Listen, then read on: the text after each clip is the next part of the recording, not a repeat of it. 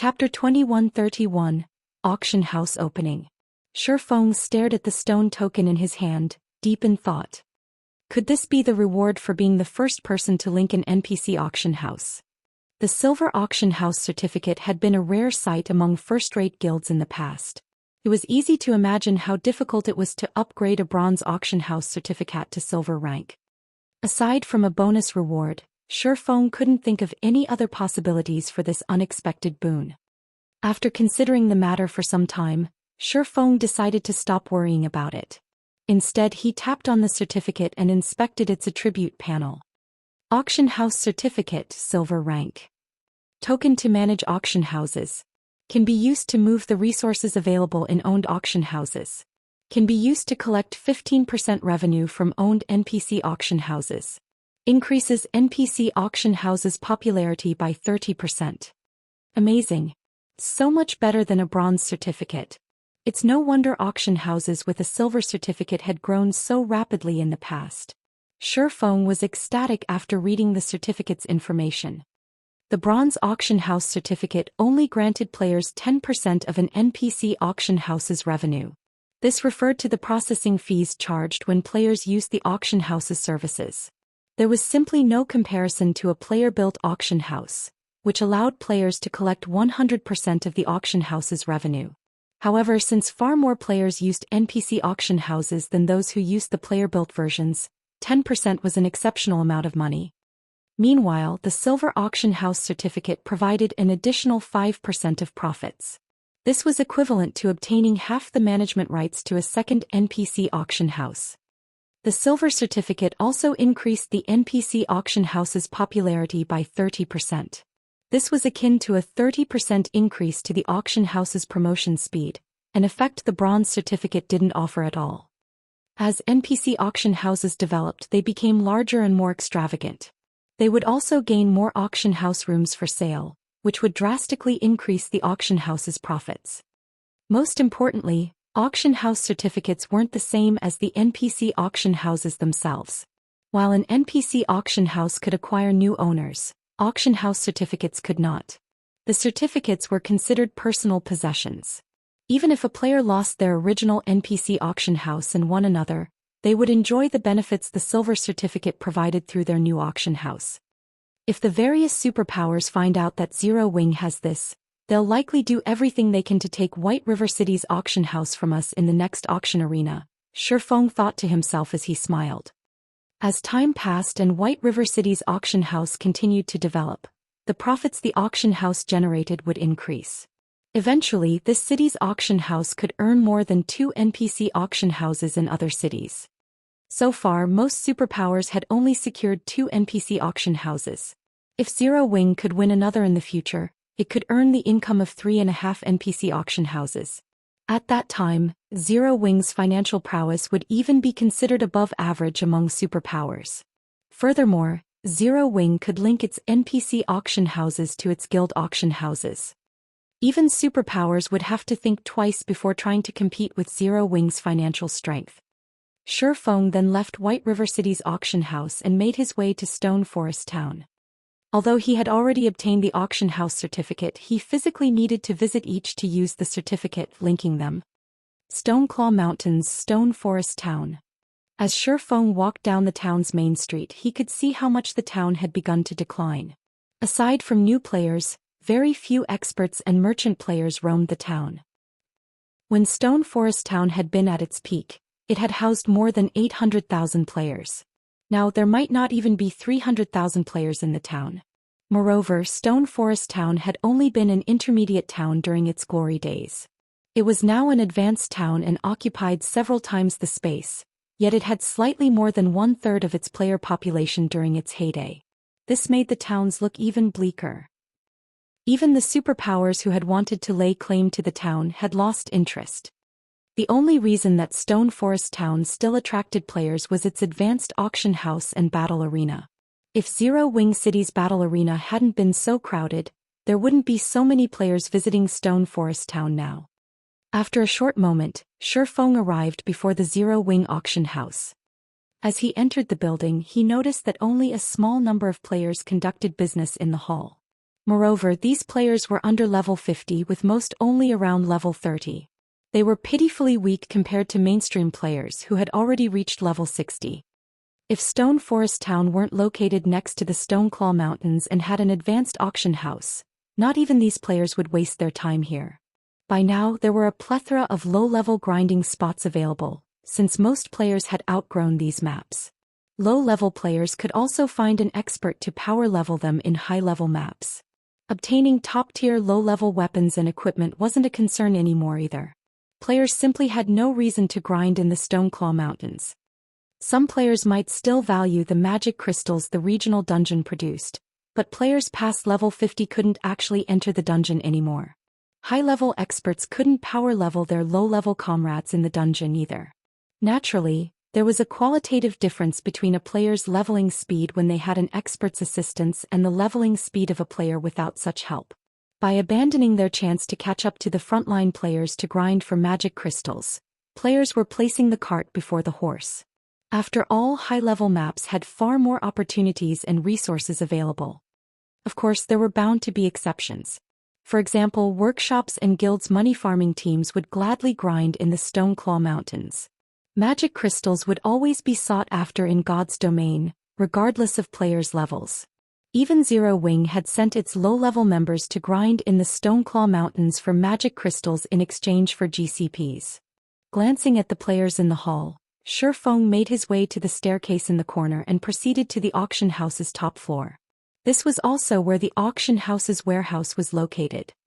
After entering the warehouse, Shifeng took the auction house certificate from his bag and started chanting an incantation. As he did, the magic arrays on the ground lit up with a silver glow as they resonated with the auction house certificate in Shifeng's hand. When he had finally finished the chant, a set of doors appeared in the middle of the warehouse. The doors were made entirely out of black luminaries stone, and they led to the warehouse in White River City's auction house. Shortly after, the doors parted and a group of well-armed NPC soldiers emerged. They were all level 180 and their leader was a level 180 Tier 3 knight. NPC administrators from White River City's auction house then followed, flooding into the warehouse. When the parade of NPCs ended, the sound of a system notification reached Shifeng's ears. System: the setup for Zero Wing Auction House's teleportation array is complete. Do you wish to open the shared warehouse now? After calming himself down, Shifeng said, "Open." Suddenly, the auction house interfaces for the Zero Wing Auction House and the White River City Auction House changed, giving visiting players access to items from both sources. Chapter 2132, Popular Stone Forest Town. Stone Forest Town Zero Wing Auction House. Brother Chi, our luck is insane today. We got more than 20 magic crystals. A level 42 elementalist who had just entered the auction house exclaimed to the level 44 shield warrior beside him. If we can keep this up for 2 more days, buying that level 45 Mad Rage set will be a piece of cake. We certainly did get lucky today. I hadn't expected to collect so many magic crystals. Even if we're not particularly lucky in the next few days, we'll still have enough saved up for that set in 4 or 5 days, the level 44 shield warrior said, nodding. When the shield warrior spoke of the Mad Rage set, desire burned in his gaze. Currently, he wore mismatched pieces of level 40 fine gold equipment. Meanwhile, the Mad Rage set was a level 45 fine gold set equipment. The only way he could get his hands on the set was to offer the various guilds magic crystals in exchange. However, once he got it, his HP, strength and defense would undergo a qualitative transformation. With adequate support, he should even be able to tank a level 55 Great Lord. Brother Chi, once you get the set, our party will level up so much faster. I can't wait to see if that bastard Luoyang dares to show off again, the level 42 elementalist said excitedly. Luoyang was their classmate, and although they had joined the game at the same time, he had gotten into a level 50+ party. With his party's help, Luoyang had leveled rapidly in neutral maps. He was already level 47, while they hadn't even reached level 45. As a result, Luoyang had been bragging about how wonderful neutral maps were in class over the last few days, and the sight irritated them. Unfortunately, they had no choice but to grind for EXP and magic crystals in the Stoneclaw Mountains. An MT was the most important player in a party. With a strong MT, the party could even grind in higher-leveled maps. Hence, they strove to purchase the Mad Rage set so their party could travel to level 55 neutral maps. Relax. With how good our luck was today, we should use this opportunity. Once we replenish our magic scrolls, we'll go back out for another round of grinding, the level 44 Shield Warrior said eagerly. Following which, the Elementalist and Shield Warrior found seats before calling up the auction house's interface to browse through the available items. Crap. Since when has the Zero Wing auction house had so many magic scrolls for sale? The level 44 Shield Warrior exclaimed when he saw his search results. Normally, they only had a few types of scrolls to choose from when shopping for Tier 1 magic scrolls in the Zero Wing auction house, and only a pitiful number was available. Higher-tiered scrolls were basically non-existent. Mainstream players didn't linger in maps below level 50 after all. There simply weren't any players that could sell high-tiered magic scrolls in the Zero Wing auction house. Of course, the guild had an auction house in Zero Wing City as well, and travel between Zero Wing City and Star Moon City was quite convenient. To get the best price, players generally sold their magic scrolls in Star Moon City's auction house or set up stalls in Zero Wing City. Very few sold their scrolls in the guild's auction house. As a result, Stone Forest Town's auction house barely had any magic scrolls. Now, however, Stone Forest Town's auction house even had super rare Tier 3 magic scrolls. Practically every type of Tier 1 magic scroll was available as well. Am I dreaming? Someone's even selling level 45 dark gold equipment in the Zero Wing auction house. The level 42 Elementalist exclaimed. The Zero Wing auction house was only a guild auction house, and not many players chose to sell their items through it. Trying to buy low-level top-tier equipment though a guild auction house was difficult, and it was hard to find a large guild that was willing to sell such items. Most of the large guilds held on to the items for their new members. Thus, such weapons and equipment were even rare in NPC auction houses, much less guild auction houses. To make matters worse, their party's grinding spots were so far from NPC cities that travel back and forth was quite inconvenient. Hence, they only returned to NPC cities every once in a while. As a result, they had a harder time encountering such opportunities. Now, however, the Zero Wing auction house had low-level, top-tier weapons and equipment for sale. Why wouldn't they be shocked? The Elementalist and Shield Warrior duo weren't the only players to discover this anomaly. Every player conducting business in the Zero Wing auction house soon noticed the change and was shocked. The wide array of items available in this auction house even surpassed the auction houses in ordinary NPC cities. With how well-stocked this place is, we won't have to return to Star Moon City anymore. We can stay in Stone Forest Town until we level past 50. The level 44 Shield Warrior ecstatically realized. We can definitely level faster than that bastard Luoyang. Although neutral maps monsters granted a lot of EXP, players needed time to travel to these maps. The occasional trip their party made to Star Moon City to resupply took up a lot of time as well.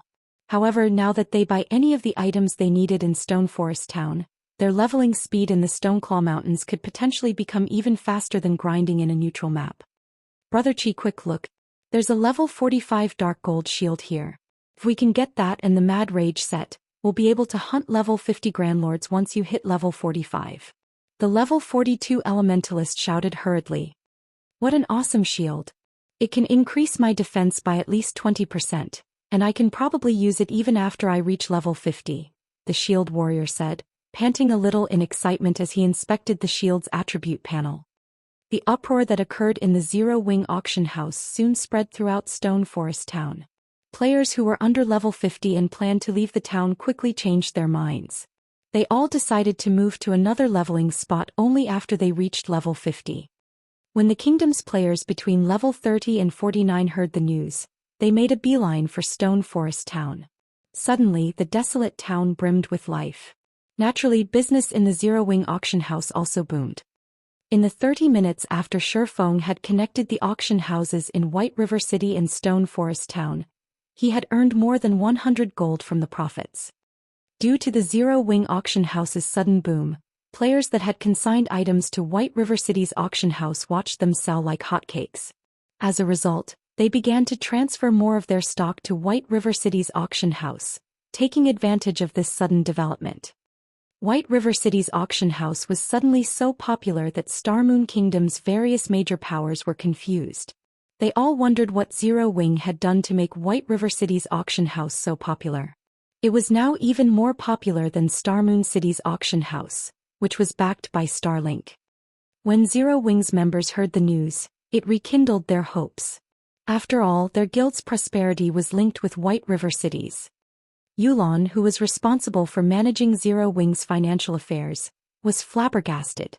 White River City's auction house had been on a decline a moment ago, but now players rushed toward it from all over the kingdom, determined to sell their items. The income White River City's auction house generated had already more than doubled. At this rate, Zero Wing could likely function normally by relying on the income from Zero Wing City and White River City's auction house. There no longer needed to worry about lacking funds. However, as far as Shifeng was concerned, this was only the beginning.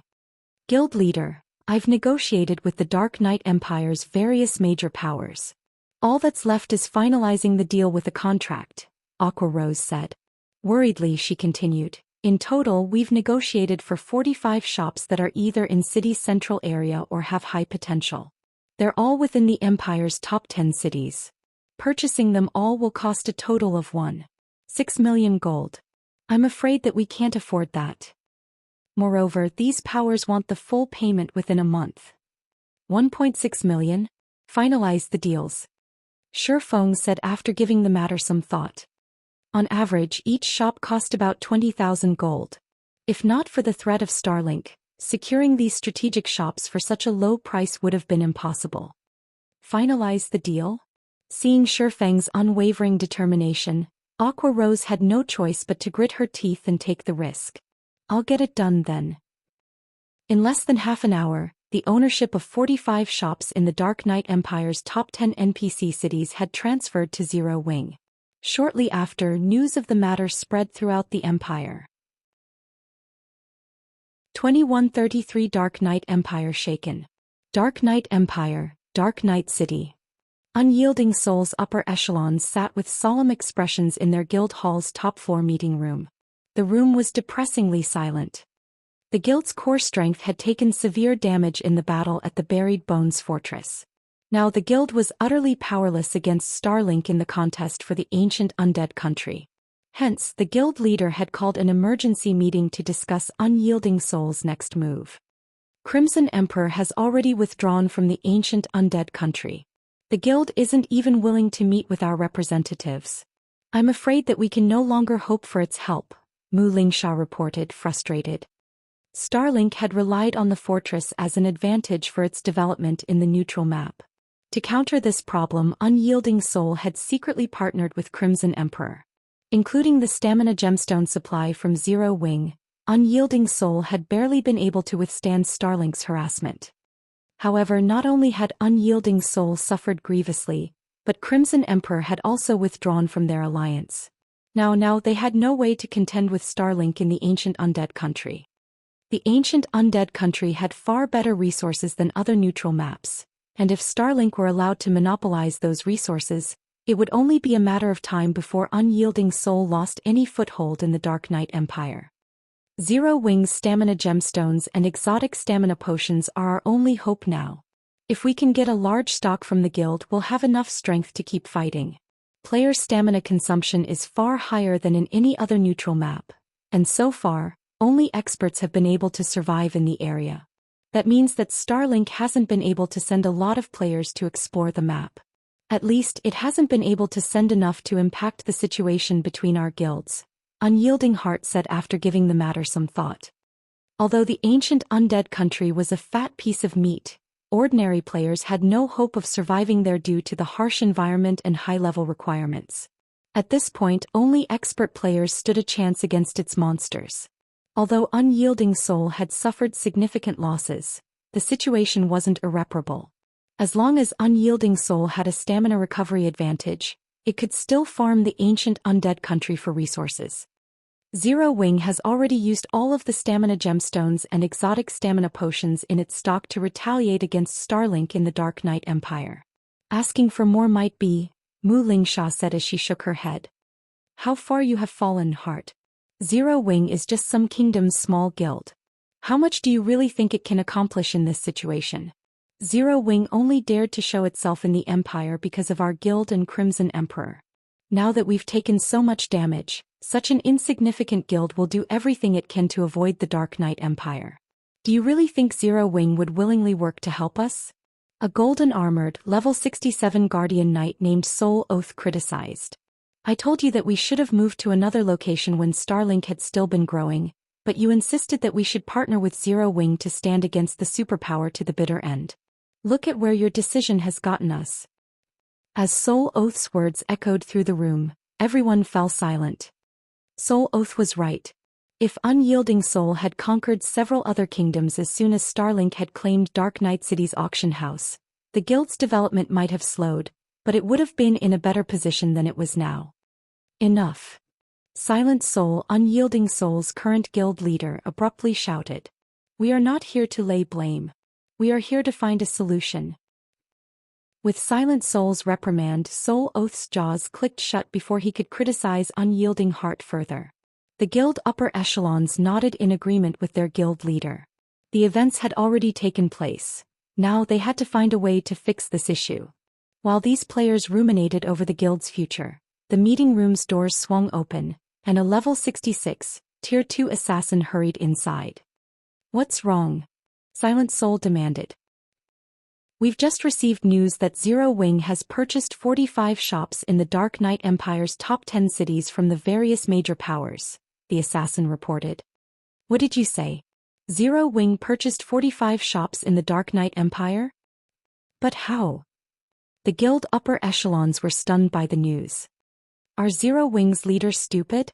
Don't they know that Starlink is already on its way to conquer the ancient undead country and has begun to solidify its position and influence in the Empire? Soul Oath wondered incredulously.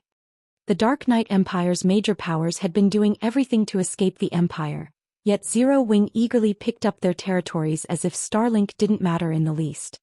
For a moment, Soul Oath wondered if Zero Wing hadn't heard that Unyielding Soul and Crimson Emperor had been rendered powerless against the domineering superpower.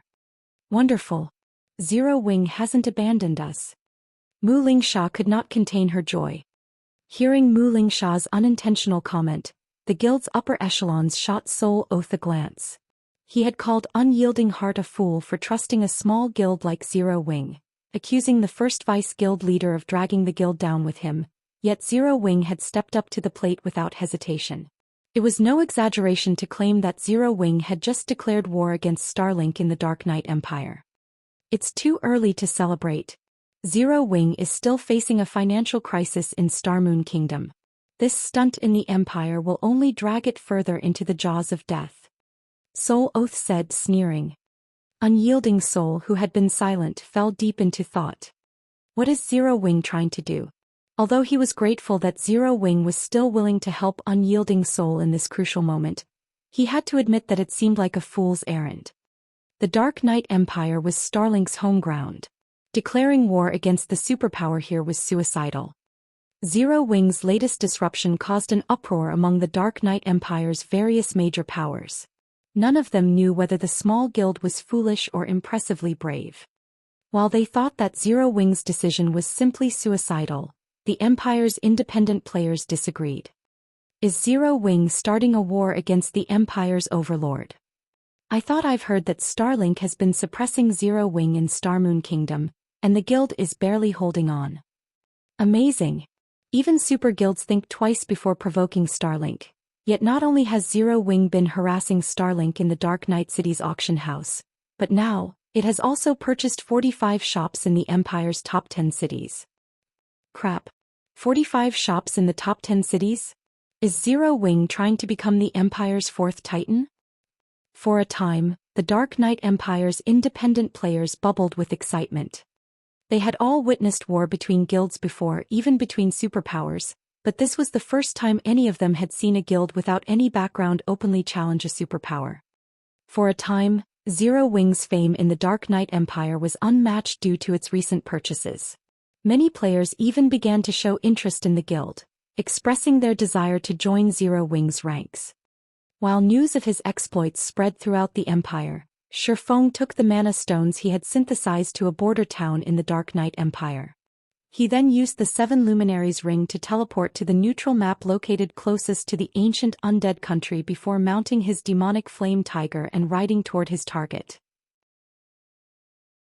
Chapter 2134 Ancient Undead Country. The ancient undead country was a cursed ancient kingdom. It had been decimated during the Great Ancient War, becoming a land of death. Undead roamed the countryside, and none of the various kingdoms or empires wanted anything to do with the abandoned kingdom. However, despite its ruined state, the ancient undead country still contained legacies the former kingdom had left behind and resources that had gone unexploited for tens of thousands of years. As a result, the neutral map had become a goldmine for outlaws. Unfortunately, the ancient undead country was quite far from civilization. From the Dark Knight Empire, the closest NPC-established map, a player would need more than a full day of mounted travel to reach the neutral map. After spending more than half an hour of repeated teleportation and mounted travel, Shifeng finally reached the ancient undead country's border. Shifeng didn't hurry to enter the neutral map as he stood atop a plateau that overlooked the ancient undead country. Taking a short break, he switched 5 of his strength gemstones for stamina gemstones and drank down an exotic stamina potion. The ancient undead country wasn't like other neutral maps. Due to the war that had destroyed the former kingdom, the map was in a constant state of chaos. Not only was teleportation within the map impossible, but players' stamina was also at least 50% higher than in ordinary neutral maps. The kingdom's terrain and monsters weren't to be underestimated. Even players on dark gold mounts wouldn't get very far if they weren't careful. Normally, players would take the time to recover to their peak before entering the ancient undead country, including Tier 2 peak experts. Only Tier 3 and above players had the strength to ignore most of the map's dangers. No matter how many times I visit this place, it's always breathtaking, Shifeng thought as he gazed at the gigantic barrier, bathed in darkness before him. Occasionally he spotted arcs of silver lightning flicker within the barrier. The Great Ancient War had happened tens of thousands of years ago, yet the aftermath lingered to this very day. The ancient god's power was truly unimaginable, far greater than any modern Tier 6 god. After about a 10-minute rest, Shifeng had fully recovered from his travels. Not wanting to waste any time, he hopped back onto his demonic flame tiger and rushed through the dark barrier. Although Zero Wing had acquired 45 shops in the Dark Knight Empire's top cities, the debt it had accumulated to do so was large enough to make any first-rate guild despair. 1,060,000 gold. Even Superpower's eyes would twitch at seeing so much gold. If Zero Wing couldn't clear the debt within a month, it would have to offer up Zero Wing City's shares as collateral. Yulan had nearly lost it when she had heard of the transaction. Zero Wing was already having financial troubles and barely preserved its hold on Star Moon Kingdom. Now Shifeng had taken out a debt that could crush an entire guild. Spending that amount on so many excellent shops would be a wonderful thing in other kingdoms and empires, but no major power dared to set foot in the Dark Knight Empire right now. However, this was an excellent opportunity to further Zero Wing's development in Shifeng's opinion. The Dark Knight Empire was famed for its products, especially since it was connected with a city like the Sea of Trees. Even among the various empires on the God's Domain continent, the Dark Knight Empire had above-average resources. Although Zero Wing had accepted the management rights to half of the 100 Flowers Palace's shops in the empire, the partnership only allowed Zero Wing to sell its products in those shops. Unfortunately, the palace didn't own that many shops in the first place, so it was important that Zero Wing make room for itself in the empire's market. If a guild wanted to become a powerhouse in God's domain, it needed more than a large number of expert players. It also needed an astronomical amount of resources to support these experts' growth. Relying on one kingdom's resources simply wasn't enough. Shifeng had already considered developing his guild past Starmoon Kingdom's borders and into the several neighboring kingdoms. With such a rare opportunity to do so before him, he couldn't afford to play it safe. Although Zero Wing had indeed incurred a huge debt because of this investment, if Shifeng could move Stone Forest Town to the bottomless abyss collecting 1.06 million gold within a month was doable. The bottomless abyss was, after all, quite attractive to God's domain's various powers and players. The instant Shifeng stepped through the barrier, he felt a powerful gravitational force pull on his body, and his senses dulled. At best, he could only exert 70% of his combat power in this state. After running through the map for about 5 minutes, he encountered an area full of level 60+ monsters. Most of these monsters were undead, and although they were only chieftain rank with a smattering of lords, these undead had very high combat standards. An ordinary Tier 2 player would be fortunate if they could solo one of these chieftains, and only Tier 2 experts stood a chance against the Lord-ranked undead in a one-on-one. A Tier 2 expert wouldn't even have a hope against a great Lord-ranked undead. Defeating such monsters typically required a full 20-man team of Tier 2 experts at the very least. However, these powerful monsters weren't the most troublesome aspect of the ancient undead country. The countless traps that littered the map were far more dangerous. High-intellect undead had set these traps, and if players accidentally fell into one without the strength of a peak expert, their death was certain. Moreover, even peak experts had very little chance of survival if they fell into these traps. Of course, in exchange for the danger it offered, the ancient undead country contained resources and treasures that were far beyond those in other maps. After just 10 minutes, Shifeng had encountered plenty of rare herbs and ores. He even found fragments of ancient equipment scattered across the ground. These ancient equipment fragments were remnants of the Great Ancient War, and although the corrosion of time had rendered them unusable, a powerful death energy had tainted the items after so long in this land. Hence, players could trade these equipment fragments for goods with the neutral map's NPC residents. It was even possible to purchase level 100 fine gold set equipment with these fragments, although the price was extraordinarily high. Unfortunately, he couldn't be bothered to clear out the monsters around these valuable resources. He was in a hurry. He avoided the monsters and continued toward the bottomless abyss. Since he had already reached level 76, far higher than the level 60+ undead roaming the map, the monsters didn't harass him as he traveled through one region and into another. After more than 6 hours, Shifeng finally reached the psychedelic forest, located in the ancient undead country's inner region. Most of the monsters here were around level 67, and great lords were far more common. Even level 70 grand lords made an appearance from time to time. This forest was certainly no place for ordinary experts. As Shifeng walked along a forest path toward the bottomless abyss, which was located in the ancient undead country's core, he heard an explosion echo throughout the woods. Nearby, dazzling lights illuminated the gloomy sky, and as they disappeared, a furious roar shook the entire forest. The boss.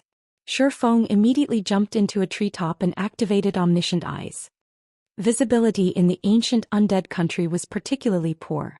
Players with normal vision couldn't see further than 100 yards away, but omniscient eyes gave Shifeng perfect vision even past that range. If he focused on a direction, he could see up to 600 yards away even in this area. Shifeng quickly noticed two groups of players roughly 300 yards away. Both groups had surrounded a level 69 Grand Lord, which attempted to protect a dark gold treasure chest. Each group had 100 players, but instead of focusing on the boss, they split their attention between the monster and the other team. Interesting. Despite being independent players, these guys are actually fighting Starlink over a boss. Shifeng was slightly surprised to see this. None of the players in one of the two groups wore guild emblems, while the other group bore Starlinks. Normally, independent teams did their best to avoid guild teams, but these independent players didn't seem to have that intention. Moreover, this independent team had fought Starlink's players to a standstill. It was a rare sight in God's domain. Unable to help himself, Shifeng smiled brightly as he boldly approached the two groups. If this independent team had fought any other guild, he would have ignored them and continued toward the bottomless abyss. However, since they fought one of Starlink's expert teams, just walking away without saying hello simply wouldn't do as Zero Wings guild leader. Chapter 2135, Peak Legacy Forest Saint. Healers, stabilize the MT's HP melee unit. Keep Starlink's members away from our healers. A purple-clad, level 67 Cursemancer standing among the independent team commanded while swinging his blue wooden staff, buffing his teammates. Like well-trained soldiers, the independent players followed the Cursemancer's commands to the letter. Even if they faced imminent danger, they followed their orders.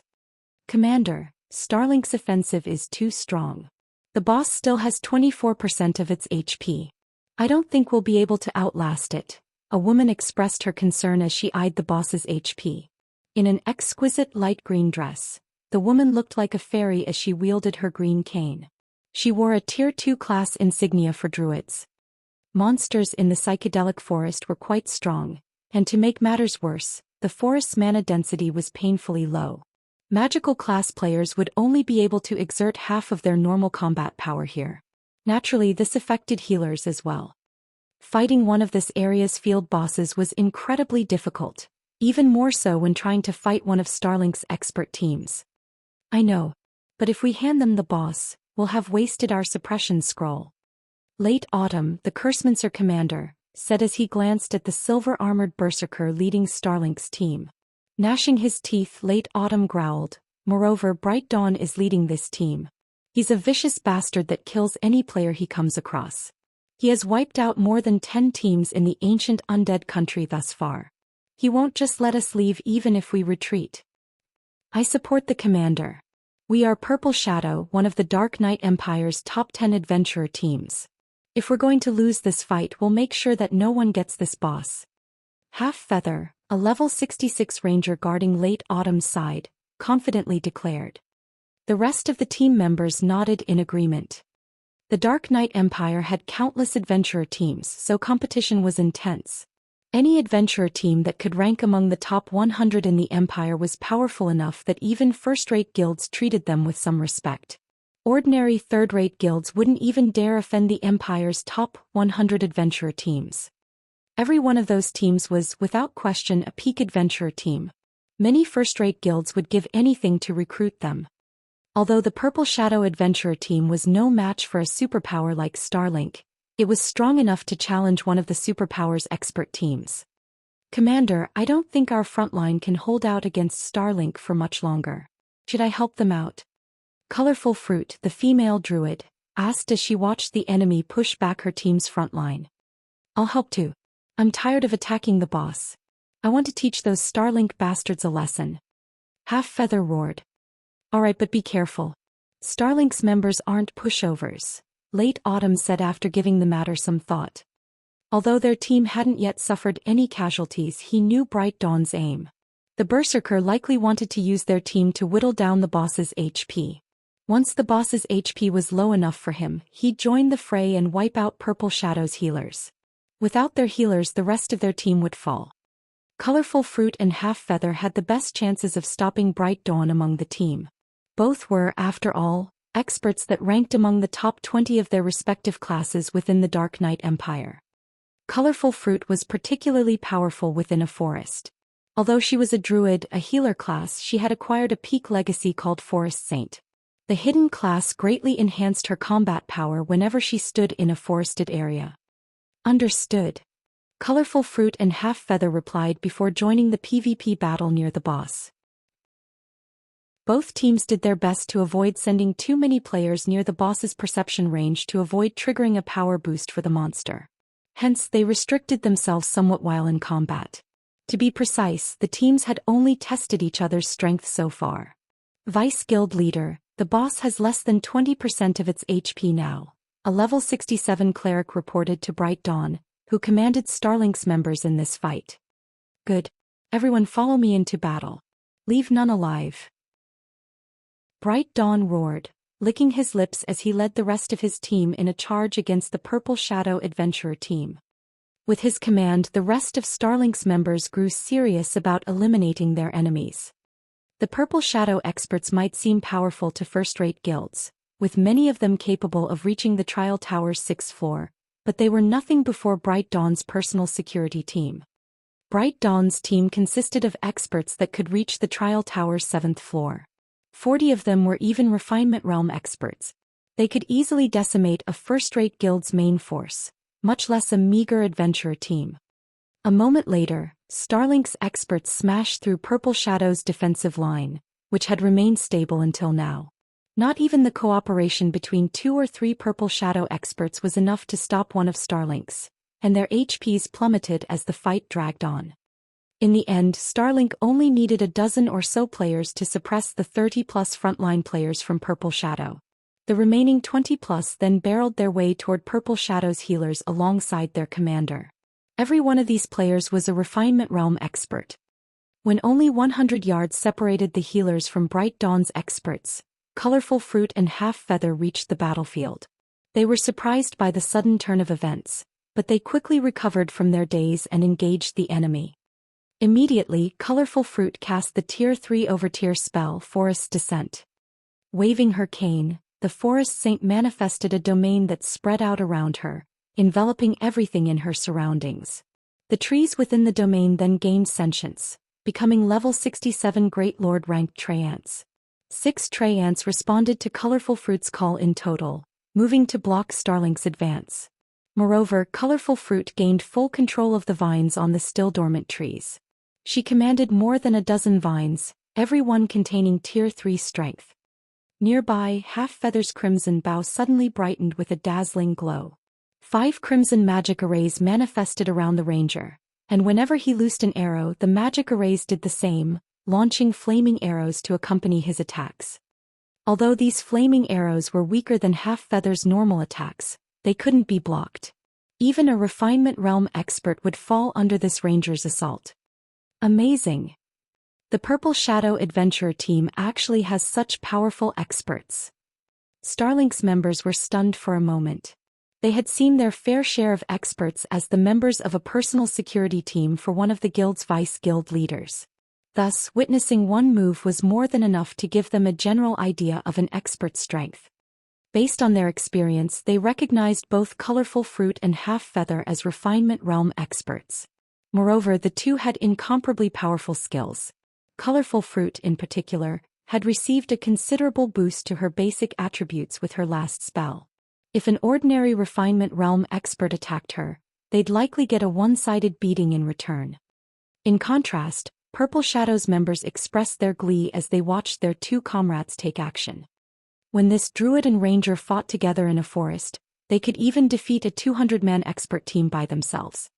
While Starlink's refinement realm experts struggled against Colorful Fruit and Half Feather's attacks, Bright Dawn wielded his Whitebone greatsword as he charted through the Great Lord ranked Treyants and vines like a speeding bullet.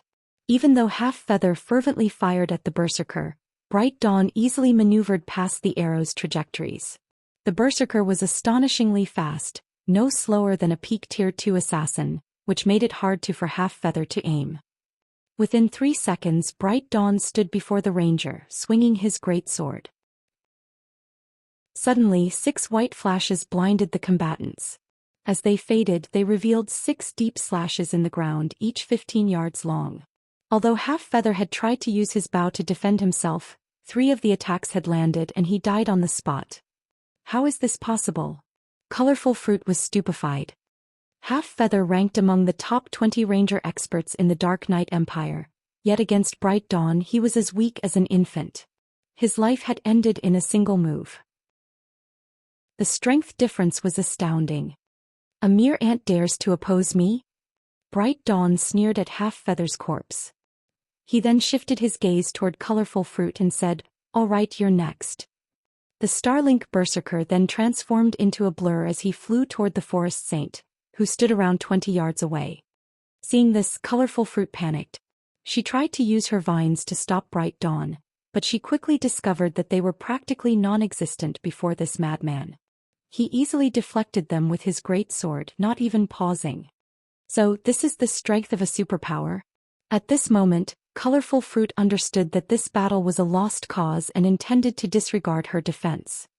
Just as Bright Dawn reached Colorful Fruit and raised his greatsword against the druid, he froze and turned toward a figure that had suddenly appeared from behind the nearby trees. When he saw this figure, his expression turned grim.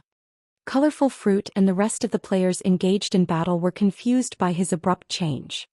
When Purple Shadow's Forest Saint followed her enemy's gaze, she noticed a man slowly approaching.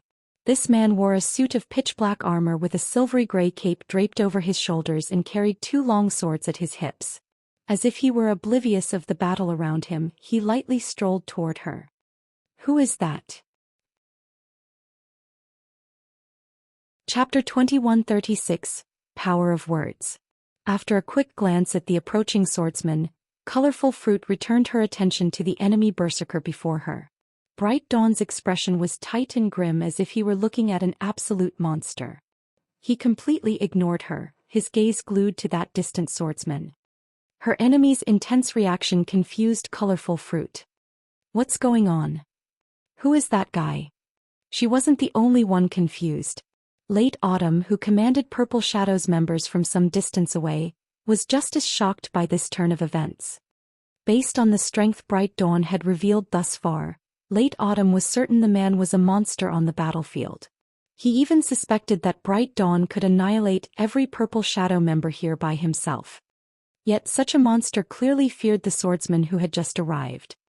Moreover, Bright Dawn wasn't the only person to react like this. Starlink's other members wore the same grim expressions, all of them staring at the approaching swordsman. Black Flame, what are you doing here? Bright Dawn demanded frostily.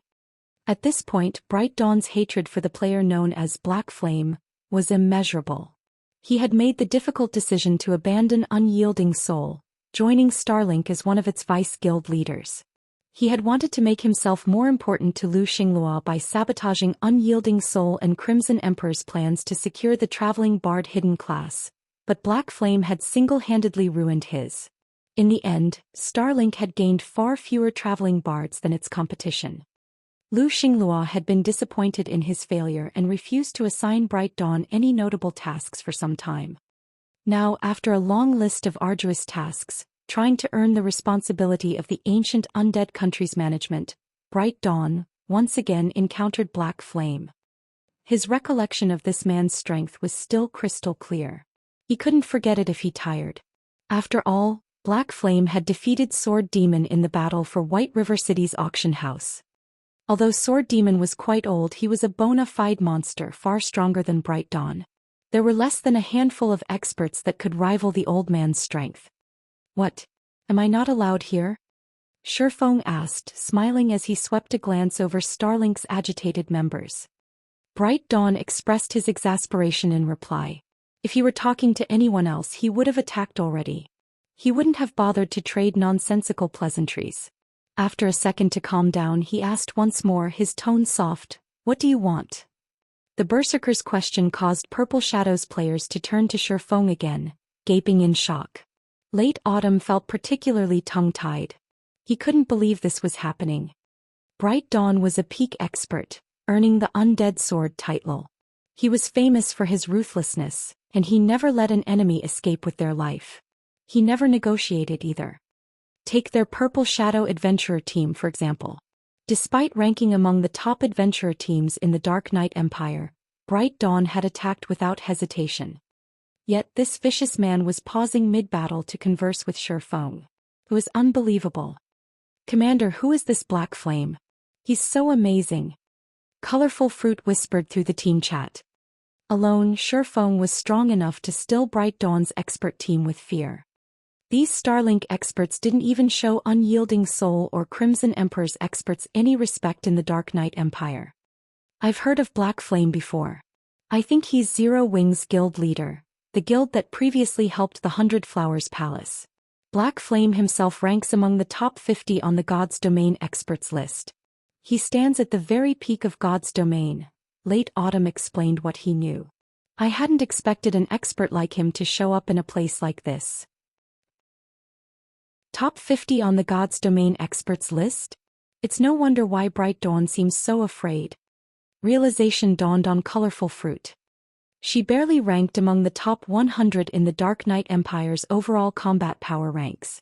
Naturally, she'd be considered quite powerful in any kingdom or empire, but on the full scale of God's Domain, her strength was nothing. Although the God's Domain experts list focused on players' public achievements, it did reflect a portion of the player's strength. Those who could rank among the top 50 would likely be some of the strongest players in the Dark Knight Empire. Although Bright Dawn was quite powerful, he definitely couldn't rank at the top of the empire. If Bright Dawn could hear Colorful Fruit's thoughts, he'd likely vomit blood. If his opponent had merely ranked among the top 50 on the God's Domain experts list, he wouldn't have been so afraid. In fact, he'd gladly take any of those experts over this swordsman. I want this boss and that dark gold treasure chest, Shifeng calmly replied, glancing at the level 69 Grand Lord, which only had 18% of its total HP remaining, and the treasure chest behind it. The Purple Shadow members' jaws nearly hit the ground when they heard Shifeng's demand. Is this guy insane? Shifeng actually intended to steal the boss and its treasure by himself. Even arrogance had a limit. And he had just demanded this from one of Starlink's vice guild leaders. Most importantly, they were currently in Starlink's territory.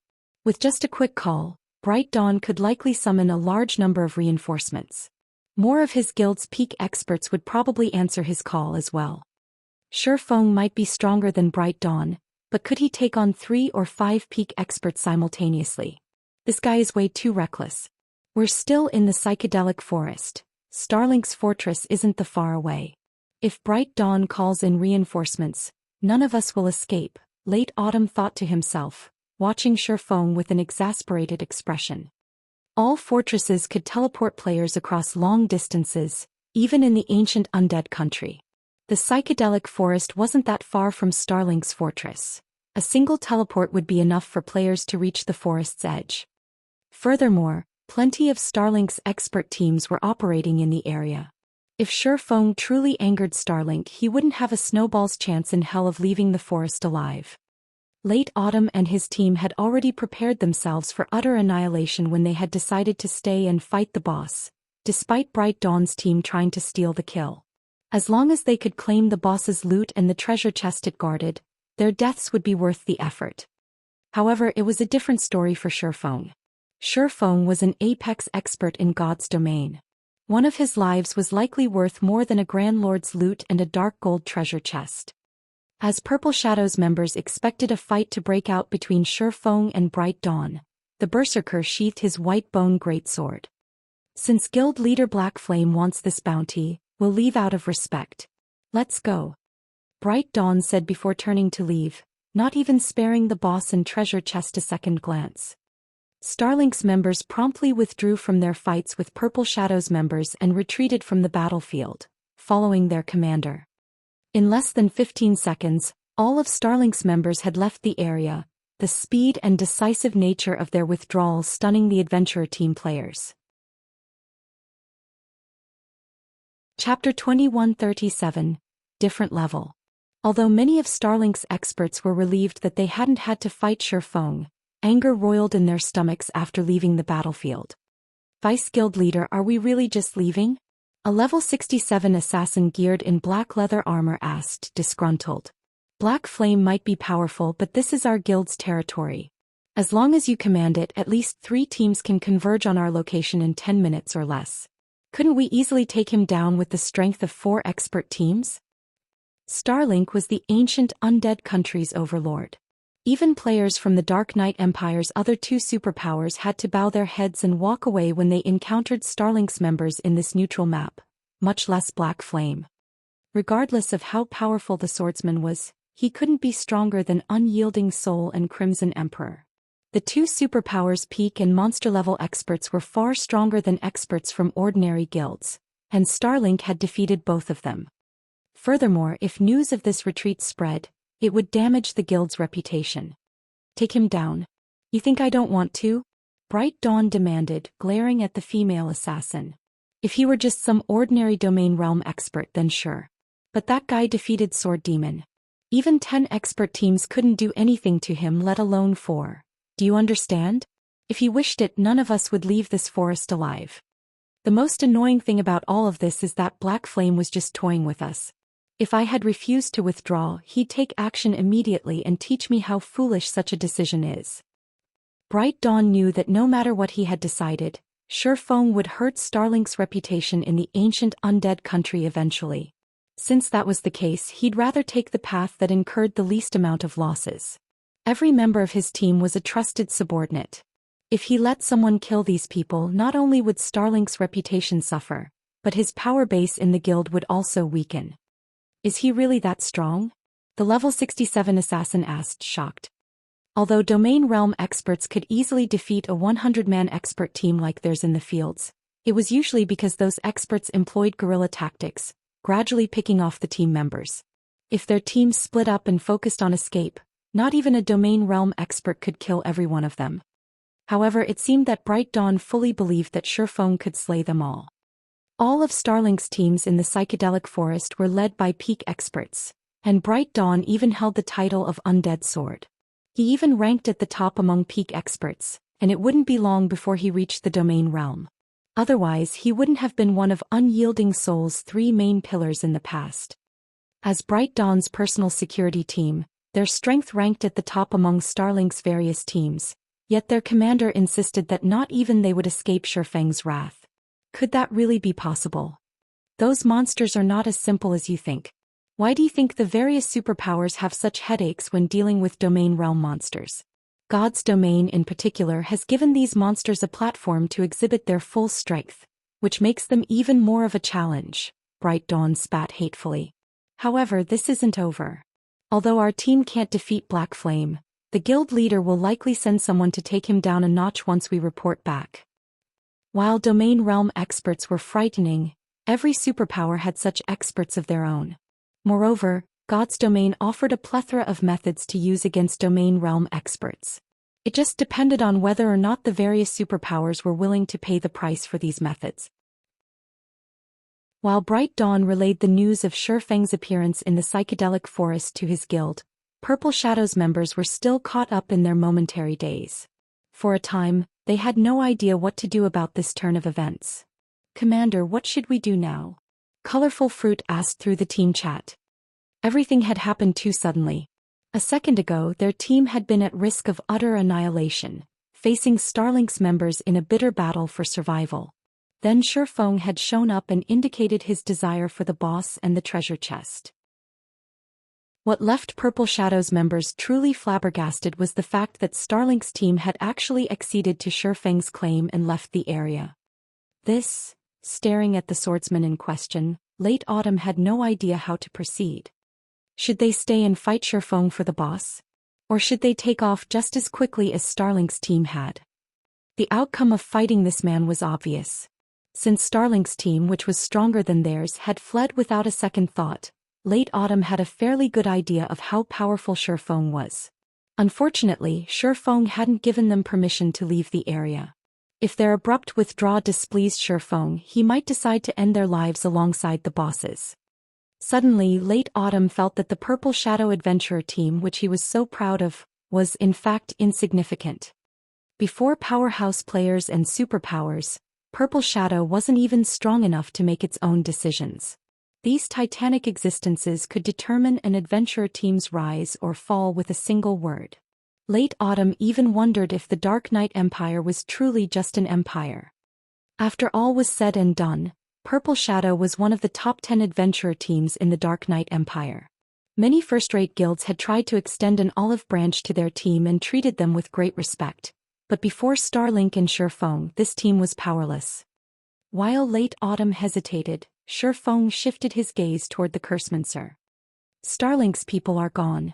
I'll leave this boss to you, but I want one item from that dark gold treasure chest. Do you agree to my terms?" Shifeng asked. Seeing Late Autumn's obviously anguished indecision, Shifeng related with the Cursemancer's internal struggle.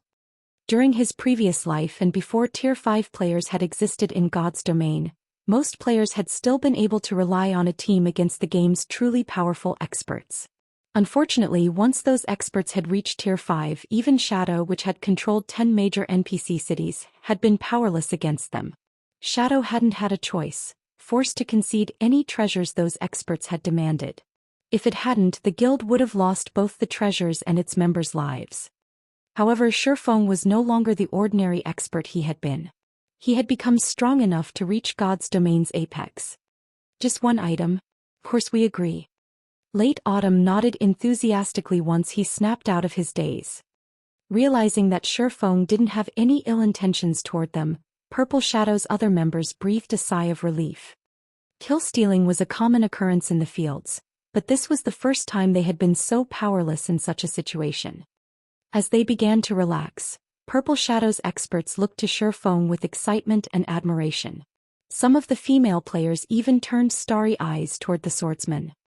Both Shifeng's individual strength and his identity of a guild leader, commanding a guild that controlled an entire kingdom, were worthy of their admiration.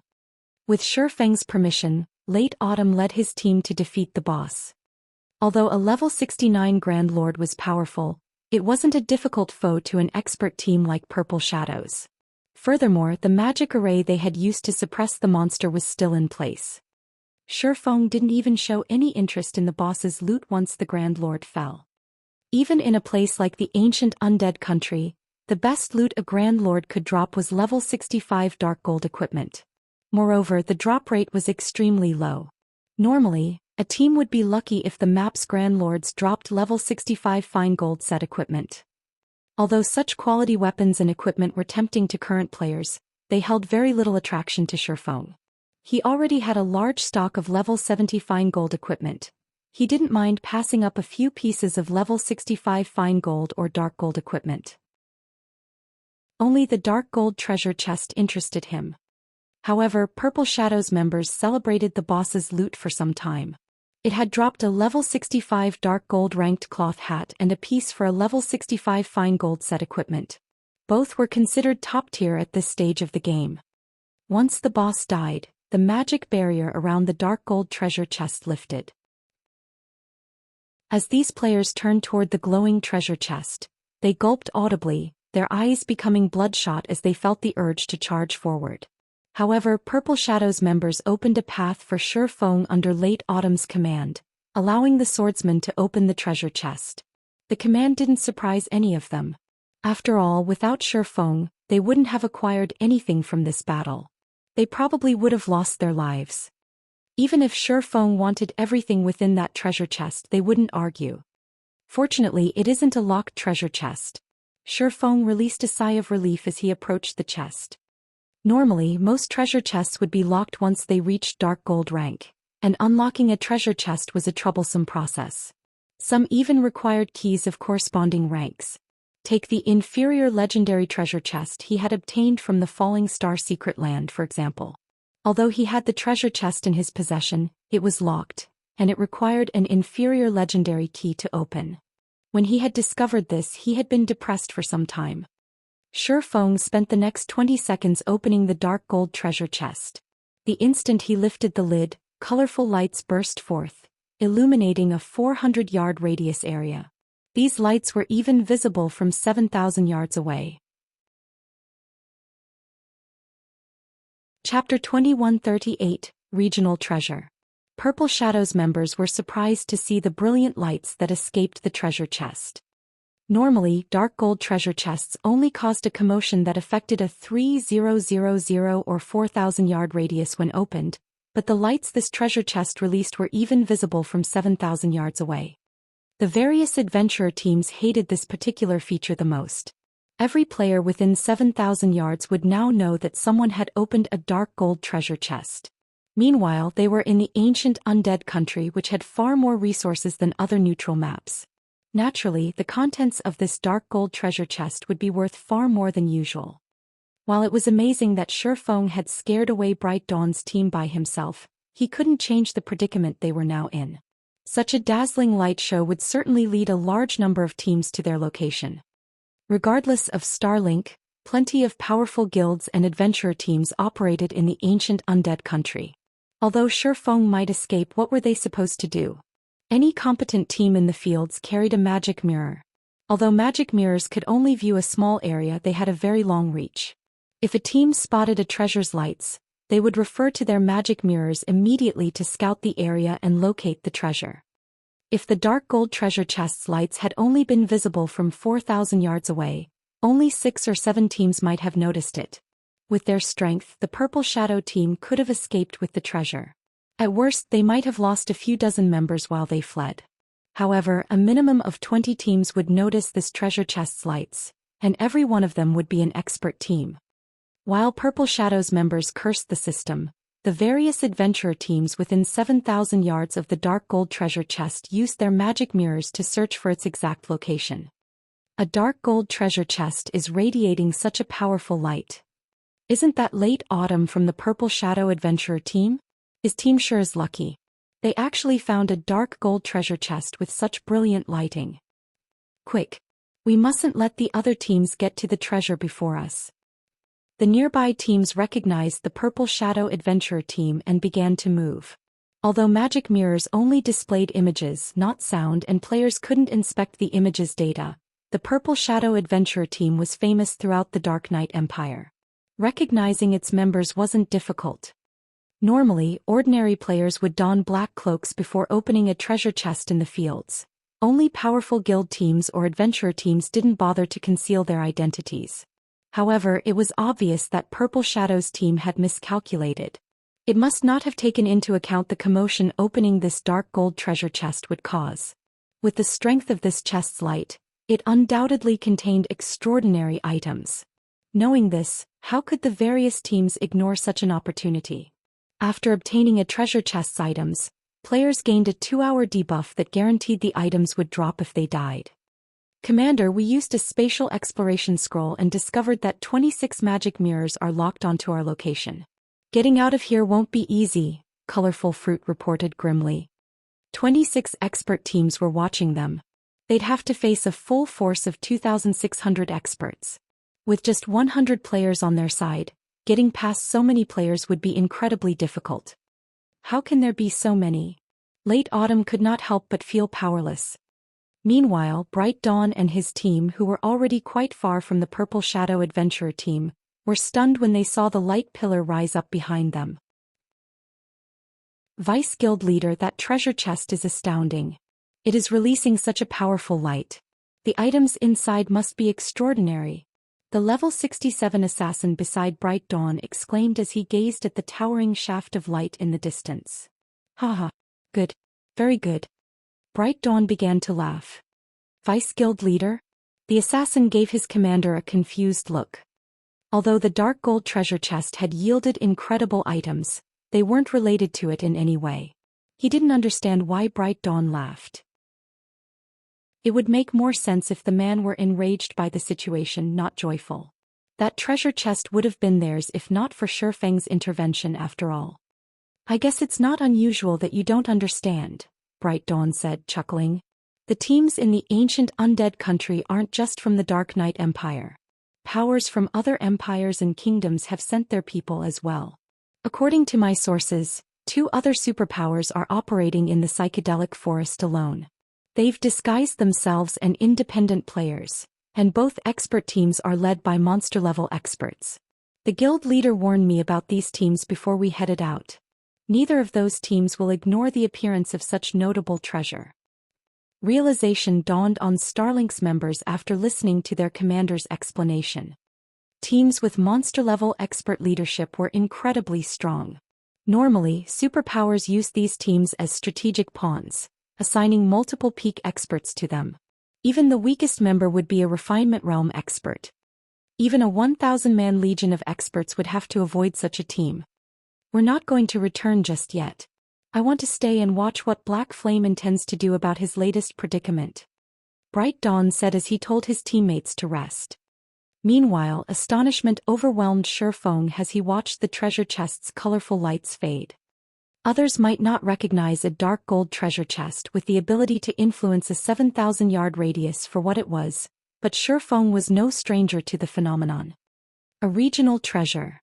A regional treasure was the most important treasure chest in an area. Even if the psychedelic forest hid an epic-ranked treasure chest, its items would pale in comparison to this dark gold treasure chest's bounty. Whenever a regional treasure had been discovered in the past, massive wars had ensued. Regional treasures actually had a chance of dropping an ancient document. Ancient documents were one way players could search for treasures in God's domain. Many powers had discovered legendary and fragmented legendary items with the help of these documents. Hence, the various powers had fought fiercely to claim any regional treasure they could find.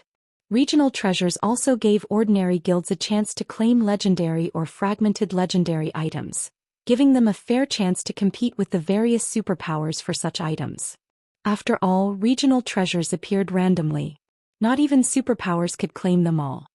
Shifeng had found multiple regional treasures in the past, but unfortunately he hadn't been able to claim any for himself.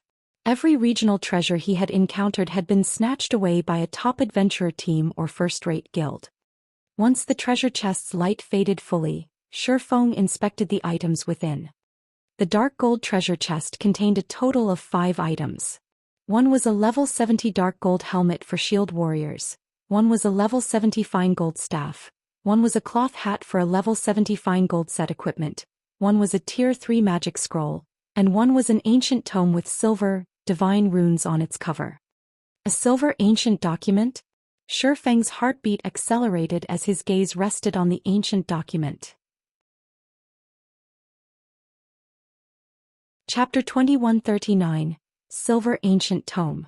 I want this book.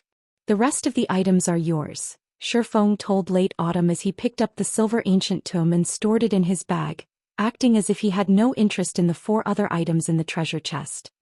The 4 other items were indeed valuable at this stage of the game, especially the level 70 dark gold helmet for shield warriors. Even superpowers experts would drool over such an item. However, even combined, these 4 items weren't worth nearly as much as the silver ancient tome. God's domain had all kinds of ancient tomes to offer. Some contained clues to items, while others could cause devastating destruction. This silver ancient tome could improve players' natural response time. Normally, a player's neural response time depended on their real-world body. Players typically had to use specialized training methods to improve their natural reaction time, as well as have the innate talent to do so. Otherwise, their success would be limited regardless of how hard they trained. However, the silver ancient tome broke this rule and could forcibly improve a player's response time in God's domain. Of course, the improvement was minor, and the silver ancient tome's effects varied from person to person, but even a minor improvement could significantly impact a player's performance in the game. This tome was a special item that could make up for a player's congenital deficiencies. Even though the tome's effects weren't as substantial as a boost to physique, each silver ancient tome had sold for tens of thousands of gold during Shifeng's previous life. Some of the superpowers elderly experts had even traded fragmented legendary items or basic bloodlines to get their hands on one of these tomes, trying to make up for their deteriorating reaction time. Shifeng was actually quite surprised to get his hands on a silver ancient tome so early. If he gave it to one of his guild's refinement realm experts, it wouldn't be long before they broke through to the flowing water realm. After all, improved neural response time would indirectly improve players' combat standards. In fact, when the various large guilds recruited internal members, they typically prioritized players with above-average response time. Currently, Zero Wing had 4 experts stuck between the Refinement Realm and Flowing Water Realm: Fire Dance, Aqua Rose, Gentle Snow and Violet Cloud. If they could use the Silver Ancient Tome, they might become Flowing Water Realm experts very quickly. Once they reached the Flowing Water Realm, combined with their abilities in the Truth Realm, they'd finally blossom into bona fide peak experts. After Shifeng stored the Silver Ancient Tome, Late Autumn gave the dark gold treasure chest a hesitant look. Guild Leader Black Flame, this item is a piece of level 70 dark gold equipment, Late Autumn said as he examined the helmet for shield warriors. He then turned to Shifeng and said sincerely, "Our Purple Shadow Adventurer team has only avoided annihilation because of you. Accepting such an item is too much." At this stage of the game, even the various superpowers madly contested for level 65 dark gold equipment, not to mention level 70 dark gold equipment. Moreover, this was a helmet for MTs. It was far more valuable than ordinary equipment of the same level and rank. I've already told you that I only wanted one item from the treasure chest. Moreover, it is only level 70 dark gold equipment. It is nothing to Zero Wing, Shifeng responded. Seeing the Cursemancer's guilty expression, he chuckled and continued, "If you really can't bring yourself to accept it, why don't you help me out with something else? Then you can consider the helmet your compensation." He didn't know much about the Purple Shadow Adventurer team, but based on the team's performance and camaraderie, he could see that its members were righteous people. Otherwise, they likely would have split up and fled from Bright Dawn's expert team. That was one of the reasons that Shifeng had chosen to help them. At most, he might have saved any other team from Bright Dawn's bullying. He wouldn't have allowed them to keep the boss and treasure chest. Compensation. Late Autumn was inwardly surprised, looking at Shifeng's calm expression. This swordsman had offered a piece of level 70 dark gold equipment as if it meant nothing to him. Moreover, Late Autumn could tell that Shifeng was telling the truth. Immediately he replied, "That won't be a problem. Guild leader Black Flame, please tell us what you need us to do. Our Purple Shadow adventurer team will assist you with everything we got. I'm heading to the bottomless abyss to take care of something. I'd like your help in clearing out the mobs. The whole affair will take roughly half a day. How about it?" Shifeng asked. The bottomless abyss was the lowest-leveled God mode regional dungeon in God's domain. Not only did an abundance of monsters call the dungeon home, but they were also quite challenging to deal with. Without enough strength, most teams would find themselves on a one-way trip if they tried to enter the dungeon. Initially, Shifeng had planned to clear out the monsters in his path by himself. Mobilizing the guild's main force to help him would only be a waste of time and resources. With Zero Wing's current predicament, the guild couldn't afford such an operation. However, since the Purple Shadow adventurer team had volunteered its help, he was more than glad to accept. From what he had seen thus far, Purple Shadow was quite strong overall. Although the team couldn't compare to Zero Wing's main force, it was close to rivaling other first-rate guilds' main forces. The only real difference between Purple Shadow and a first-rate guild's main force was their equipment. "You're heading to the bottomless abyss?" Colorful Fruit's jaw dropped and she stared at Shifeng in astonishment. For the players grinding in the ancient undead country, the bottomless abyss was a forbidden land, yet Shifeng had originally planned to head straight into the beast's maw by himself. The various major powers had already attempted to enter the bottomless abyss, but every one of them had returned in defeat. Some of those teams had even been comprised of experts, led by peak experts. All right. Although Late Autumn found Shifeng's request surprising, he decided to go through with his promise. "Are we setting off now then?" "I mean, the sooner we get there, the better." Shifeng nodded. "In that case, let's rest and recover. We'll set off in 1 minute," Late Autumn announced, glancing at his teammates' conditions. "Commander, are we really going into the dungeon?" Colorful Fruit whispered, sounding worried. Even the Windwolf adventurer team retreated after less than an hour. Windwolf was the 5th-ranked adventurer team in the Dark Knight Empire and much stronger than Purple Shadow overall, and they hadn't even made it a full hour in the bottomless abyss. Moreover, only half of the team had escaped the dungeon alive. Because of this, the Empire's adventurer teams had begun to fear the regional dungeon. Asking them to spend half a day in the bottomless abyss was no different than asking them to commit suicide. "Of course we're going. I've already promised him our help," Late Autumn said. "Besides, we're in just as much danger now as we would be in the bottomless abyss. We might as well take out chances." Currently, more than 20 expert teams were targeting them. It was almost guaranteed that they wouldn't all make it out of the psychedelic forest alive. Since that was the case, they might as well try their luck in the bottomless abyss. After giving the matter some thought, Colorful Fruit found Late Autumn's reasoning sound. Since both paths led to death, they could at least try to establish a friendship with an expert like Shifeng. Once the Purple Shadow adventurer team had rested, Shifeng led them toward the God Mode regional dungeon. About 5 minutes after Shifeng and his new companions left the area, a team with an averaged around level 67 found the dark gold treasure chest. These players' weakest piece of equipment was level 65 fine gold rank, and some of its experts even wore multiple pieces of epic equipment. Every member of the team radiated an imposing aura as well. Overall, this was certainly no ordinary adventurer team. "Boss, those people have already left. By the looks of it, they're heading toward the bottomless abyss," a bald, level 68 assassin in blue reported to the stalwart man in a suit of crimson armor. "They should only have departed recently." "They're heading to the bottomless abyss?" "A wise decision," the crimson-armored man said, chuckling. "It's a pity that they caught our attention. Notify the other scouts. We'll give chase immediately." Chapter 2140, God Mode Regional Dungeon Ancient Undead Country, Bottomless Abyss. The bottomless abyss was a gigantic hole in the center of the psychedelic forest. The radius could rival that of an NPC city's. Pitch-black fog constantly billowed from within, and even from afar, players felt a chill as they watched the fog escape. So, this is the bottomless abyss? Shock gripped colorful fruit as she stared at the massive pit before her.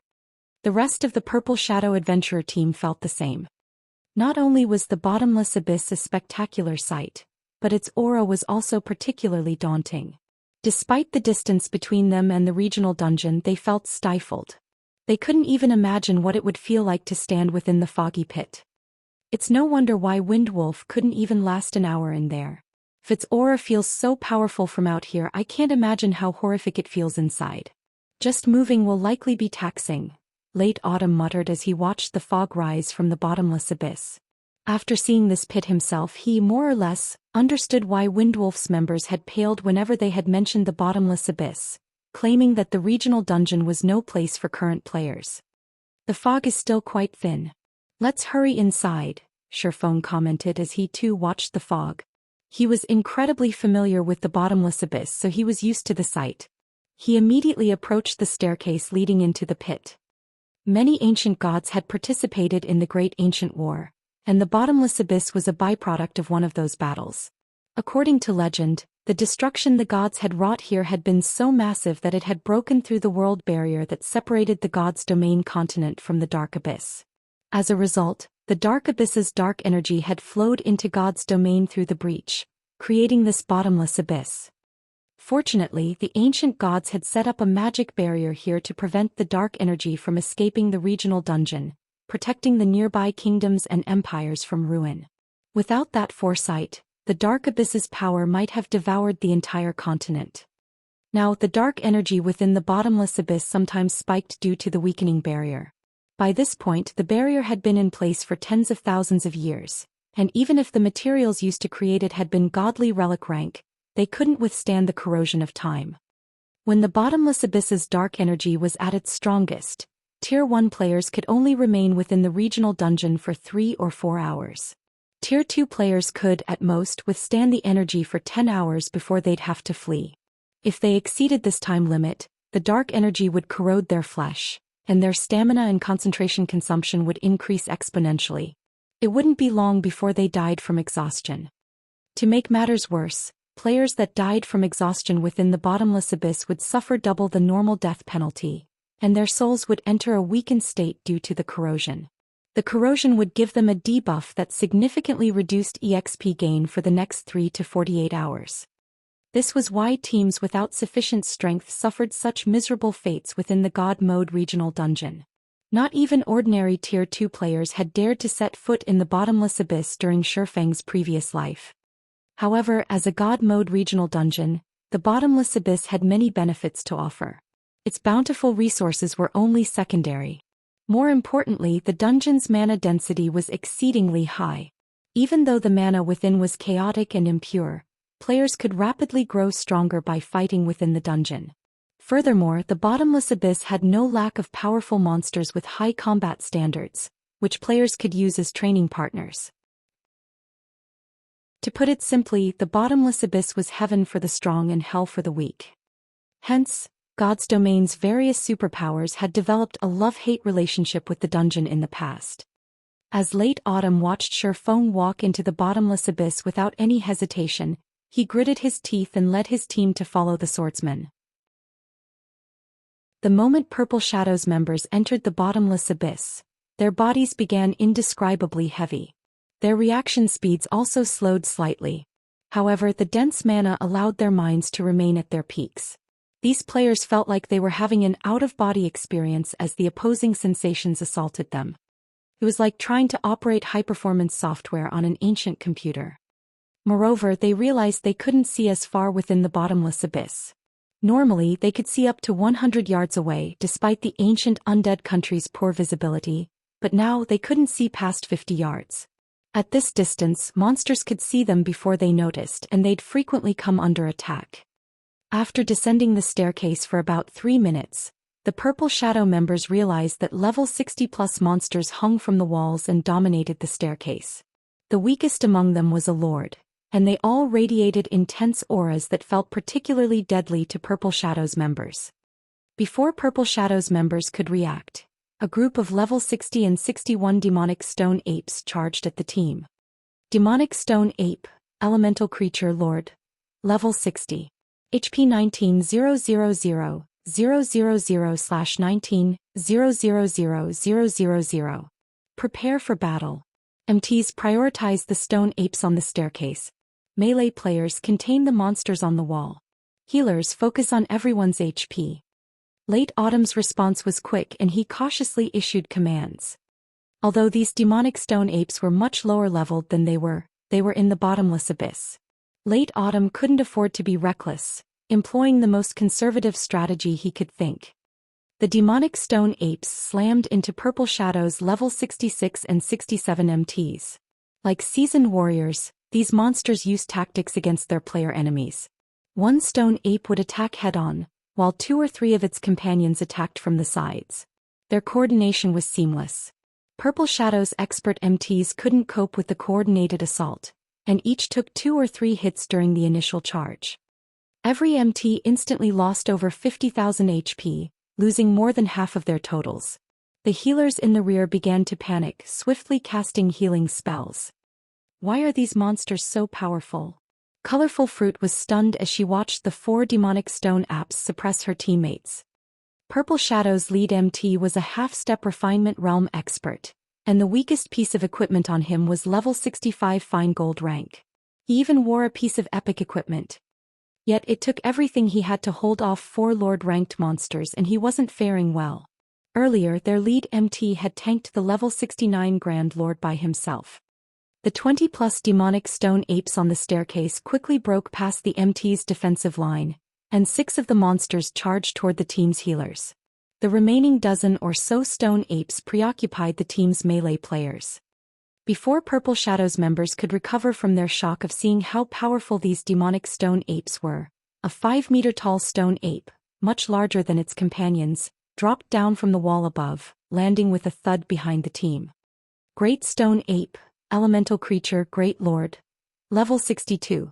HP 42,000/42,000,000.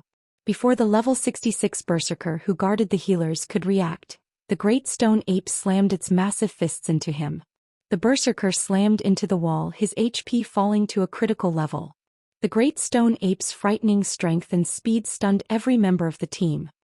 Although Colorful Fruit reacted immediately and attacked the Great Stone Ape with her vines, the monster easily tore the 2 vines to shreds.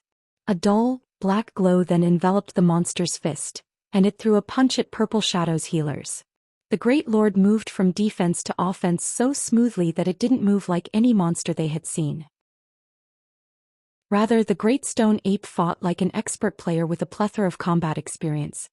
It's over. Colorful Fruit's heart sank. A Great Lord's skill could instantly kill a plate-wearing player, let alone a cloth armor class player. Once the team's healers fell, they'd lose any chance of winning this battle. However, before the Great Stone Ape's fist could connect with the healers, Shifeng appeared before the Great Lord. He unsheathed Killing Ray and responded to the monster with a light slash. An arc of blue lightning blinded the players for a split second before the Great Stone Ape joined the level 66 Berserker in decorating the wall. Its chest bore a deep, oozing cut. Chapter 2141. Flying Improvements. Purple Shadow's members were stunned to see the Great Stone Ape embedded in the hard stone wall. How high is his strength? Colorful Fruit could not help but stare at the Great Stone Ape in disbelief. She had felt the Great Stone Ape's strength when it had torn apart her vines so effortlessly, high enough to rival a Grand Lord's of the same level. However, not only had Shifeng repelled the monster's skill with a single swing of his blade, but he had also thrown the Great Lord with that strike. His strength was simply absurd. Meanwhile, Purple Shadow's healers breathed a sigh of relief at receiving Shifeng's help. They immediately put more distance between them and the Great Lord. Lead MT aggro the boss. Guardian Knights, activate Protection Blessing and hold down the demonic stone apes. Late Autumn shouted commands to teams lead MT the moment the Great Stone Ape's offensive had halted. From this initial clash with the stone apes, he realized that these monsters possessed extremely high combat standards, especially the Great Stone Ape. Only their team's lead MT could likely hold down that boss. If he sent any of his other MTs to tank it, he'd just be sending them to their deaths. Roar. However, as soon as Late Autumn finished his command, the great stone ape pulled itself away from the wall with a furious roar. Its eyes became bloodshot, its muscles bulged. Clearly, this great lord had just entered some kind of berserk state, charging straight for Shifeng. Crap. Solitary, activate your berserk skill and stop that thing. Late Autumn hurriedly ordered the level 67, tier 2 berserker that stood closest to the monster. Leave it to me. Solitary Dragon nodded in reply. Before the berserker could activate his berserk skill and face the great stone ape, however, Shifeng stopped him and said, "No need. It's still too soon to use berserk skills here. Leave this to me." After saying so, Shifeng took a step forward and appeared before the enraged great stone ape in an instant. The swordsman looked like a child compared to the 5-meter-tall monster. Seeing its hated enemy standing up to it, the great stone ape swung its fists at Shifeng. The sharp sound of the movements cutting through the wind was audible from 30 yards away. In the blink of an eye, the great stone ape fired 6 strikes at Shifeng, the massive size of its fists making the punches impossible to dodge. The other players' expressions darkened as they watched from the corner of their eyes. This move was enough to tell that the great stone ape's combat standards were on par with a player who reached the middle stage of the Trial Tower's 5th floor. Combined with attributes that rivaled a Grand Lord of the same level, how were they supposed to fight this monster? Contrary to expectations, however, the attack hadn't sent Shifeng flying. Instead, all 6 punches harmlessly passed through Shifeng before the swordsman began to fade out of existence, revealing that the great stone ape had only struck an afterimage. Without anyone realizing it, Shifeng had moved behind the great stone ape and had already swung his sacred sword. Xiao.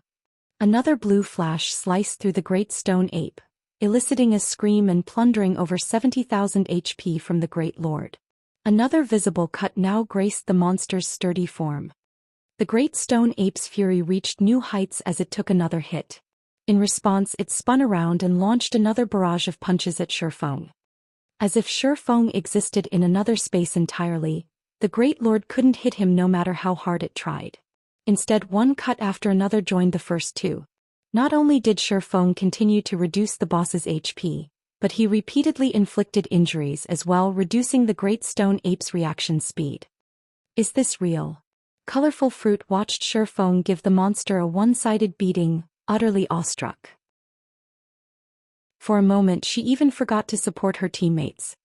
Purple Shadow's lead MT, who had been in the midst of trying to assist, was just as stupefied.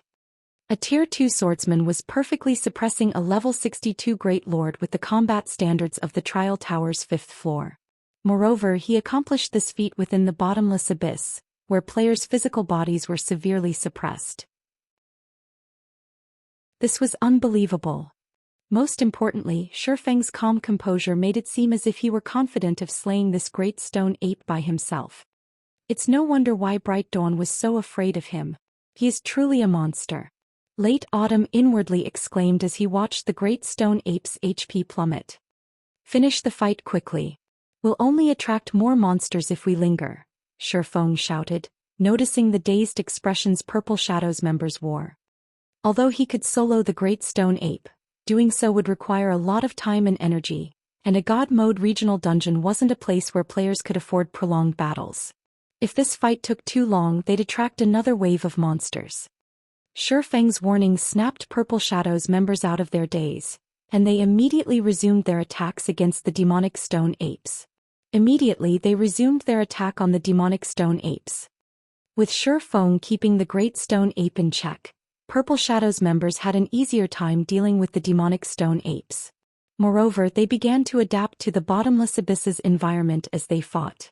As a result, their attacks became more efficient.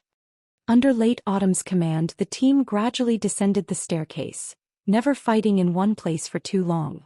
Although they occasionally encountered other stone ape groups, the number of enemies they fought at any one time was tolerable.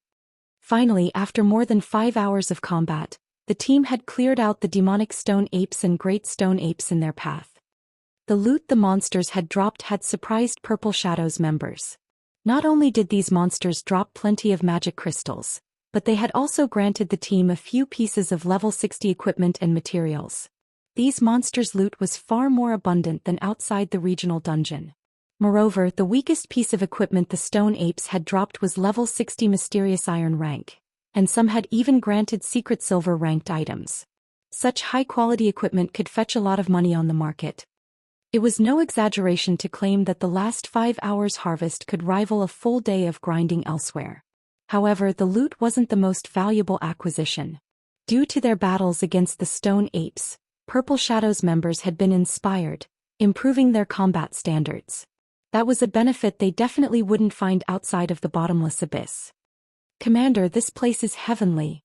If we could spend a month down here, the Purple Shadow Adventurer team could become one of the top 5 adventurer teams in the Dark Knight Empire. Half Feather exclaimed.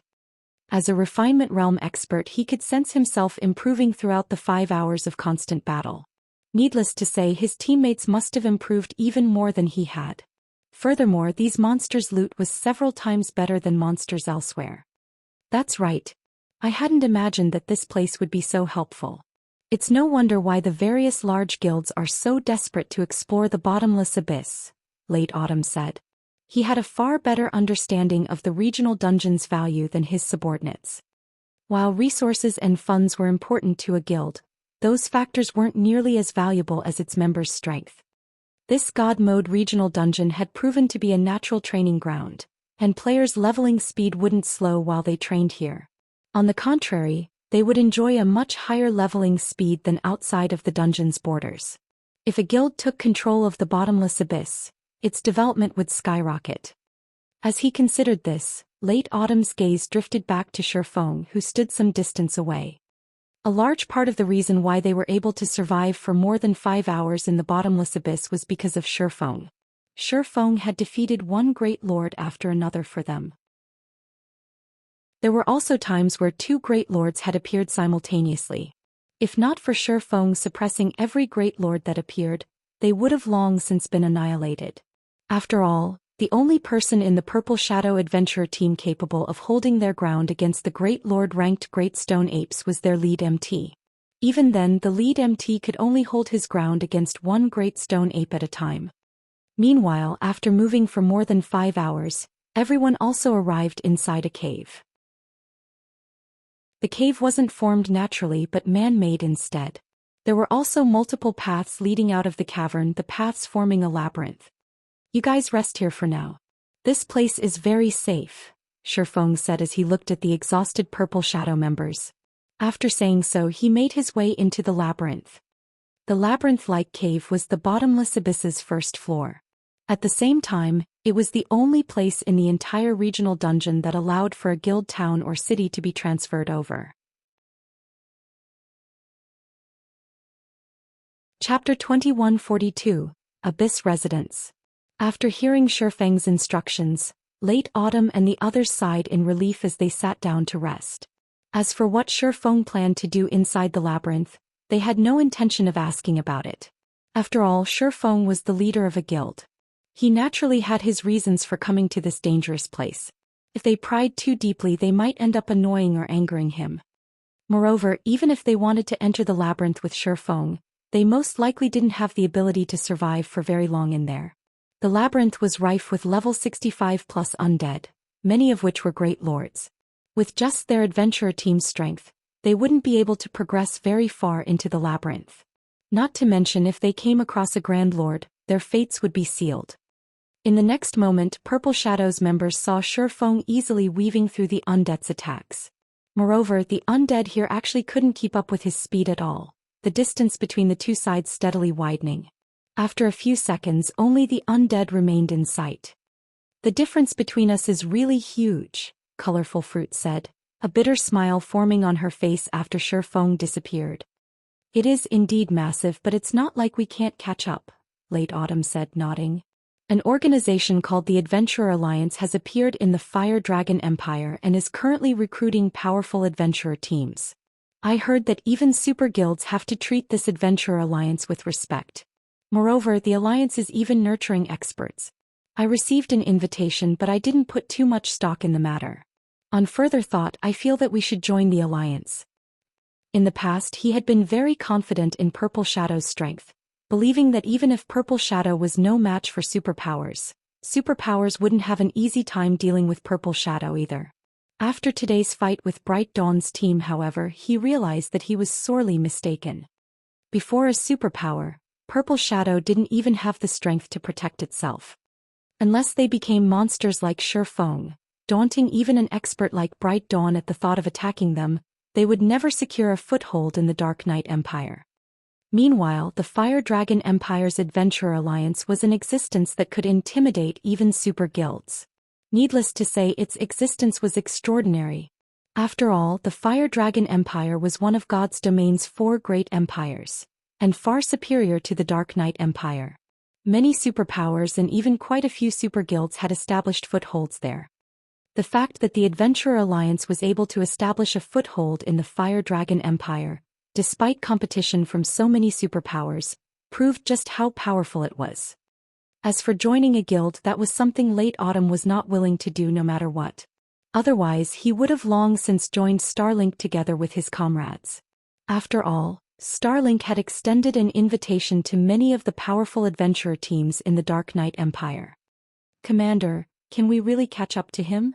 Colorful Fruit turned to look at Late Autumn reflexively, a hint of anticipation gleaming in her eyes. Shifeng's strength was already deeply ingrained in her heart. At this point, what she wanted to do most was to share the same stage with Shifeng one day, instead of staying in the Dark Knight Empire and remaining a frog in a well. "It shouldn't be a problem. The Alliance promised that as long as we pass its test and qualify for its training, we will be able to reach the apex of God's domain," Late Autumn said. Previously, Late Autumn had sneered at this promise, as he thought that the Purple Shadow Adventurer team already stood at the Dark Knight Empire's peak. There was no need for Purple Shadow to undergo the Adventurer Alliance's training. However, in hindsight, the gap between Purple Shadow and the Adventurer Alliance was massive. Moreover, a power that could stand shoulder to shoulder with superpowers should understand the strength of the various superpowers. Since the Adventurer Alliance had declared that it could help qualified players become apex experts, the Alliance was most likely telling the truth. "This is great. The next time we meet, I must stand on the same stage as him." Colorful Fruit thought to herself, her fighting spirit soaring. At this moment, aside from Colorful Fruit, Half Feather and the other top experts of Purple Shadow also had similar thoughts. Meanwhile, as Purple Shadow's members were resting, Shifeng had activated Gale Domain to shake off the undead chasing him. The undead here were living beings that died during the Great Ancient War. Not only were their combat standards extremely high, but they were also organized when fighting. He would require a lot of time to defeat them. Fortunately, the undead here were not monsters that persistently chased players. They would give up pursuit once the distance between their target and themselves exceeded 300 yards. Shifeng was a level 76 player, and with his basic attributes, his movement speed was already faster than that of great lords of the same level. After activating Gale Domain, he shook off the level 65 plus undead here right away and effortlessly passed through one area after another. Meanwhile, the deeper he ventured into the labyrinth, the higher the levels of the undead he came across, the monster's levels gradually increasing from 65 to 70. Finally, after traveling through the labyrinthine pathways for more than an hour, Shifeng arrived before a dilapidated palace in a cavern that was enveloped by a magic barrier. None of the wandering undead dared come within 100 yards of the magic barrier. Shifeng, however, walked toward the barrier without hesitation. The magic barrier specifically targeted undead and was totally ineffective against the living. There was no creature inside the palace besides the phantom of a gray-robed old man. If players used an advanced identification skill on this old man, they would discover that he was actually a level 180 Tier 4 hero. The title of hero was not easily obtained in God's domain.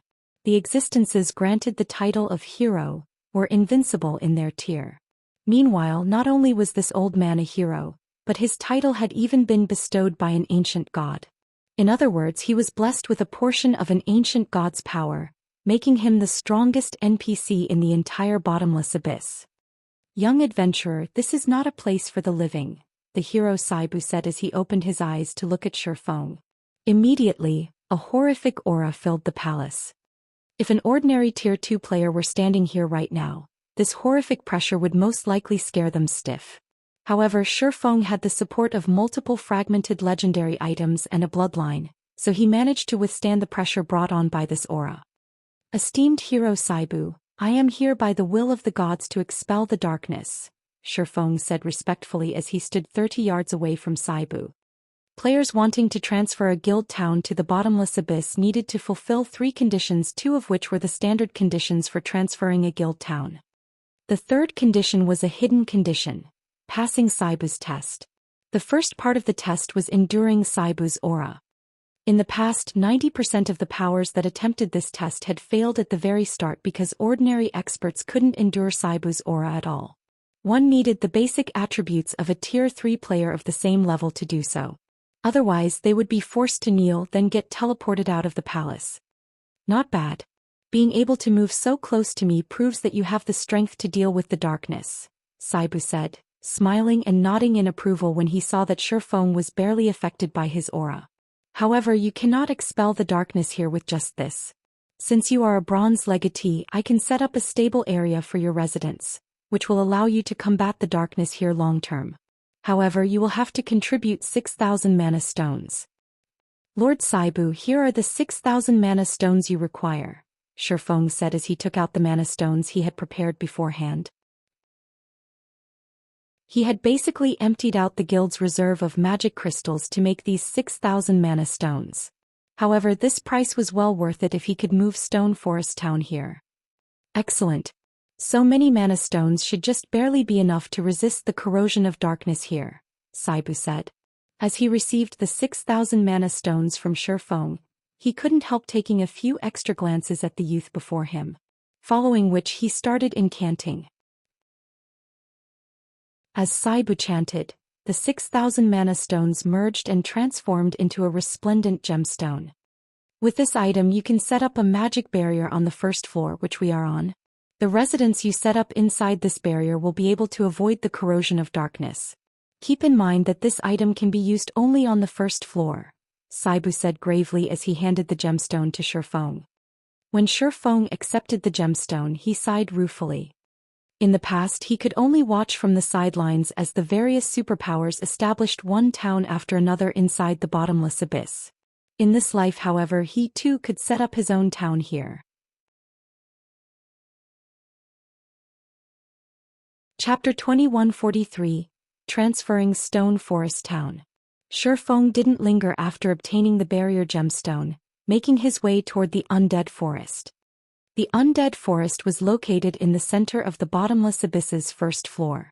Not only did a large number of level 70+ undead wander the area, but it was also where the first floor's dark energy was densest. Without high darkness resistance, not even Tier 2 players could spend more than 6 hours in the area. However, despite the Undead Forest's dangers, it was one of the few places on the first floor that could support a guild city. The bottomless abyss's first floor was comprised of a series of connected tunnels and caverns, which was why there weren't many places that could house a guild city. As far as Shifeng could remember, fewer than 10 caverns could support such a massive player base. Most of them could only support an advanced town. As a result, players needed to select the location for their guild town carefully in the bottomless abyss. Otherwise, they wouldn't be able to promote the town due to insufficient space. Of course, Shifeng had another reason for choosing the Undead Forest. It was the closest location to the bottomless abyss's second floor. The bottomless abyss was a level 60 to 100 super large-scale regional dungeon, and it was considerably larger than many neutral maps elsewhere, separated into a total of 3 floors. Each floor was more difficult than the last, and the second floor was considered a turning point. To current players, the bottomless abyss's first floor was already horrific, but they didn't realize that the first floor was only a training ground to help players adapt to the regional dungeon's environment. These monsters were only between level 60 and 75. However, the dungeon wouldn't be so kind once they reached the second floor, its difficulty rising to a whole new level. The second floor's monster ranged from level 70 to 90. But as the God Mode regional dungeon became more challenging, it would reveal its true benefits. From the second floor onward, not only would monsters drop 7 luminaries crystals, but their drop rates for fine gold and dark gold equipment would be roughly 3 times higher than elsewhere. Players would also find plenty of combat techniques and skill books. They'd even have a chance of finding a legacy if they were particularly lucky. Unlike most legacies found outside of the dungeon, those in the bottomless abyss had survived since ancient times. The weakest legacy players could find in this regional dungeon was advanced rank. As for the bottomless abyss's 3rd floor, it was where players would discover the true essence of the God Mode regional dungeon. Not only would players have a chance of obtaining peak legacies when they killed the bosses on that floor, but they'd also have an extremely small chance of obtaining fragmented legendary items. Typically, fragmented legendary items didn't even drop from ordinary mythic bosses. Only special mythic bosses had a chance of dropping such precious treasure. However, the bottomless abyss's 3rd floor was the typical map. Every mythic boss on that floor had a chance of dropping fragmented legendary items, and the dungeon's final boss was guaranteed to drop one. One could say the bottomless abyss was responsible for introducing fragmented legendary items to God's Domain's players. In the past, the various superpowers had only begun to acquire fragmented legendary items once they had discovered the bottomless abyss. After that moment, everyone had come to understand that epic items weren't truly the best weapons or equipment in the game and that something even stronger existed. Since Shi Feng was the first person to acquire a barrier gemstone in the bottomless abyss, he had to take advantage of as many opportunities in preparation for conquering the regional dungeon's 3rd floor. After an hour or so of travel, Shi Feng found himself in a massive, spacious cavern. At first glance, the cavern looked like any other forest, filled with verdant trees and bright light. It looked nothing like the cavern it truly was. This was the undead forest. The dark energy here was so dense it was stifling, and level 70+ Great Lord ranked undead roamed through the woods. There were even quite a few Grand Lords.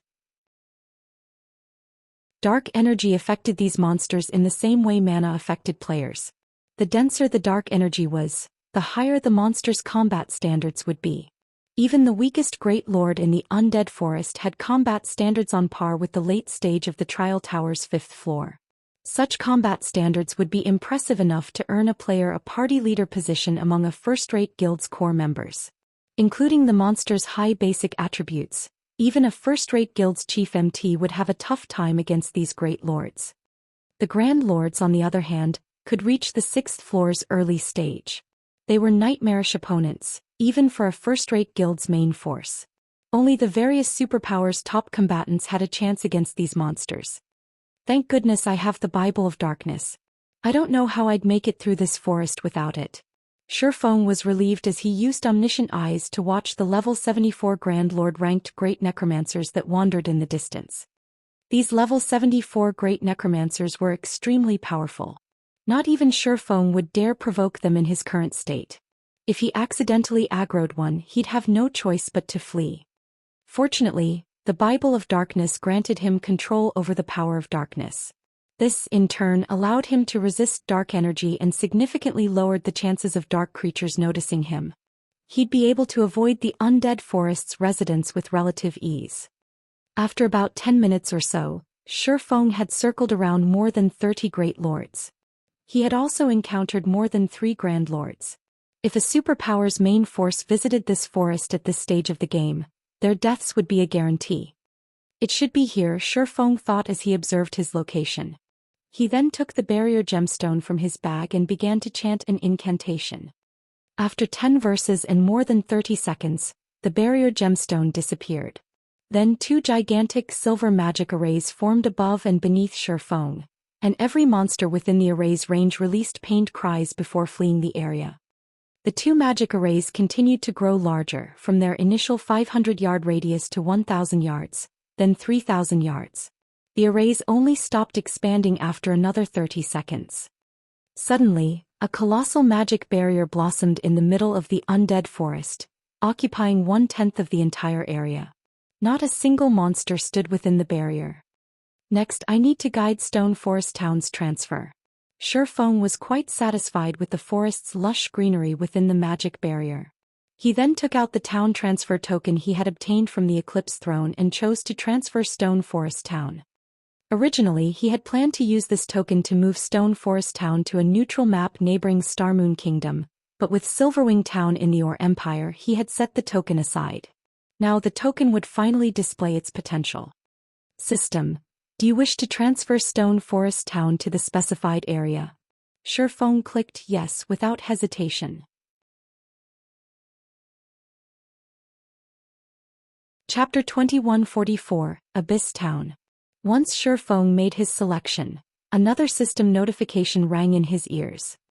System: you have selected to transfer Stone Forest Town to the specified location. Transfer conditions met. System: Stone Forest Town will be closed off in 1 minute. Estimated transfer time is 30 minutes. Players will not be able to enter the specified transfer area during this time. You will automatically be teleported out of the transfer area in 10 seconds. Half an hour, huh? When Shifeng heard the system notification, he could not help his growing excitement.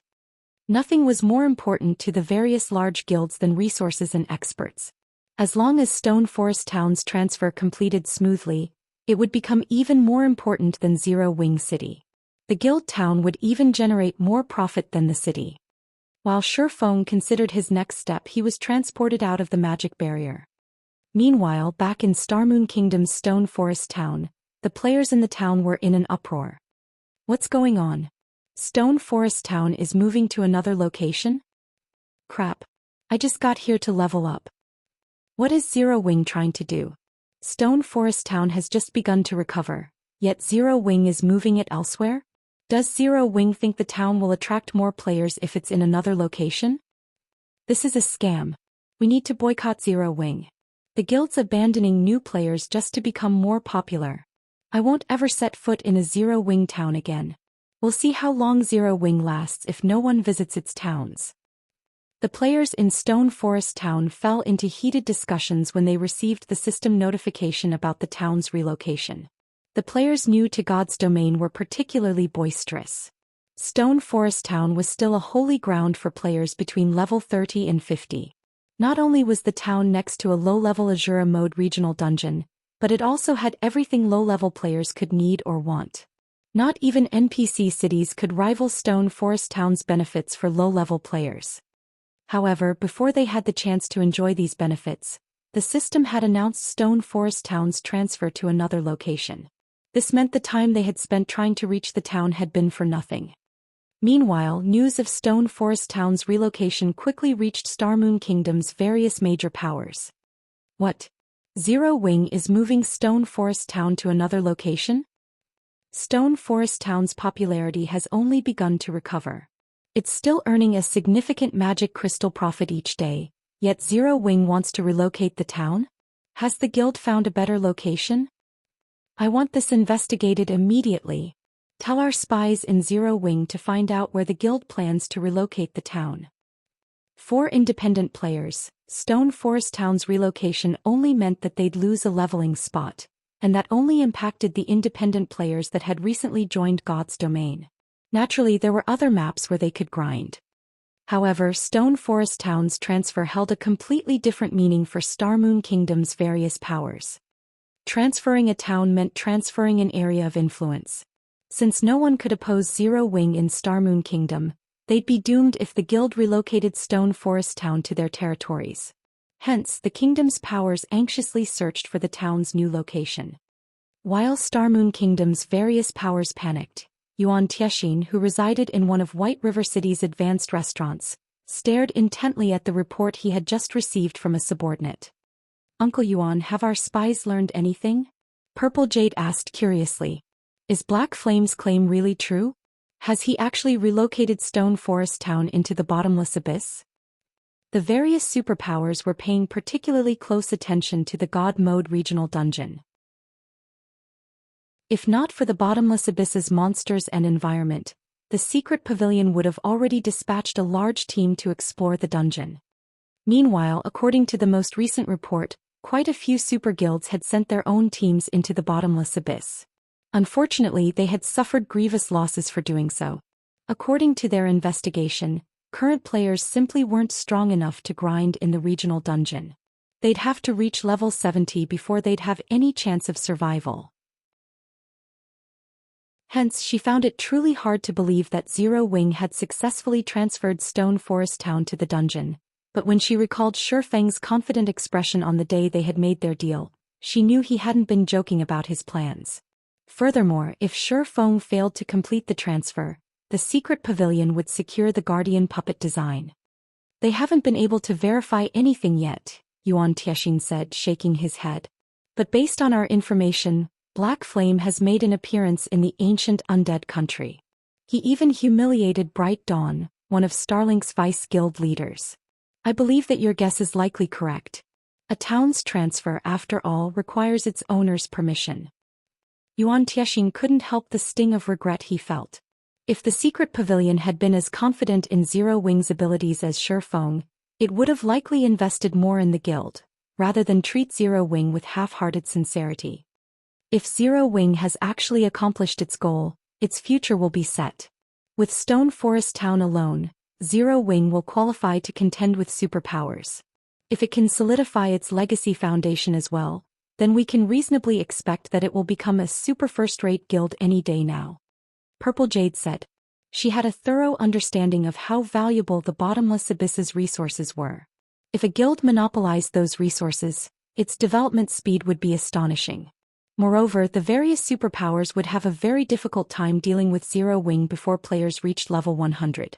Even Starlink would find it challenging to shake Zero Wing's foundations. Meanwhile, within Zero Wing, guild members excitedly discussed the latest news regarding Stone Forest Town. I wonder where the guild is moving Stone Forest Town to. I'm guessing that it's moving the town to a neutral map. All of the large guilds are trying to claim them, and our guild is no exception. I can't wait to find out which neutral map the town will occupy. I agree. Since Starlink is so dead set on suppressing our guild in the Or Empire, we can't really do anything in the Empire's core area. We're stuck around Silverwing Town. It'd be wonderful if the guild transferred Stone Forest Town to that area. Honestly, it's not a big deal if the guild doesn't transfer Stone Forest Town to the Or Empire. Starlink already has a fortress there, but it doesn't have any bases in other neutral maps. We could secure a massive advantage if the guild transfers Stone Forest Town to a different neutral map. Moreover, the Zero Wing auction house now has access to a wider variety of items. Even if the guild transfers the town to a smaller neutral map, our leveling speed won't be any slower than it is in the Or Empire. Many of Zero Wing's members expressed their guesses and hopes for Stone Forest Town's new location, every one of them filled with anticipation. Although Fire Dance had repelled the Starlink forces camped outside of Silverwing Town and restored some of the guild's morale, that didn't change the fact that Starlink still harassed the guild's members in the rest of the Or Empire and the other neutral maps around Starmoon Kingdom. To make matters worse, other guild's members were rapidly growing stronger and exploring neutral maps. To say that Zero Wing's members didn't have any opinions on the matter would be a lie. As every player throughout Starmoon Kingdom discussed this abrupt change, half an hour passed quickly. Many of the players keeping an eye on the guild teleportation function soon noticed that Stone Forest Town's name had reappeared among the list of available destinations. However, they were dumbfounded when they saw the level 60 limit. What's going on? Why is there a level limit? As players wondered about this oddity, some guild members, those above level 60, couldn't help themselves and purchased a guild transfer scroll to visit Stone Forest Town. When these Zero Wing members arrived, the sound of a system notification reached their ears. System, you have discovered the Bottomless Abyss. Chapter 2145. Attention, the Bottomless Abyss. Most of the Zero Wing members that had teleported to Stone Forest Town had failed to react to the system notification, but some of those players who had a certain understanding of the ancient undead country were excited to see it. Is this real? We're actually inside a God Mode regional dungeon. All hail the guild leader. Our guild is set for life now. Although none of the various powers had made any progress in exploring the Bottomless Abyss, what they had learned of the regional dungeon gave them high hopes. Moreover, the Bottomless Abyss was the reason that Starlink had been able to suppress both Unyielding Soul and Crimson Emperor when it had laid claim to a single fortress. Stone Forest Town's new environment also surprised Zero Wing's members. In the bottomless abyss, the town's mana density was likely even higher than in Zero Wing City. Players would be able to achieve the same results when training their combat standards with half the effort here. Stone Forest Town had become a sacred ground ideal for players. Not only could players level up and upgrade equipment around the town, but they could also train their combat standards and techniques in the town. Shortly after Zero Wing's members discovered Stone Forest Town's new location, news spread quickly to Starmoon Kingdom's various major powers. How is that possible? Someone must have made a mistake with this report. That's a God Mode regional dungeon we're talking about. How could Zero Wing just transfer Stone Forest Town there? All of the various powers instinctively denied the validity of the news. Everyone knew that even the various superpowers were powerless in the bottomless abyss. Surviving in the dungeon was nearly impossible, much less raiding it. It simply shouldn't be possible to move a guild town to such a lethal location. However, when these powers began to receive similar reports from other spies within Zero Wing, they couldn't deny the truth. There was no doubt that after today, Zero Wing would become an overlord in God's domain. Even if it wasn't yet a superpower, it now qualified to contend with the various superpowers in the game. Meanwhile, in one of White River City's advanced restaurants, Yuan Tiexin and Purple Jade received confirmation of their suspicions, and they fell silent for some time. Zero Wing did it, Uncle Yuan. Are we going to begin the next part of our plan now? Purple Jade asked excitedly after recovering from her surprise. Although she had known that Shifeng hadn't lied to them, she couldn't help the surprise and admiration she felt once he had actually made good on his promise. Notify our subordinates and tell them to organize the necessary manpower to visit Stone Forest Town. We need to secure the bottomless abyss before the other superpowers have time to prepare. Yuan Tiexin nodded. Smiling, he continued, this time, we'll show the chamber's advanced members how foolish the secret pavilion's decision was. The Secret Chamber of Commerce's advanced members had criticized the pavilion for demoting Starlink to basic membership rank, and the pavilion had been forced to offer a variety of benefits to quell their anger. To make matters worse, many superpowers that had heard of the matter had ridiculed the secret pavilion for being foolish enough to abandon a fortress in the ancient undead country for Zero Wing. However, none of that mattered now. The secret pavilion owned a portion of Stone Forest Town's shares. Not only would it earn a large number of coins from the town, but it could also establish a guild transfer point within its walls. The pavilion's members would not have to run all the way to the ancient undead country to reach the bottomless abyss. In fact, the pavilion's members could now grind in the regional dungeon without having to leave it. Once they ran out of stamina, they could simply return to Stone Forest Town and rest. The pavilion now had more advantages than the other superpowers. With this relocation, Zero Wing could nullify any progress Starlink had made in the bottomless abyss on a whim. Moreover, Zero Wing wouldn't have to resort to drastic measures to do so. As long as the guild barred Starlink's members from Stone Forest Town, allowing others in, Starlink would fall behind. If the situation persisted, it would even affect Starlink's position in the Dark Knight Empire. This was exactly what the superpower had attempted to accomplish by hindering Zero Wing's progress in the neutral maps around Starmoon Kingdom. Moreover, Starlink would likely find Zero Wing a difficult pest to crush now. Once the various superpowers discovered Stone Forest Town's relocation, they'd reach out to the smaller guild in an attempt to secure a partnership. Once that happened, Zero Wing wouldn't be so easy to shake. However, if Starlink allowed Zero Wing to develop in the bottomless abyss freely, the superpower would only lose its advantages in its own empire. I doubt anyone had imagined that a small guild like Zero Wing would put the Dark Knight Empire's overlord in such a bind. As Yuan Tiexin remembered when Zero Wing had been small and weak, he couldn't help his rueful sigh. Zero Wing's developmental history was practically a miracle. After today, Zero Wing would qualify to stand on the same stage as the various superpowers. It was no longer an ordinary guild that could so easily be slaughtered. While the secret pavilion prepared to garrison in Stone Forest Town, Unyielding Soul and Crimson Emperor's headquarters in the Dark Knight Empire were in an uproar. How did Zero Wing do it?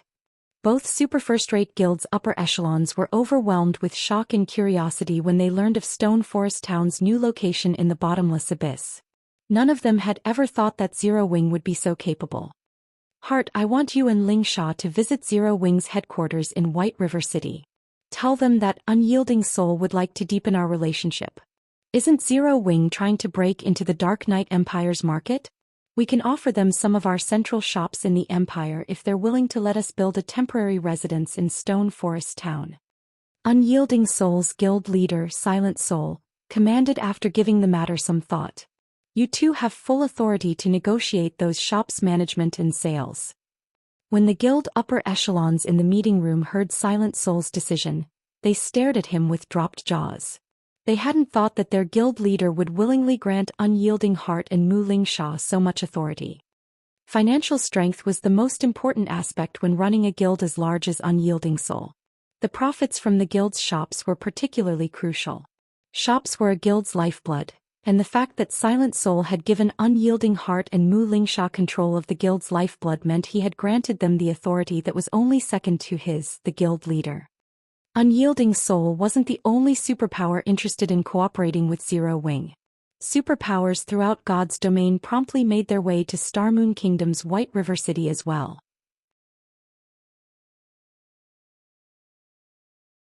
Chapter 2146, General Trend. Ancient Undead Country Psychedelic Forest. How can this be? Utter shock assaulted Bright Dawn as he read the latest report on Zero Wing.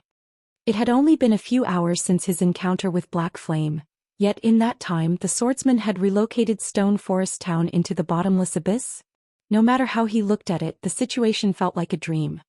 Not even Starlink dared to delve too deeply into the bottomless abyss, but Black Flame had established a town within the regional dungeon in a matter of hours.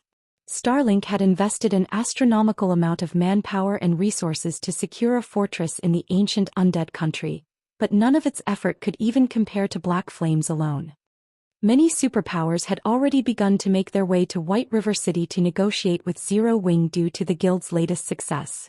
Needless to say, they all wanted a cut of Stone Forest Town's shares and a temporary guild residence within the town.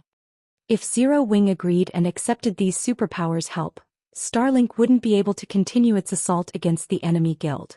Moreover, Starlink's development would descend into the pits of hell due to Stone Forest Town's prosperity. As a result, Lu Xinglua had ordered Bright Dawn to use everything Starlink had to destroy or capture Stone Forest Town before Zero Wing could stabilize its position in the bottomless abyss. Has something happened, Vice Guild Leader? The assassin beside Bright Dawn asked curiously when he saw his commander's sneer. Good news. Wonderful news. Bright Dawn said, laughing. Black Flame had humiliated him earlier, and he hadn't expected to find a chance to take revenge so soon. Why wouldn't he be excited? Good news. The assassin gave Bright Dawn an odd look. MHM. The guild leader has commanded me to deal with Stone Forest Town. Moreover, I get to mobilize the guild's full strength. Bright Dawn explained. All of it. The news shocked the assassin. He had already learned about Stone Forest Town's relocation to the bottomless abyss since it had sparked a commotion among Starlink's members. Naturally, the news had shocked them all.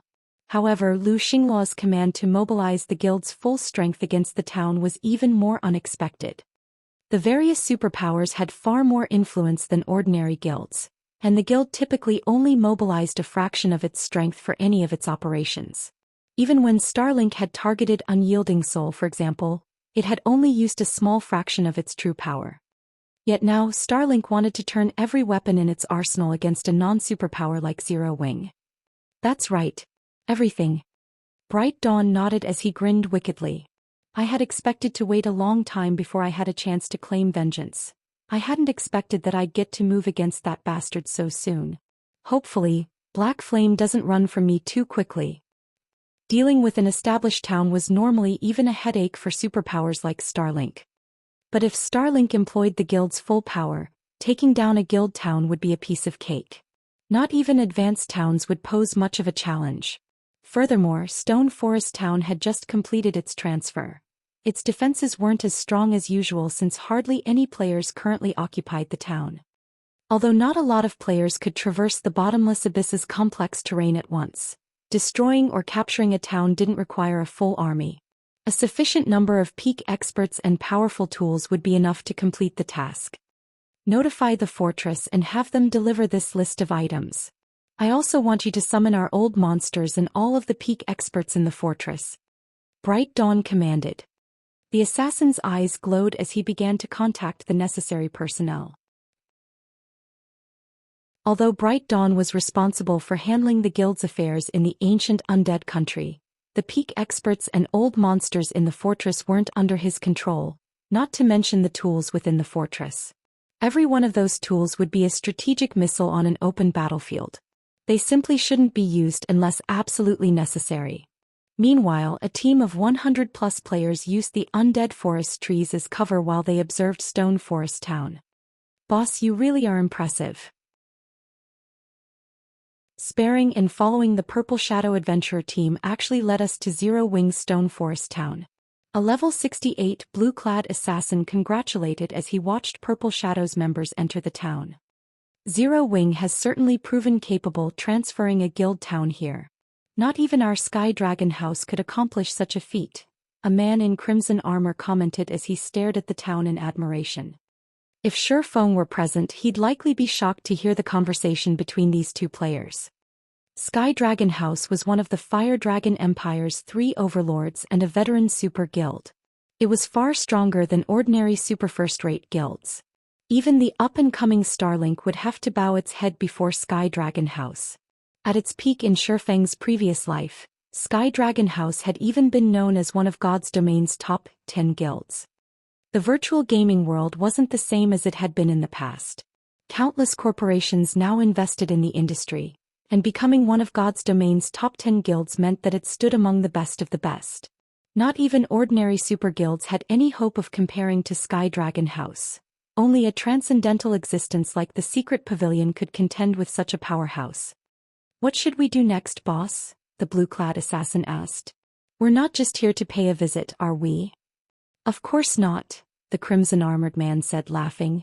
Zero Wing is quite impressive to pull off such a move, but the bottomless abyss isn't fit for the likes of such a small guild. Moreover, Zero Wing hasn't learned that the nail that sticks out gets hammered down. Rather than let other powers get their hands on Stone Forest Town, we should claim it. I was hoping you'd say that, the blue-clad assassin said as he licked his lips, anticipation and killing intent flashing in his eyes. As far as he was concerned, treasure only belonged to those with the strength to keep it. Zero Wing, meanwhile, didn't qualify to lay claim to such a precious place like Stone Forest Town. But we should wait for a little while longer, the crimson-armored man decided. Wait, what? The assassin asked, confused. Right now we aren't the only ones here, the crimson-armored man said, smiling as he gestured to a team hiding on a nearby plateau. Players from Pride Empire. The assassin in blue frowned when he noticed the other players. Pride Empire was another of the Fire Dragon Empire's overlords, and it wasn't any weaker than the Sky Dragon House. Finding its guild members here wasn't good news for them. They're likely thinking the same thing that we are. If we make the first move, they'll try to take advantage of the situation, the crimson-armored man said. But we can't just wait here, boss. Plenty of superpowers have set their sights on Stone Forest Town. If we don't move quickly, securing the town will become more of a challenge, the assassin complained. Before the man in crimson armor could reply, he received a message. Sure enough, they've discovered us, the crimson-armored man reported, chuckling as he read the message. Moreover, they're taking the initiative to ask for our help in securing Stone Forest Town. What? They actually want to cooperate? The assassin was surprised to hear it. The Sky Dragon House and Pride Empire were rivals. Although their two guilds had very few public confrontations, they constantly fought in secret. This could work too. Rather than waste each other's time, we might as well work together to claim the town before more competitors show up, the crimson-armored man said after giving the matter some thought. Tell everyone to get ready. Understood. Although the blue-clad assassin didn't like the idea of working with his guild's rival, he had no choice but to obey his commander's orders. Under the crimson-armored man's command, the team from Sky Dragon House snuck towards Stone Forest Town while the Pride Empire's members did the same.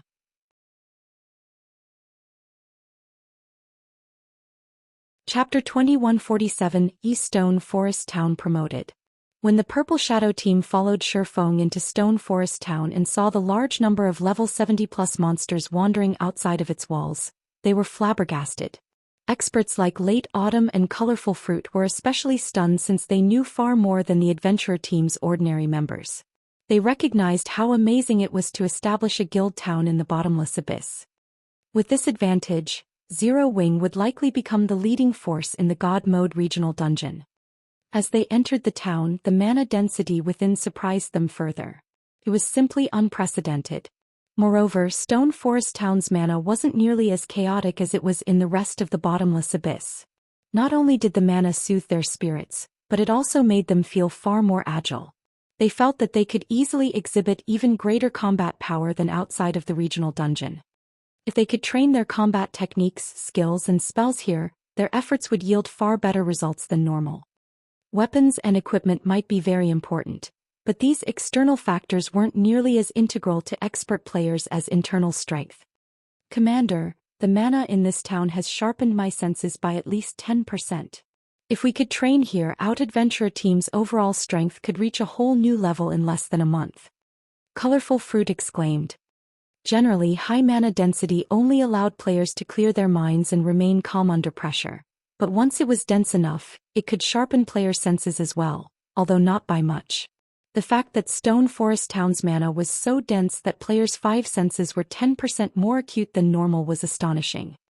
Naturally, sharpened senses would be a massive help to players. Not only would players be able to detect their flaws more easily, but players would also be able to notice more than they usually did. To put it simply, players could improve their combat standards far more quickly if they had more acute senses while training. A 10% difference was on par with the difference players experienced when they rose from Tier 1 to Tier 2. I know, Late Autumn replied, smiling bitterly at Colorful Fruit. This place is wonderful, but it also belongs to Zero Wing. A town can only hold so many people, and Zero Wing will prioritize its own members. After all, strength is necessary in God's domain. Outsiders will have to pay a high price if they want to train here. With our adventurer team's current strength, I'm afraid that. Late Autumn quickly realized this town's value. Of all the towns and cities he had seen before, Stone Forest Town was undoubtedly the best place for training. If his adventurer team could train here long-term, he was confident that Purple Shadow would become the Dark Knight Empire's #1 adventurer team. However, enjoying such benefits without paying a steep price would be impossible for non-guild members like them. They were only allowed in Stone Forest Town now because they had accepted Shifeng's commission. Late Autumn doubted that he had the qualifications or connections necessary to negotiate garrisoning his adventurer team in Stone Forest Town long-term. Colorful Fruit more or less understood what her commander was trying to say. They had only met WD Shifeng by chance, and the swordsman was the only reason that their adventurer team had avoided annihilation. They'd be delusional to think that they could train in a paradise like Stone Forest Town. Stone Forest Town's relocation has just completed, so many of the town's facilities are temporarily unavailable. For now, it's only a resting area for players. Once the town's facilities have been readjusted, you're welcome to return at any time, Shifeng said, chuckling. He had a pretty good idea of what Purple Shadow's members had been thinking when he saw their crestfallen expressions. You don't have to do that for us, Guild Leader Black Flame. Our adventurer team hasn't done anything to help Zero Wing after all. I'm sure your guild members will complain if you let us occupy Zero Wing's resources for nothing. Late Autumn hurriedly rejected the offer. Late Autumn recognized that Shifeng's offer came with good intentions, but that was precisely the reason that he couldn't accept it. I think you've misunderstood. I intended to open Stone Forest Town to the public since the beginning. As long as you're not Zero Wing's enemy, you'll be welcome in the town. Naturally, you will be allowed to train here as long as you become members of Zero Wing's battle arena, Shifeng explained. If he reserved Stone Forest Town for Zero Wing's members, he'd certainly see desirable results. However, doing so would be shallow. First, level 100 wasn't the maximum level in God's domain, and second, the town's growth was far more important than monopolizing its benefits. Are you serious, Guild Leader Black Flame? Colorful Fruit could not help but ask. None of the various major powers would share such a paradise with outsiders, but based on Shifeng's claim, he even planned to cater to ordinary players in the town. This was simply madness. Of course. Why would I joke about something like that? Shifeng asked, chuckling. Shifeng's response rendered Purple Shadow's members speechless. He acted as if such a crucial matter were insignificant. Late Autumn couldn't help his budding admiration for both Shifeng and Zero Wing as a whole. Not even the various superpowers would likely be so this generous. While Purple Shadow's members rested in Stone Forest Town, Zero Wing's members began to flood in. Yuan Tiexian and his entourage arrived shortly after. Due to the agreement with Shifeng, the secret pavilion established a temporary residence in Stone Forest Town, allowing the pavilion's members to teleport to the town freely. However, it was only temporary. After multiple system updates, the main god system had placed many restrictions on temporary residences. One of these restrictions limited the number of players that could teleport to the temporary residence each day. Permanent residences, on the other hand, didn't have such a limit. Hence, before the secret pavilion's members flooded into Stone Forest Town and reached the daily transfer limit, Yuan Tiexian led a 100-man expert team, which the secret pavilion had prepared earlier, to the town. Uncle Yuan, we've just received a message from the guild leader. It seems Starlink has made its move. Sky Dragon House and Pride Empire are here as well, and more superpowers are quickly approaching. By the looks of it, they all plan to capture Stone Forest Town before Zero Wing can stabilize its position, Purple Jade reported, frowning as she read the message. Clearly, Starlink was serious about taking the town this time and had armed its forces with the items it had stored in its fortress in the ancient undead country. To make matters worse, 2 super guilds and a handful of superpowers had designs on the town as well. This was bad news for both Zero Wing and the secret pavilion. It seems that none of them can just sit by and watch, Yuan Tiexian chuckled as he caressed his beard. That's enough, old Yuan. The guild leader didn't send you here for a casual chat. Zero Wing can't protect Stone Forest Town with how valuable it has become. We'll have to contribute the most to its defense. Notify Black Flame and inform him that we'll have to renegotiate Stone Forest Town's shares. A white-haired old man reprimanded Yuan. I understand, but I believe it's too soon to discuss that with Zero Wing. We should wait and let Zero Wing realize its predicament. Then I'll have an advantage in the negotiations, Yuan Tiexian said, sighing as he gazed at the distant Zero Wing residence. Although he didn't want to take advantage of the guild, this was the cruel reality of God's domain. Without sufficient strength, one would lose any valuable treasure they obtained to a stronger force. The fact that Shifeng had accomplished this feat was impressive, but Zero Wing had no place in the struggle that would follow. Not long after the secret pavilion's members arrived in Stone Forest Town, Shifeng reached the first underground floor, and the most important location in Zero Wing's residence. Walking down a dark hall and seeing Zero Wing's flag flutter in its center, Shifeng retrieved the Gold Town promotion order and merged it with the massive magic array on the ground. System: Gold Town promotion order detected. Do you wish to promote Stone Forest Town into a basic city? Promote. Shifeng selected the option without hesitation.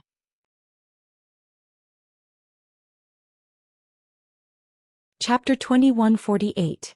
Another uproar. Inside Zero Wing's residence in Stone Forest Town.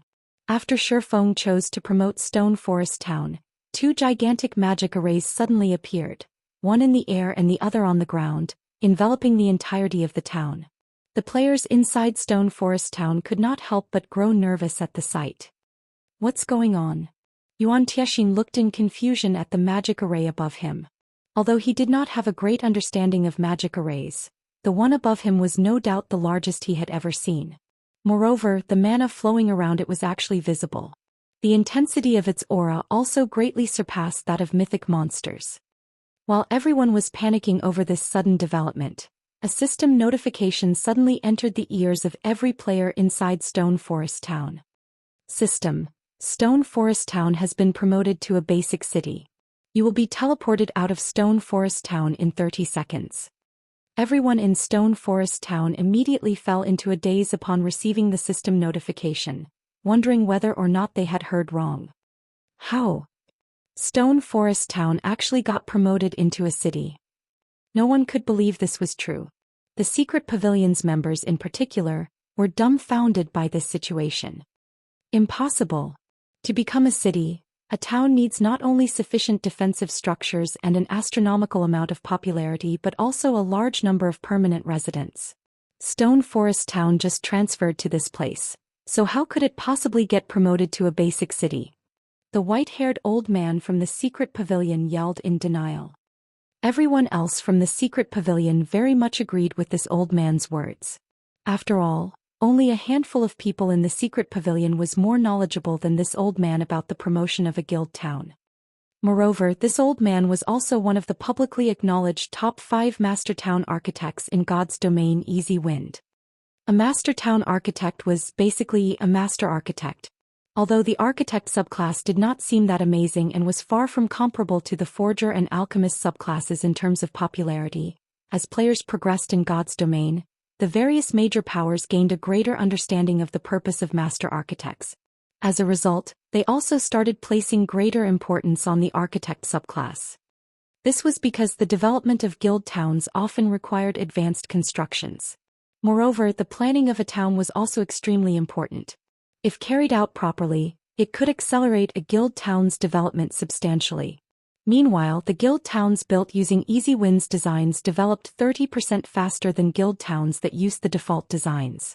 Moreover, Easy Wind had even designed an advanced construction before. Due to Easy Wind's ability and accomplishments, his position in the secret pavilion was superior to even Yuan Tiexin's, who was constantly conducting negotiations and leading expeditions for the guild. When it came to discussing the development of guild towns, Easy Wind held more authority than even the secret pavilion's vice-guild leaders. In fact, the main reason why the secret pavilion had dispatched Easy Wind to Stone Forest Town was to help the town develop much more efficiently and become a guild city a little sooner. Now, however, it was obvious that Easy Wind had just wasted a trip in visiting Stone Forest Town. Before everyone could react to the system notification, they were already outside Stone Forest Town. Meanwhile, after snapping out of their daze, Zero Wing's members promptly burst out in enthusiastic acclamation. The second city. Our guild has a second city. Even super guilds don't have a guild city established in a neutral map right now. At this point, God's domain still didn't have that many guild cities. Moreover, practically all of these guild cities were owned by top-ranking superpowers. Now, however, Zero Wing actually possessed 2 guild cities.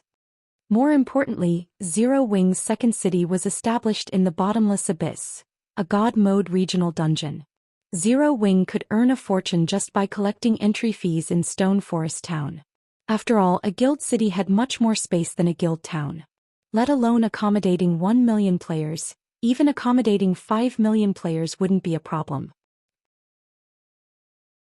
Previously, everyone from Zero Wing was still worried about whether Stone Forest Town could accommodate all the guild members who wished to grind in the Bottomless Abyss. Now, however, that no longer seemed to be a problem. Meanwhile, outside the forest, some distance away from Stone Forest Town, the members of Sky Dragon House and Pride Empire automatically halted their advance when they saw the 2 gigantic magic arrays enveloping Stone Forest Town and a large number of players suddenly materializing outside the town. Old Xing, any information on your side? So many people actually got teleported out of the town. Is Stone Forest Town off limits to players?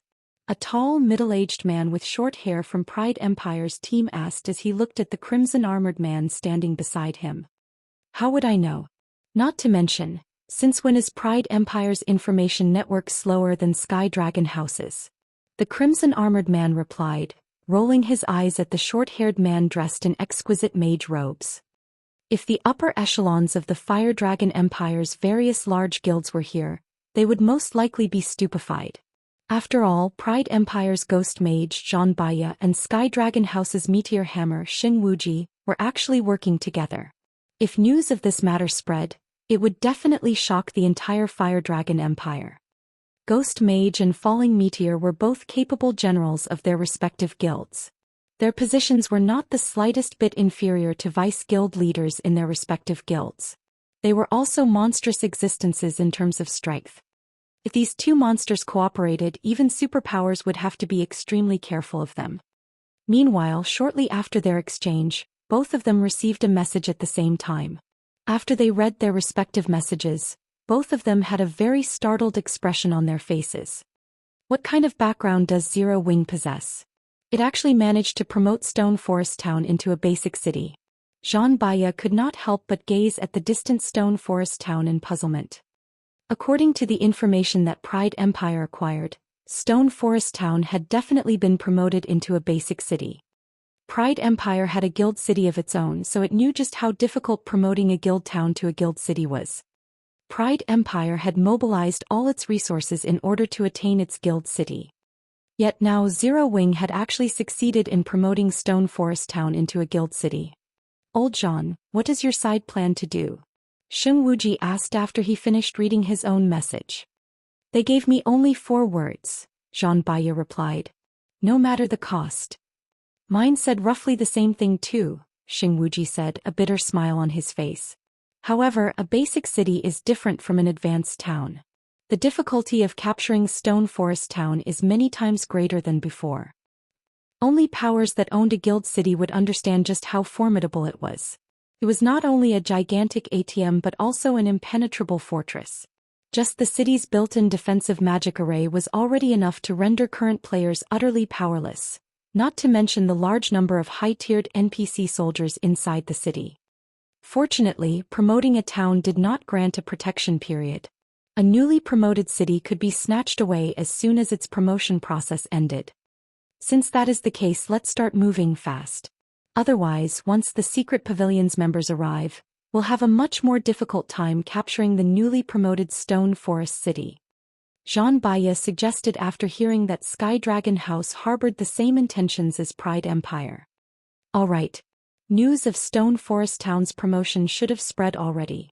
Delaying any longer will give those several superpowers time to get here, Sheng Wuji said, nodding as he shifted his gaze to the Zero Wing members crowded outside Stone Forest Town.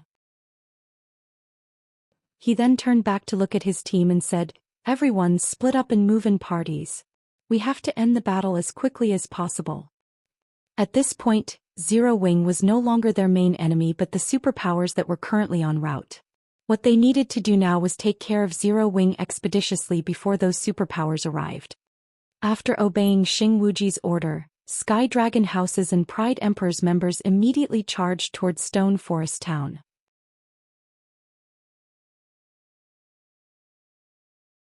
Chapter 2149, Divide. Uncle Yuan, this is bad. Stone Forest has just become a city. Its foundations have yet to be stabilized. Now is the perfect time to attack it. Those superpowers that held off before are now going all out and sending manpower to this place. With just the few of us here, I'm afraid we'll have a difficult time protecting Stone Forest, Purple Jade said, a serious expression on her face as she read the latest report from the guild. Previously, although various superpowers were tempted into action by Stone Forest Town, they had dispatched only a small portion of their strength to capture it. However, due to Stone Forest Town's promotion, Starlink wasn't the only superpower going all out anymore. Other superpowers now intended to pull out all the stops for seizing Stone Forest Town. Even one superpower going all out would be enough to give the Secret Pavilion a headache, all the more a group of superpowers doing so. It might be fine if the upcoming battle took place in the outside world. However, they were inside the bottomless abyss. Dispatching ordinary experts here would be utterly meaningless. They would just become liabilities. Only experts at the refinement realm standard or above could provide useful combat power. However, the total number of refinement realm experts the various superpowers had easily surpassed that of the Secret Pavilion. This black flame. Why didn't he inform us of this promotion beforehand? We are in a tight spot now. At this moment, Yuan Tiexin was also suffering a huge headache over this matter. Prior to Stone Forest's promotion, the town provided Zero Wing with a significant number of advantages in the bottomless abyss, but it did not put the guild in an absolutely advantageous position. After all, a town could accommodate only a very limited number of players. However, with Stone Forest Town's promotion, Zero Wing now essentially held full control over the entire bottomless abyss. How could this situation not make the various superpowers desperate and force them to go all out to capture Stone Forest Town? With this, even the Secret Pavilion would not be absolutely certain of defending Stone Forest Town. Uncle Yuan, the scouts we dispatched into the periphery have discovered Sky Dragon House's and Pride Empire's members.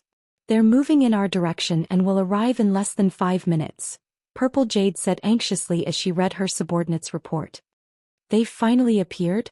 Do you know who's leading them? Yuan Tiexin was not particularly surprised by this revelation. After all, the secret pavilion had long known about the presence of these 2 super guilds in the bottomless abyss. Otherwise, the secret pavilion wouldn't have sent a team to Stone Forest Town as soon as teleportation to the town became available. They're Xing Wuji and Zhang Baiya. By the looks of it, the 2 of them are working together, Purple Jade said, her complexion darkening. Xing Wuji and Zhang Baiya were well-known monster-level experts in God's domain. Moreover, the teams they led were only second to their respective guilds' main forces. Even the team that the secret pavilion sent to Stone Forest Town would have trouble dealing with just one of these teams, let alone both at the same time. Why is it them? Yuan Tiexin's face sank when he heard the names of these 2 people. We don't have a choice. Jade, relay this matter to the guild leader immediately and have him send over as many players as possible. Also go and stop those 2. I'll meet with Black Flame to notify him about the severity of the matter. Hopefully he'll make the correct decision quickly. The situation was now out of the secret pavilion's control.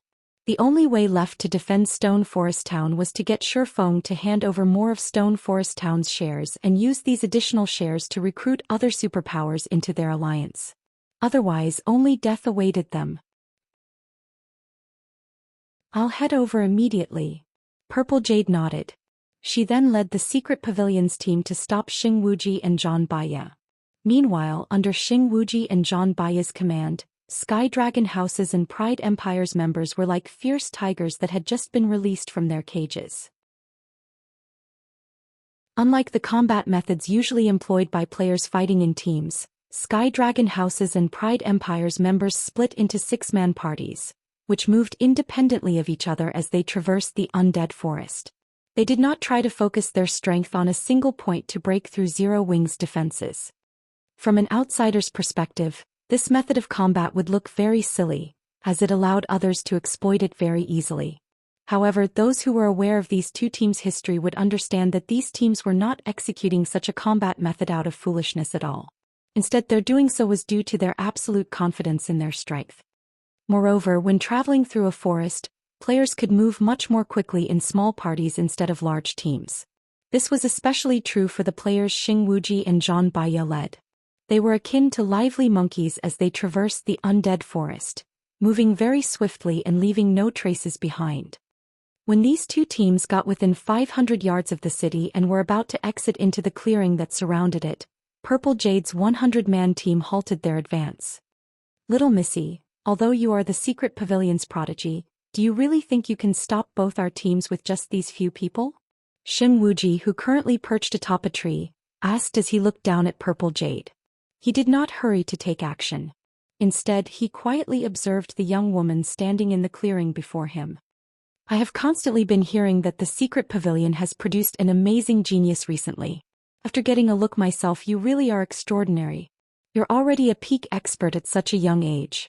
Unfortunately, I'm afraid you're still not enough to stop the both of us, Zhang Baiya said as he walked out of the forest. Although Xing Wuji and Zhang Baiya had spoken in very amicable tones, the auras they radiated were incomparably frightening. Even the many refinement realm experts standing behind Purple Jade felt the threat of death when bathed in this aura. In addition, the secret pavilion's members could also sense many other bone-chilling killing intents being directed at them from the forest. Every one of these killing intents was enough to make their bodies shudder. They felt that if they let their guard down for even a moment, they would definitely die a tragic death here. At this moment, the secret pavilion's members were also certain that, if not for them representing the secret pavilion, Xing Wuji's and Zhang Baiya's teams would have long since taken action. So these are the Heavenly Demon team and Horn Dragon team led by Ghost Mage and Meteor Hammer? Purple Jade automatically grew vigilant as she observed the numerous parties hidden within the forest. Just the peak experts she could sense before her right now already numbered as many as 15. Moreover, unlike herself, these peak experts had already been in the Void Realm for a long time and had much more combat experience than she did. Not only were they much more experienced at fighting against experts that had equal or superior combat standards, but their control over their five senses was also far superior to her own. Not to mention, every member of Xing Wuji's and Zhang Baiya's teams boasted top-tier equipment. Even the weakest piece of equipment on them was level 65 fine gold rank, with many of them fully geared in level 65 dark gold equipment. There were even 10-odd experts with epic items. As for Xing Wuji and Zhang Baiya, each of them sported 4 epic items, with the rest being level 65 dark gold equipment. If these two teams were working together, even superpowers would receive a rough beating if they did not take the two teams seriously. Not to mention both these teams had powerful super guilds as backing. They did not have to fear any repercussions for their actions the way independent players did. After calming herself, Purple Jade smiled and said, "This is a misunderstanding. I am here only to receive you two. I have no intention of fighting." "It seems the secret pavilion understands the current situation," Xing Wuji laughed. "Say it then. How do you plan on dividing Stone Forest Town's shares?" "I'll state it clearly first. Pride Empire wants 30%, Zhang Baiya declared. Since old Zhang has said so, then Sky Dragon House will settle for 30% as well. As the secret pavilion is the first to occupy Stone Forest Town, it'll get 40%. I believe the secret pavilion won't have any complaints about this, right?" Xing Wuji said. The words of these two people immediately rendered Purple Jade speechless. Their combined demand was actually for 60% of Stone Forest Town's shares. Had these two people belonged to any other superpower, they definitely wouldn't speak so boldly to the secret pavilion. However, the super guilds these two represented were extremely strong and not afraid of any power in God's domain. In fact, if she were not representing the secret pavilion but some other superpower instead, these two people would not have demanded just 60%. If your secret pavilion has any opinions about this matter, speak up. However, you are not allowed to touch this bottom line," Xing Wuji said sternly when he saw Purple Jade hesitating to speak. Although Zhang Baiya did not make any additional comments, his attitude made it clear that he shared the same sentiments as Xing Wuji. As these two people were waiting for Purple Jade's reply, a man suddenly appeared from another corner of the forest. This man wore a quaint old cloak and had 2 exquisite long swords hanging at his waist. He gave the impression of a down-and-out swordsman that was just passing by. "Since you two want Stone Forest Town's shares, aren't you going to ask Zero Wing whether this is fine or not?"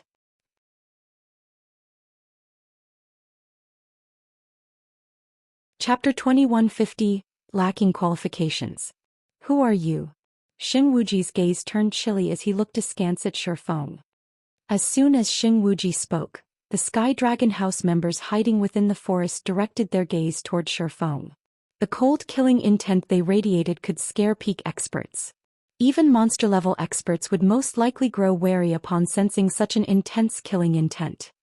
What happened next, however, stunned both Sky Dragon House's and Pride Empire's members. Despite having such an intense killing intent directed at himself, Shifeng remained at ease as he strolled toward Xing Wuji, his demeanor making it seem as if the intense killing intent did not exist at all. "Black Flame," Shifeng replied curtly. "So you're the Sword King?" Upon hearing Shifeng's answer, Xing Wuji immediately looked at Shifeng squarely. If the person Xing Wuji was dealing with were merely the guild leader of a first-rate guild, he wouldn't have bothered taking a second glance at the other party. After all, in terms of strength or status, he was on another level altogether compared to a first-rate guild's guild leader. However, Shifeng was different. Shifeng was a bona fide apex expert, someone of equal strength. The only reason why Xing Wuji had treated Purple Jade amicably before was the fact that she was the secret pavilion's representative. The secret pavilion was a transcendental power in the virtual gaming world, and it very rarely participated in the struggle between the various superpowers. It mainly moved for money and information gathering. However, the secret pavilion was not weak by any means. After all, it was impossible for a power to transcend without sufficient strength. In reality, even Sky Dragon House feared the secret pavilion greatly and would normally avoid coming into conflict with it. Sky Dragon House had decided to offend the secret pavilion only because too much was at stake this time. Guild leader Black Flame, since you've arrived as well, let's just speak frankly with each other, Xing Wuji said, chuckling. The current stone forest is no longer something you can afford to hold. Even the secret pavilion can't do so. After all, there are simply too many superpowers eyeing this place. If you wish to hold the city, your only choice is to work with us. We've already stated the amount of shares we want. Each of our guilds wants 30%. As for the remaining 40%, you can decide how you want to split it with the secret pavilion. Our guilds won't mind whatever decision you make. That's right. This is our bottom line. If negotiations fail, then we'll simply switch to another method to negotiate, Zhang Baiya said, nodding. He then turned to look at Purple Jade and continued, however, I'm afraid the end result then will be undesirable to the secret pavilion. Although Zhang Baiya also valued experts like Shifeng highly, in front of the various superpowers, Shifeng alone would be helpless to change anything. In Zhang Baiya's calculations, Shifeng didn't have any authority in their negotiations at all. The one actually in control of Stone Forest Town should be the secret pavilion. Meanwhile, Shifeng's appearance here was only a negotiating tactic for the secret pavilion to gain more benefits. Guild leader Black Flame, both Sky Dragon House and Pride Empire are super guilds with extraordinary strength. Both of them are far stronger than even the current Starlink. Now that the two of them are working together, if it really comes down to a fight, what with the interference of other superpowers, the outcome will not be pleasing, Purple Jade said. She naturally understood what Zhang Baiya was trying to say. Moreover, as a core member of the secret pavilion, she understood very clearly just how frightening these two super guilds were. However, Shifeng didn't know this, so she needed to explain things to him. Otherwise, the consequences would be unimaginable. However, as soon as Purple Jade finished speaking, Shifeng turned his gaze toward Zhang Baiya. Bottom line. Shifeng chuckled.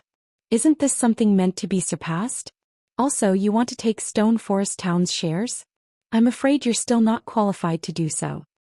The atmosphere in the area immediately hit rock bottom. As for Purple Jade, she nearly fainted from anger when she heard Shifeng's words. Her intention had been to let Shifeng understand how powerful the guilds backing Xing Wuji and Zhang Baiya were and have him appease these two people first. That way they would still have hopes of negotiating for better terms afterward. Now, however, not qualified?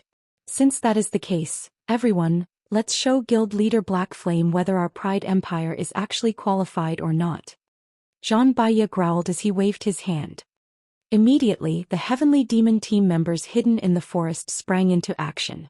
Over 20 level 66+ melee experts instantly surrounded and attacked Shifeng. The coordination between these melee experts was excellent. They evenly split their attacks into 4 stages, with every member taking on a specific role in the assault.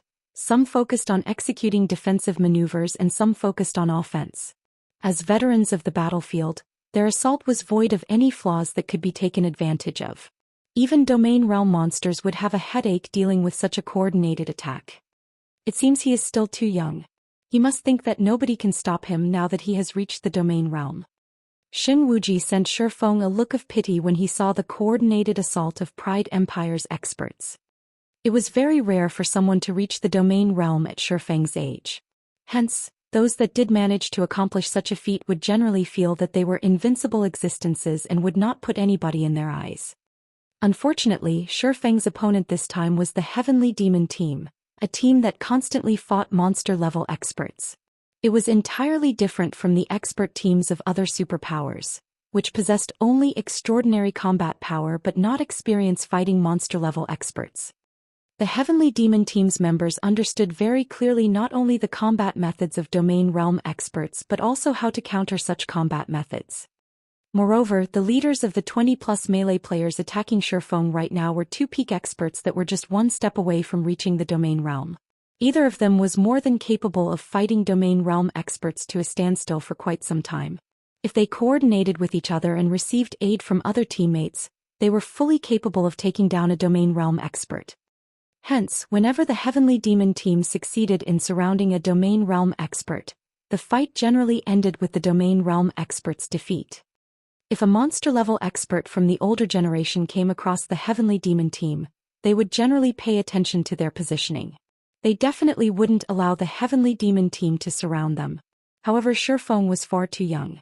Furthermore, he was someone that came from a minor power that had no background whatsoever, so it was normal for him to be ignorant of the Heavenly Demon team. Otherwise, he definitely wouldn't have committed such a low-level mistake. Meanwhile, when Purple Jade saw that Shifeng was surrounded, her complexion darkened immediately. She was well aware of just how powerful the Heavenly Demon team was and the team's many exploits. Hence, she knew that Shifeng was now in an extremely precarious situation. She immediately unsheathed her sword, intending to reinforce him. However, before she could even take a step forward, she suddenly felt a chilling gaze directed at herself and the threat of imminent death. Her body froze up on instinct. "Little Missy, I advise you not to take action. This matter is between Zero Wing and Pride Empire. If you make a move, then I'll have no choice but to take action as well," Xing Wuji warned slowly. Upon hearing this, Purple Jade had no choice but to abandon her thoughts of helping Shifeng. Judging by Xing Wuji's phrasing, she deduced that there was still ground for recovery. This fight was being regarded as only a small friction between Zero Wing and Pride Empire. If she were to intervene, however, the fight would take on a whole different meaning. The secret pavilion would be standing in direct opposition to both Sky Dragon House and Pride Empire. Then there would no longer be any room for negotiations. When Purple Jade resumed her previous stance, Xing Wuji nodded in approval before returning his gaze to Shifeng. He was eager to see just how far Shifeng had progressed in the domain realm. At their standard, strength could no longer be determined using common sense. Even if Shifeng was killed multiple times today and lost a significant amount of progress, he could still climb back up to prominence one day. After all, opportunities that ordinary experts found hard to attain could be easily secured by experts of their standard. In fact, domain realm experts could almost certainly secure any opportunities they came across. Their levels and equipment standard wouldn't pose a hindrance to them. This was also the reason why the various superpowers abhorred dealing with domain realm experts. In the next moment, 2 peak experts and 6 flowing water realm experts from the Heavenly Demon team launched a pincer attack on Shifeng. The 2 peak experts focused only on offense while the 6 flowing water realm experts divided their roles between offense and defense. As for the other melee players, they focused on preventing the swordsman from escaping the encirclement. They were all ready to trade blow for blow with him. When dealing with a peak expert that abandoned defense and focused solely on offense, even domain realm experts would have to tread carefully. Normally, the best way for domain realm experts to cope with such suicidal peak experts was to temporarily go on the defensive and wait for an opportunity to deal a fatal blow. Now, however, Shifeng had to deal with not only 2 void realm experts and 3 flowing water realm experts, all of whom were attacking him hell-bent on mutual destruction, but also 3 flowing water realm experts defending these 5 suicidal experts. However, contrary to everyone's expectations, even when the great swords of the 2 peak experts were about to land on Shifeng's body, the swordsman still showed no signs of wanting to dodge the attacks at all. Instead, he brandished his 2 swords and greeted the incoming attacks in battle. 2 bright flashes entered everyone's eyes, followed by 2 loud metallic clangs. In the next moment, both peak experts abruptly went flying over a dozen yards. Their bodies crashed heavily into the ground, their HP bars decreasing by a sizable chunk. The arms of both peak experts also trembled violently as they stiffened up.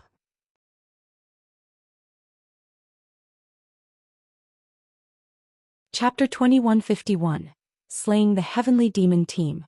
The instant the 2 peak experts went flying, everyone in the Heavenly Demon team was stunned. The 6 flowing water experts supporting the 2 peak experts even forgot to attack Shifeng. They simply stared at the man before them in utter disbelief. If the 2 players Shifeng had just sent flying were any other peak expert, the 6 would at most be a little surprised. However, they knew exactly how powerful those 2 peak experts were. The 2 peak experts' combat standards aside, their weapons and equipment alone were already considered the best among the best in the current God's domain.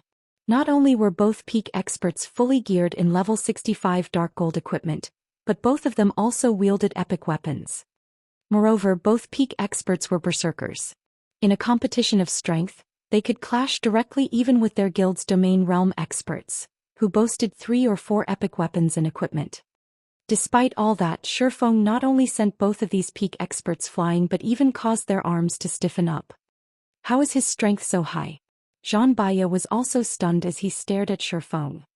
The two peak experts that went flying could exhibit strength rivaling great lords of the same level. They could even hold their own against strength-based great lords in a frontal confrontation. However, Shifeng effortlessly nullified the combination attack of the two peak experts, and sent both of them flying. Only grand lords of the same level could accomplish such a feat. A monster-level expert with the strength of a grand lord of the same level. After Zhang Baiya thought up to this point, his complexion turned incomparably grim. Before the Heavenly Demon team members could react to the unexpected development, Shifeng took a step forward, the two swords in his hands suddenly transforming into dazzling streaks of lights. In the next moment, a beautiful lotus of light bloomed around him. Swords transmigration. 12 sword lights instantly cut through the 6 flowing water realm experts standing idly around Shifeng. Although these 6 experts had sensed the attacks, the 12 sword lights were simply far too fast for them to react to. Moreover, the sword lights were accurately aimed at their defensive blind spots. In the end, they could only watch as the sword lights pierced through their bodies. A moment later, all 6 flowing water realm experts collapsed at Shifeng's feet. The entire process had been so quick that the rear-line healers didn't even get a chance to start casting their healing spells. So strong. With this kind of speed and strength, even that old thing from our guild might be inferior to him, Xing Wuji exclaimed in astonishment. When Sky Dragon House's members heard Xing Wuji's comment, they could not help but stare at Shifeng in shock and horror. Xing Wuji was one of Sky Dragon House's main pillars. There were only 3 people in the entire guild that Xing Wuji would refer to as an old thing. And they were existences that even their guild leader had to treat with the utmost respect. As for the equipment these 3 people wore, all sorts of guesses were bandied about in the guild. However, the consensus was that each of these 3 people had at least 7 pieces of epic equipment on them.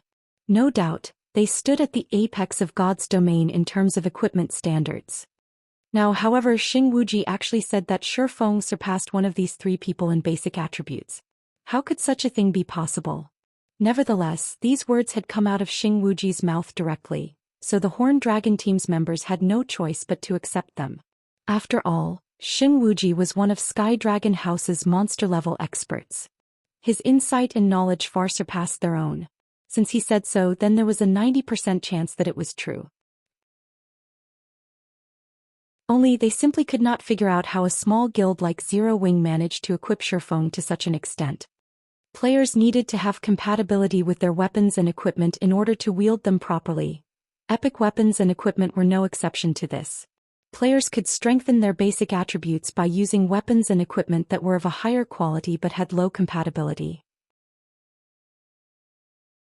However, by doing so, they would not only fail to increase their combat power but even decrease it instead. From Shifeng's performance, it was evident that he was using weapons and equipment that were compatible with him. However, obtaining 7 or more pieces of epic equipment that had high compatibility was extremely difficult. The first reason was the rarity of epic items. The second reason was the high repetition rate of certain equipment parts. At this stage of the game, first-rate guilds might have 20 or 30 epic items, but the majority of these were for the head, top, and legs. Items for other parts of the body such as capes, belts and pauldrons were in the minority. Some first-rate guilds might not even have epic equipment for these parts. Hence, players faced extreme difficulty obtaining 7 or more pieces of epic equipment that were compatible with them. Members of super guilds were no exception. Meanwhile, after Shifeng killed the 6 flowing water realm experts from the Heavenly Demon team, Zhang Baiya no longer dared to take the situation lightly. He immediately took out a bottle of purple gold potion. The potion's bottle was made out of mana stone, and the potion exuded dense mana that was palpable even from several dozen yards away. For other players from the Heavenly Demon team also took out the same potion and drank it. The instant the 5 players drank the potion, a purple gold divine rune suddenly appeared on their heads. The aura their bodies radiated also skyrocketed in intensity. What? The Heavenly Demon team actually prepared 5 divine protection potions? The corners of Xing Wuji's mouth twitched slightly when he saw the potion the 5 players consumed.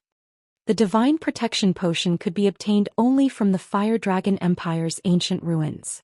The value of each bottle rivaled that of an epic item, and even the Horned Dragon team he led had only 2 bottles prepared. Players who consumed the divine protection potion would temporarily receive a god's blessing, which improved their life ratings by a significant margin. Of course, the potion was only effective for players at Tier 3 or below. Normally, when Tier 2 players consumed the potion, they would gain basic attributes close to the Tier 3 standard. Now that 5 players from the Heavenly Demon team had consumed the divine protection potion, the team essentially gained 5 semi-Tier 3 players. It should be known that the difference between tiers was massive in God's domain. Although the 5 players from the Heavenly Demon team could only be considered semi-Tier 3 players right now, the combat power they could exhibit would still surpass anything Tier 2 players could hope to achieve. Not to mention of the 5 players that consumed the divine protection potion, 4 were peak experts, and 1 was a monster-level expert. In the next moment the 5 players started fighting it out with Shifeng, the attacks of both sides wreaking great destruction on their surroundings. From afar the fight between these 6 players looked more like a battle between monsters than one between players. Right now, any one of the 5 players from the Heavenly Demon team had the combat power to defeat monster-level experts. They were akin to strategic missiles in a field battle, able to slay a 1,000-man team of ordinary experts all by themselves. They were frightening existences that were basically unstoppable.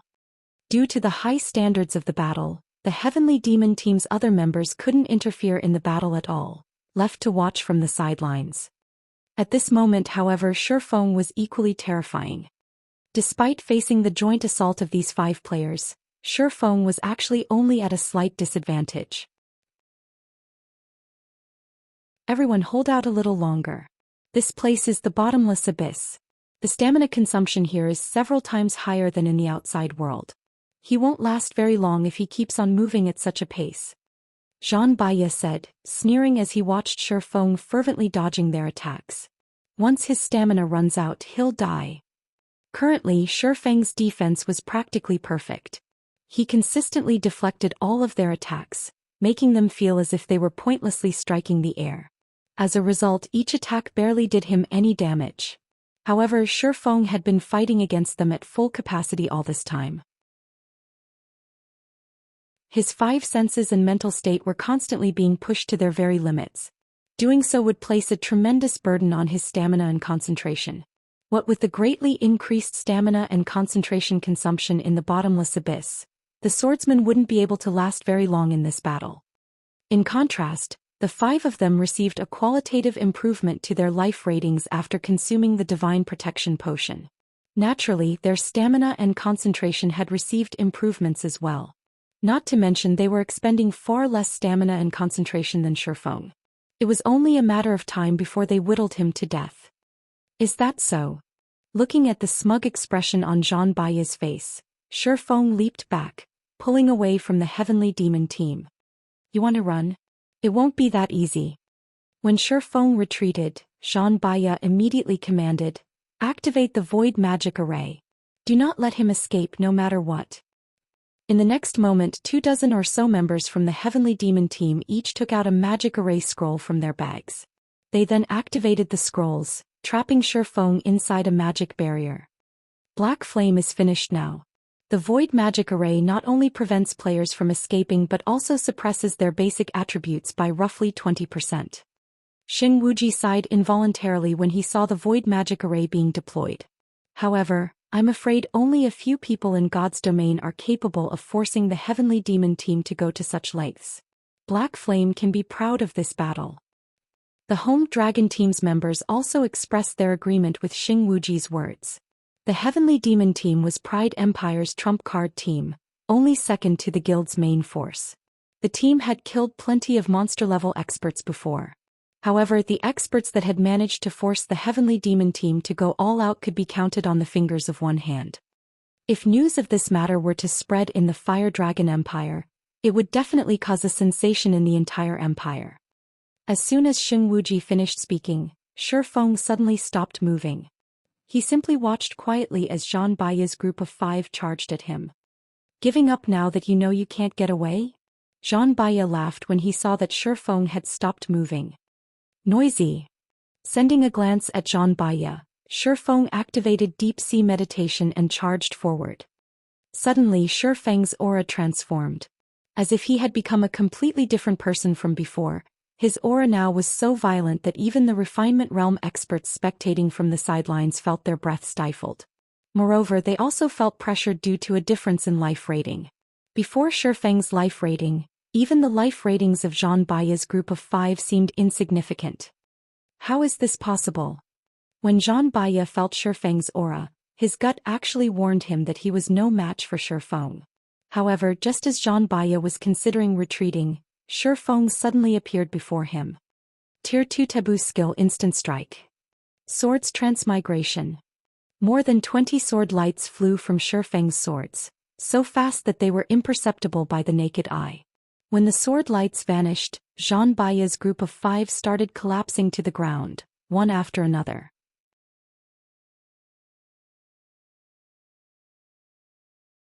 Chapter 2152, Inhuman Combat Power. The entire area sank into utter silence at Zhang Baiya's death.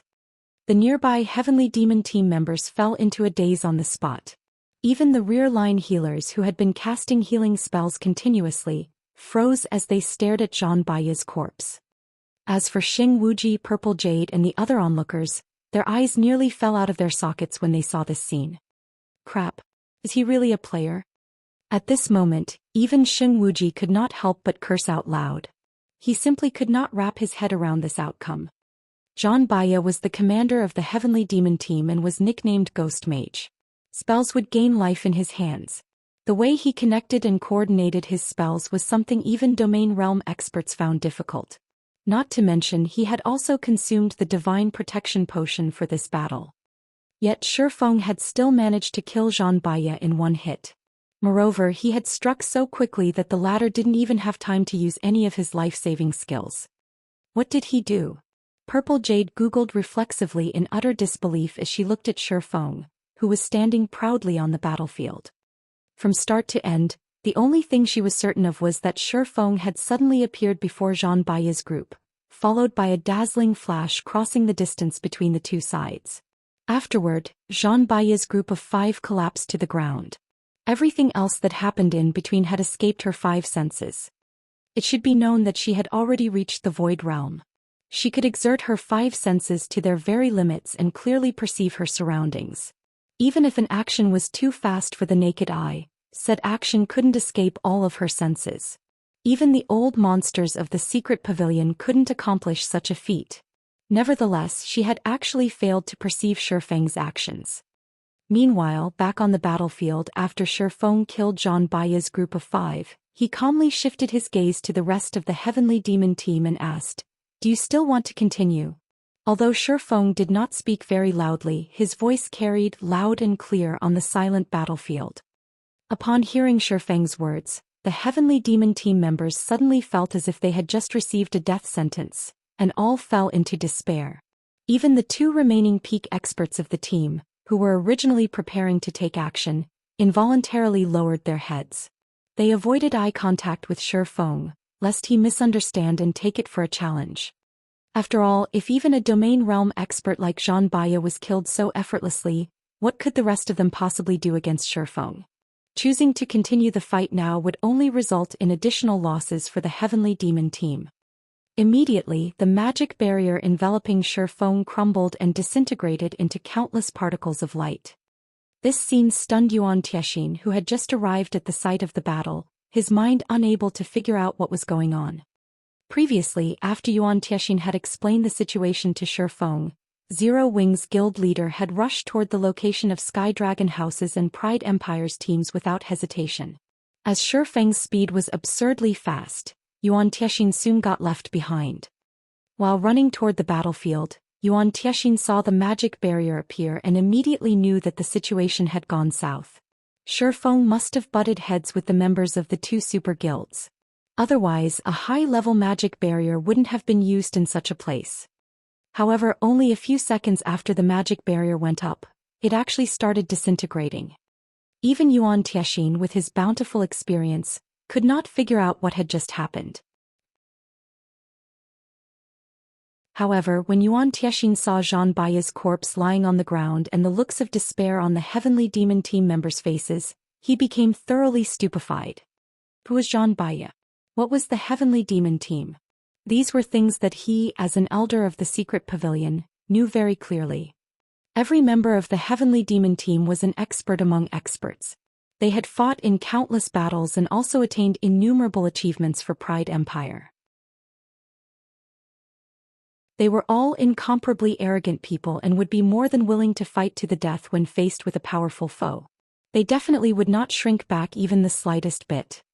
Now, however, no matter how Yuan Tiexin looked at the Heavenly Demon Team's members, he could not find any trace of fighting spirit on their faces, their eyes brimming with only fear as they looked at Shifeng.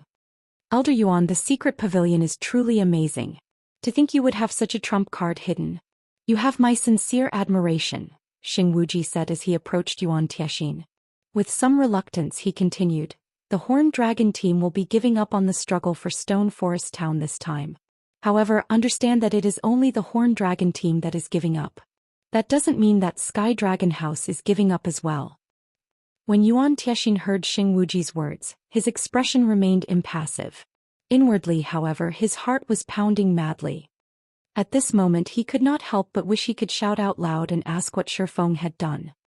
Why would the almighty Home Dragon Team choose to yield without even putting up a fight? Before Yuan Tiexin could sort out his emotions, Xing Wuji had already led his team away from the undead forest. Xing Wuji did not dare to stay here for even a moment longer and risk his team's annihilation. Only after confirming that the Horned Dragon Team and Heavenly Demon Team had left the battlefield did Yuan Tiexin ask Purple Jade about what had happened. Without missing a detail, Purple Jade told Yuan Tiexin everything she saw. So that's the case. If it were up to me, I would most likely have made the same decision as Xing Wuji. Yuan Tiexin revealed a bitter smile as he looked at the direction Xing Wuji and the others had taken.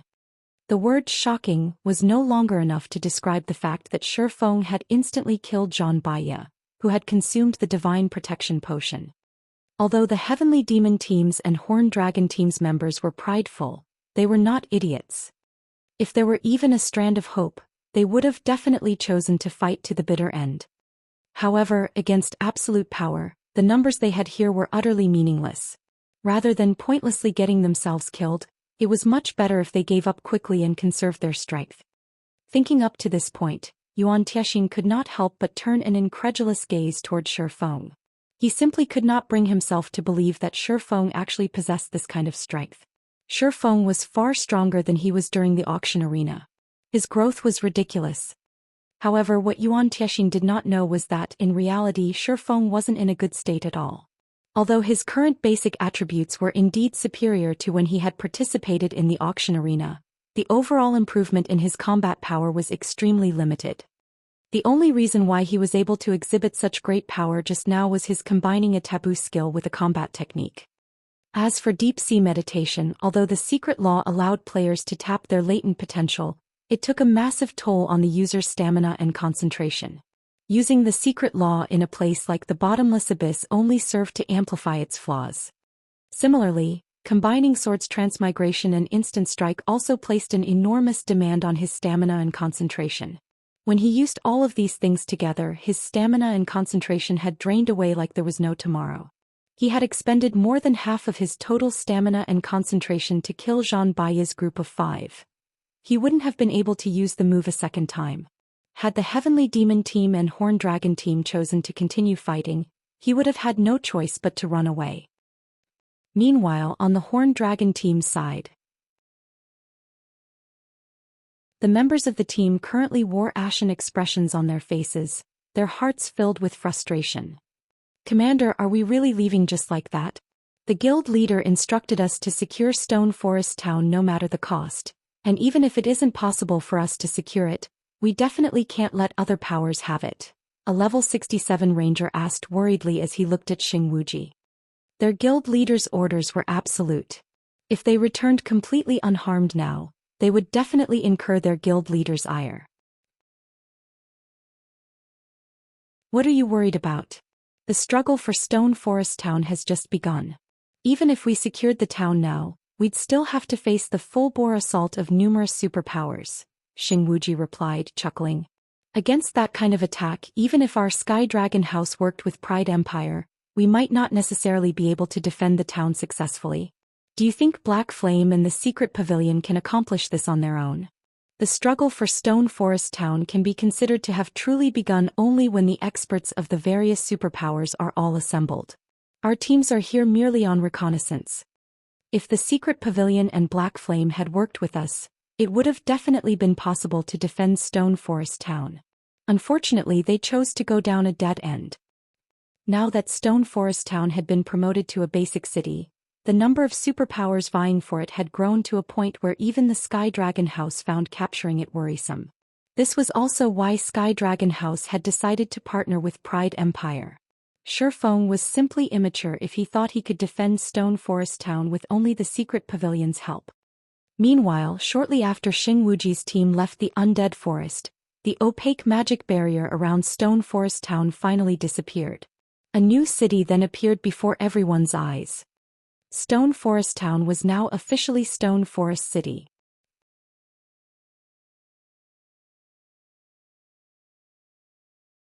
Chapter 2153, Stone Forest City. The appearance of Stone Forest City immediately caused an uproar among the players present in the Undead Forest. Stone Forest Town had occupied only a small portion of the area covered by the magic barrier enveloping the center of the Undead Forest.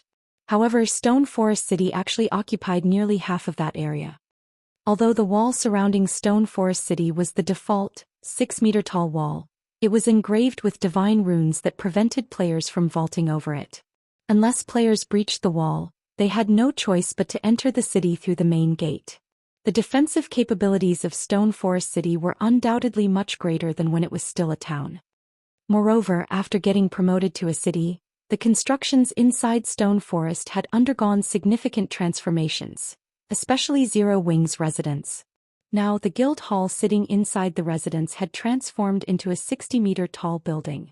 It looked like a massive mountain and was visible even from several thousand yards away. After Zero Wing's guild hall, the structure that had undergone the most changes was the Zero Wing Auction House. The Zero Wing Auction House was an advanced construction. After Stone Forest Town became Stone Forest City, the auction house became a 12-story tall building that occupied a significant portion of the city's main street.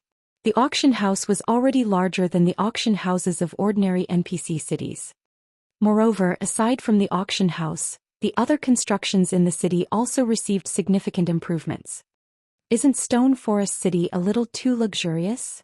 Purple Jade could not believe her eyes as she took in the towering buildings filling Stone Forest City. As a core member of the Secret Pavilion, she had seen quite a few guild cities. She had even personally conducted an investigation into several of them. However, she could say with absolute certainty that Stone Forest City was visibly better than every one of the guild cities she had visited. In fact, Stone Forest City looked much more splendorous than even the current Zero Wing City. It looked nothing like a recently promoted city at all. At this moment, Purple Jade wasn't the only person surprised by Stone Forest City's appearance. Even Easy Wind was stunned. The development of a guild city was a gradual process. All the information the Secret Pavilion had gathered supported this contention. However, Stone Forest City wasn't following the rules at all. Although I don't know what is going on here, the fact that Stone Forest City has already developed to such an extent means that we'll have a much greater hope of defending it. After Yuan Tianxin took a look at the various constructions filling the city, he promptly commanded his subordinates, notify the main headquarters immediately and have them transfer reinforcements through the temporary residence. We need to get Stone Forest City's defenses fully operational before the various superpowers arrive. In God's domain, the more prosperous a guild city was, the more NPC soldiers it could employ. Meanwhile, the constructions within a city played a huge role in determining its prosperity. With how prosperous Stone Forest City was, it should have a much greater advantage than other newly promoted guild cities when it came to recruiting NPC soldiers. There was a huge difference between Tier 1 and Tier 2 NPCs. Tier 2 NPCs in particular would have their combat standards affected by a city's prosperity. The more prosperous the guild city they worked for was, the better their combat standards would become. Take one of the few earliest guild cities that had appeared in God's domain for example. At this point, the Tier 2 NPCs employed by these cities already had combat standards at the late stage of the Trial Tower's 5th floor. Including the advantage and basic attributes that NPCs had over players and their high levels, they could kill Tier 2 experts as if they were toying with ants. The current Stone Forest city might not be comparable to those old guild cities, but the Tier 2 NPC soldiers it hired should be capable of exhibiting combat standards at the 5th floor's early stage or middle stage. If Stone Forest City could employ a large number of such Tier 2 NPC soldiers, these soldiers would be a frightening force. This was also the reason why the various superpowers were so desperate to capture Stone Forest City now. A guild city was at its weakest just after completing its promotion. If they allowed Stone Forest City to reach its peak state, the cost of capturing the city would become several dozens of times higher. However, despite Yuan Tiexin and the others vocally expressing their curiosity about Stone Forest City's prosperous state, Shifeng did not give them an explanation. He simply chuckled and entered the city via the main gate. If he had promoted Stone Forest Town to a basic city through the normal method, it would indeed have ended up like any other newly promoted guild city. At most, the new Stone Forest City would occupy a larger area and have a taller wall. The constructions inside the city would remain mostly the same as before. However, Stone Forest Town was promoted using a Gold Town promotion order. Hence, after the town's promotion, the constructions inside it would be upgraded as well. This could be said to be the hidden benefit of upgrading a town using a promotion order. Meanwhile, after the crowd outside entered Stone Forest City, everyone received another surprise. Zero Wings members in particular revealed ecstatic expressions on their faces. At the moment, Stone Forest City's magic towers were clearly still inactive, yet the city's mana density was absurdly high, at least twice as high as Stone Forest Town's when all 3 of its magic towers were activated. It should be known that Stone Forest Town was already treated as a sacred training ground by players, as it was capable of improving players' 5 senses by 10%. Stone Forest City's current mana density, however, was capable of improving players' 5 senses by at least 15%. Although it was only a 5% increase, it could increase a player's training efficiency by at least 20%. After all, the greater a player's 5 senses were, the more useful their 5 senses would be in helping them improve their combat standards. Meanwhile, it was incredibly difficult for players to improve their 5 senses the further up they went. If ordinary players could train here, they might even become 5th floor experts within a month. Purple Jade's breathing quickened when she experienced the atmosphere inside Stone Forest City. Ordinary players might not know how much time and effort it took to become a Trial Tower 5th floor expert, but the Secret Pavilion did. The Secret Pavilion had specifically carried out a detailed analysis of the topic. Normally, a relatively talented player would take 2 or 3 months to reach the Trial Tower's 5th floor from an ordinary player's standard. Needless to say, the average ordinary player would take even longer to accomplish this feat. However, Purple Jade could say with absolute certainty that so long as an ordinary player was willing to put in the effort, they could definitely reach the Trial Tower's 5th floor within a month in Stone Forest City. The reason why superpowers were able to be known as such was not only their humongous capital but also their excellent training systems. They had specialized research teams tasked with studying and formulating methods of improving the strength of players and creating experts rapidly. The various superpowers expended an unimaginable amount of time and resources in order to improve the strength of their members quickly. However, most of their investments ended up in disappointment. Moreover, the training methods they did manage to create could be enjoyed by only a small number of players. Stone Forest City, on the other hand, was a natural training ground. Not only did it yield amazing training effects, but it could also accommodate an astronomical number of players. When Purple Jade imagined a guild filled entirely with expert players, her scalp tingled. Most likely, even current super guilds would shudder at this thought. However, during the time the Secret Pavilions and Zero Wings members were enthusing over the benefits Stone Forest City offered, a huge commotion suddenly erupted in the forest a short distance from the city. The noise was so loud that it echoed throughout the undead forest. In the next moment, 3 gigantic flaming elephants walked out of the forest, each one up to 100 meters tall. Their flaming bodies also caused the space around them to blur. Flaming War Elephant, Elemental Creature, Mythic, Level 85. HP 450, 000, 000/450, 000. Aside from these 3 Flaming War Elephants, several thousand players also emerged from the forest. Every one of these players was level 66 or above, and they all wore Starlink's guild emblem. Meanwhile, leading these players was none other than Bright Dawn, one of Starlink's vice guild leaders.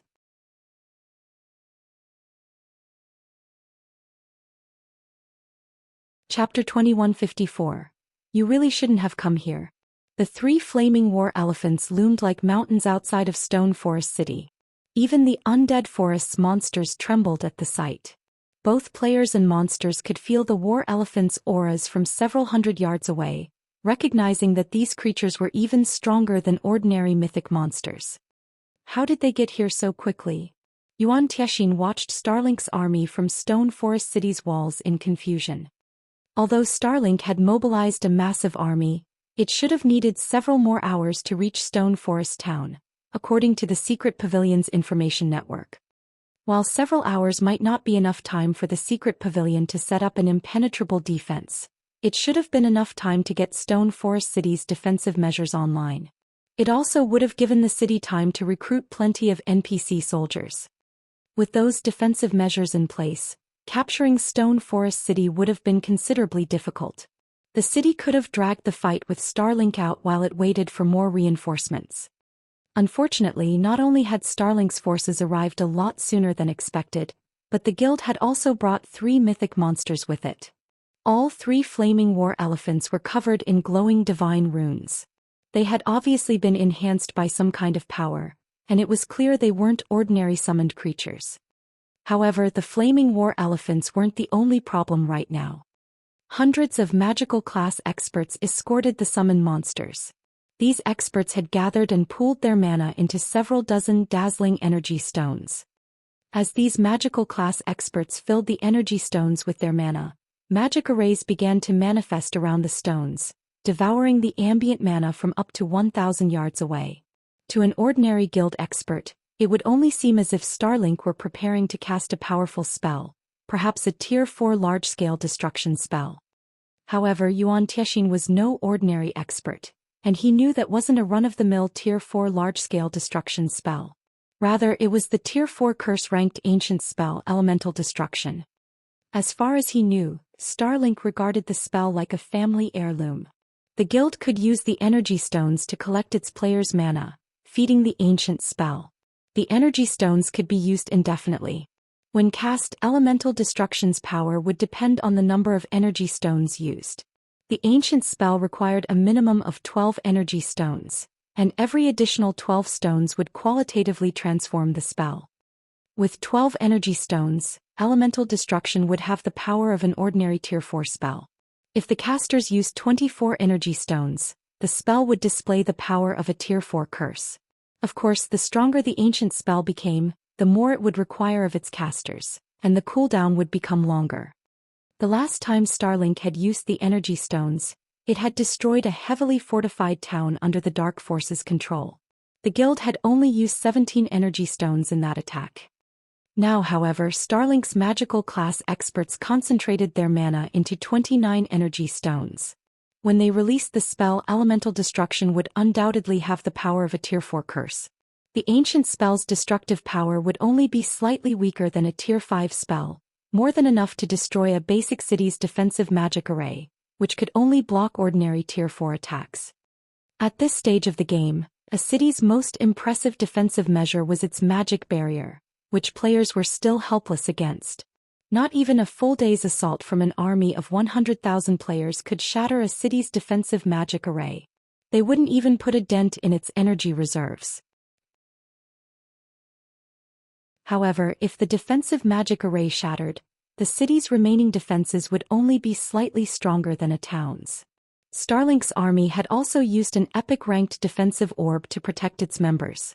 Although an epic defense orb's magic barrier was no match for a city's defensive magic array, it could withstand a few Tier 4 attacks. Unless Stone Forest City's defending forces could deplete the defense orb's mana, they wouldn't be able to harm Starlink's players. Meanwhile, as the home dragon team departed from the undead forest, it noticed the colossal magic array that hovered near the cavern's ceiling. Despite standing several thousand yards away, the team's members could feel its domineering aura. Amazing! So this is Starlink's rumored elemental destruction spell? Xing Wuji watched the mana fluctuations above grow stronger in shock. They must have originally prepared this to capture another undead fortress. It seems Starlink is really desperate to deal with Stone Forest City. Sky Dragon House had some understanding of the elemental destruction spell since it had obtained a few energy stones of its own. However, as the guild hadn't yet reached the minimum requirement to use the ancient spell. Although the energy stones could be used indefinitely, the stone's cooldown would be relative to the strength of the spell they powered. If one used 12 energy stones to cast elemental destruction, the stone's cooldown would be 10 days long. By Xing Wuji's reasoning, using 29 energy stones to cast elemental destruction would result in a 20-day cooldown at the very least. As God's domain rapidly developed, a 20-day time span was incredibly precious. If Starlink had used its energy stones to capture another fortress in the ancient undead country, rather than using them against Stone Forest City, it could have earned astronomical profits from the fortress during that 20-day wait. But since the superpower was in a hurry, Starlink had chosen to use the 29 energy stones to destroy Stone Forest City's defensive magic array. In reality, the guild could have relied on the 3 mythic-ranked flaming war elephants to shatter Stone Forest City's magic barrier in a short time. The only reason Starlink would use elemental destruction here despite the exorbitant cost, was that it must want to end the battle as quickly as possible. I suppose you didn't expect that we'd meet again so soon, Guild Leader Black Flame, Bright Dawn said, looking down on Shifeng who stood on Stone Forest City's wall, with a smug grin from atop a flaming war elephant. You gave me 2 choices earlier. Now I'll do the same for you. Either get lost or die. Choose. During their earlier encounter he had been afraid of Shifeng, but now the tides had turned. With 3 level 85 mythic monsters and a tier 4 curse-ranked elemental destruction at his command, he could even defeat a group of monster-level experts, much less Shifeng. Boss, why are you wasting your words on him? Let's just force him to hand over his treasures and an extra piece of epic equipment. Otherwise he'll have no hope of leaving this place alive. That's right. How can we let him off the hook so easily after such a long trip? Bright Dawn's confidants expressed their opinions on the matter. They all wanted to tear Shifeng to shreds to satisfy their resentment for the swordsman.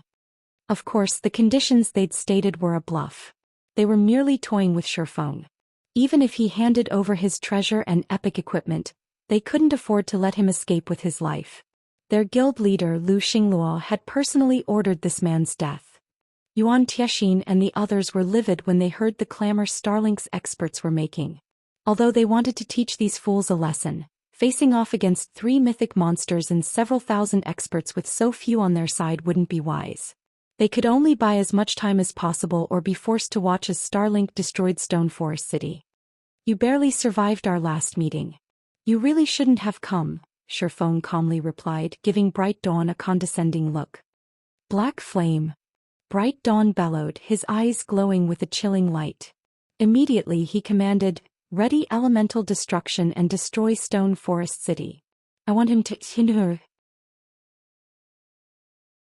Before Bright Dawn could finish his statement, however, Shifeng revealed the Tier 4 magic scroll he had obtained from the Lord of Fire, empowering it with an elemental source. He activated the scroll without hesitation. Suddenly, a humongous magic array appeared above Starlink's force, gathering mana far faster than Starlink's elemental destruction. The mana fluctuations even destabilized space around it. Before anyone could react, a streak of blue-purple lightning descended. Boom!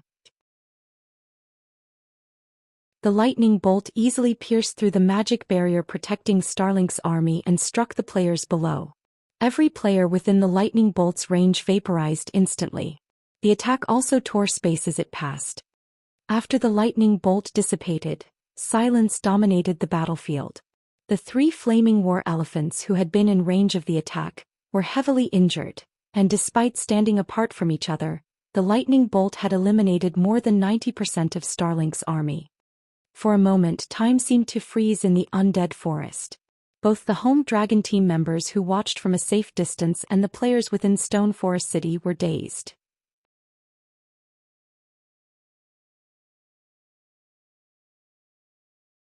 Chapter 2155, Suppressing Starlink. As the dust settled, it revealed a crater extending over 400 yards across. Thousands of weapons and equipment filled the newly formed pit. Moreover, even the most inferior item in the crater was level 65 fine gold rank. Even superpowers would be tempted into action by so many top-tier items in one place. However, not a single watching player harbored any thoughts of greed as they gazed upon the battlefield. Rather, horror dominated their hearts. A single attack had slain several thousand experts in the blink of an eye. Moreover, they weren't ordinary experts. Most of those players were refinement realm experts, peak experts in first-rate guilds, yet they had died without offering any resistance. How is this possible? Yuan Tiexin, who observed the battlefield from Stone Forest City's walls, could hardly believe this outcome. Starlink had used an epic ranked defense orb, an item that was even more valuable than Zero Wing's movement-type defensive magic array and capable of enduring Tier 4 attacks. Could even withstand an assault from magic towers. This defense orb was the reason that Bright Dawn had dared to move within 1,000 yards of Stone Forest City. The defense orb's only flaw was its troublesome refueling process. Players would have to wait a long time before they could sacrifice more magic crystals to restore the defense orb's energy after a use. Even so, Starlink had relied on this defense orb to crush unyielding Soul's army and foiled the guild's plans to capture one of the ancient undead country's fortresses. And yet, Shifeng had shattered the defense orb's magic barrier in an instant. The barrier hadn't even given the lightning bolt pause. Once the barrier had shattered, the lightning bolt had continued, killing thousands of Starlink's experts and injuring 3 mythic monsters. Just how much strength has Black Flame hidden? Xing Wuji, who watched from a safe position, gaped at the swordsman's figure through a magic mirror. Shifeng's success in slaying the heavenly demon team had already been frightening, but it paled in comparison to the power he had just revealed. Had Shifeng used this move earlier, neither the Horn Dragon team nor the heavenly demon team would have walked out of the undead forest alive. He would have turned them all to ash. Shortly after Shifeng's attack, Bright Dawn, who had been a pile of ash, began to reform in his previous position on the back of the flaming war elephant. When he saw the destruction before him, shock and rage flashed in his eyes. Black Flame, I want you dead. Bright Dawn screamed, his eyes becoming bloodshot. As one of Starlink's vice guild leaders, the guild had given him an ancient resurrection scroll, which would grant him a second life without the usual death penalties. Unfortunately, the ancient resurrection scroll was incomparably precious, so obtaining another was practically impossible. However, the scroll wasn't the most expensive loss.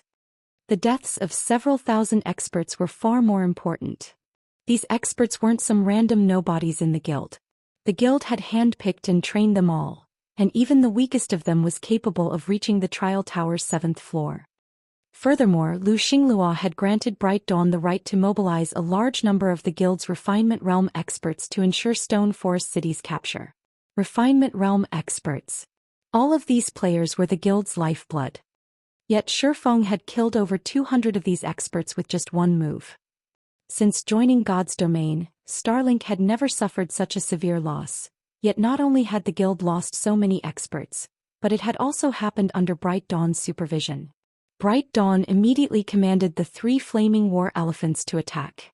With a furious roar, the 3 mythic monsters charged towards Stone Forest City's defensive magic array.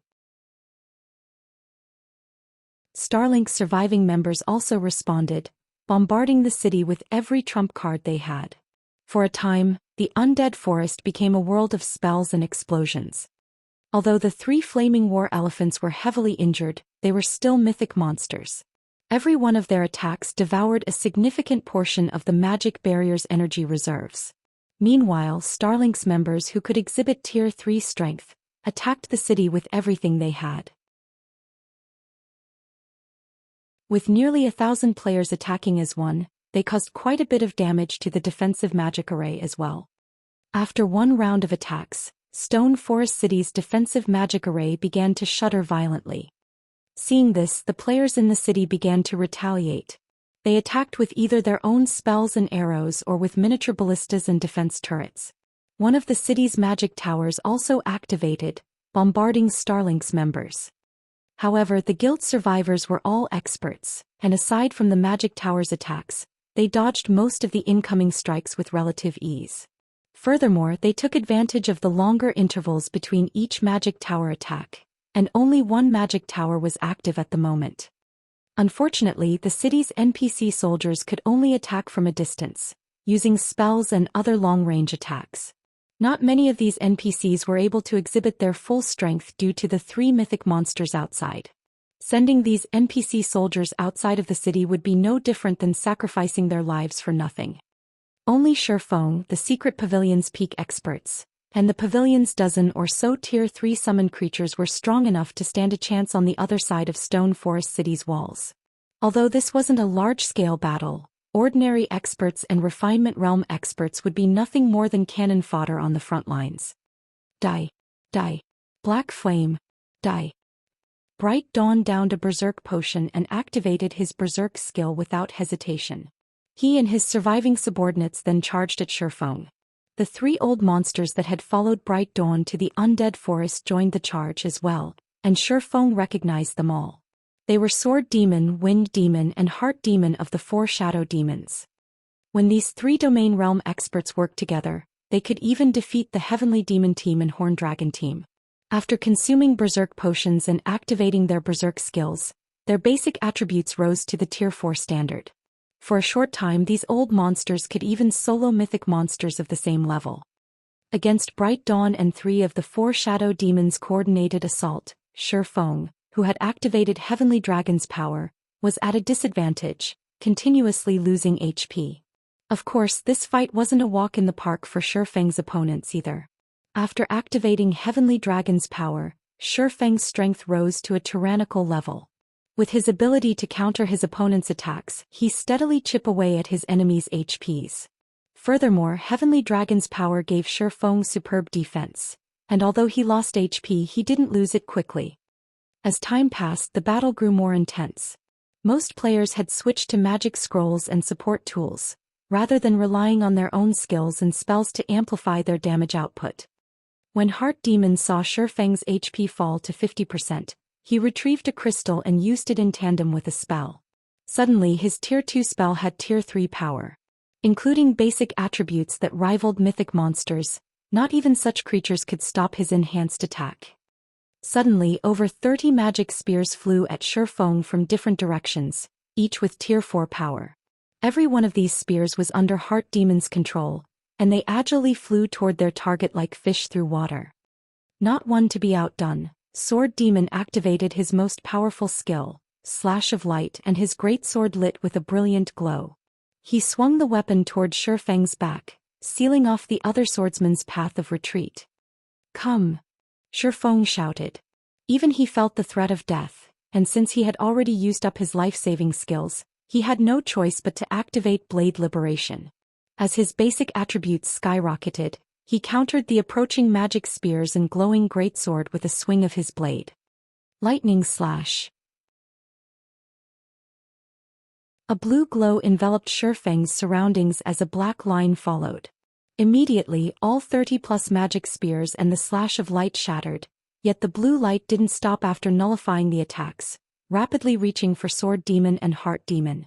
In the end, neither old monster evaded the incoming attack, dying instantly as their HPs hit 0. Every expert on the battlefield was stunned. With his strength alone, Shifeng had fought 4 of Starlink's great experts. 3 of these 4 players were even monster-level experts, existences that could even give the various superpowers massive headaches. In the end, however, not only had Shifeng proven to be their match, but he had also instant-killed 2 of them.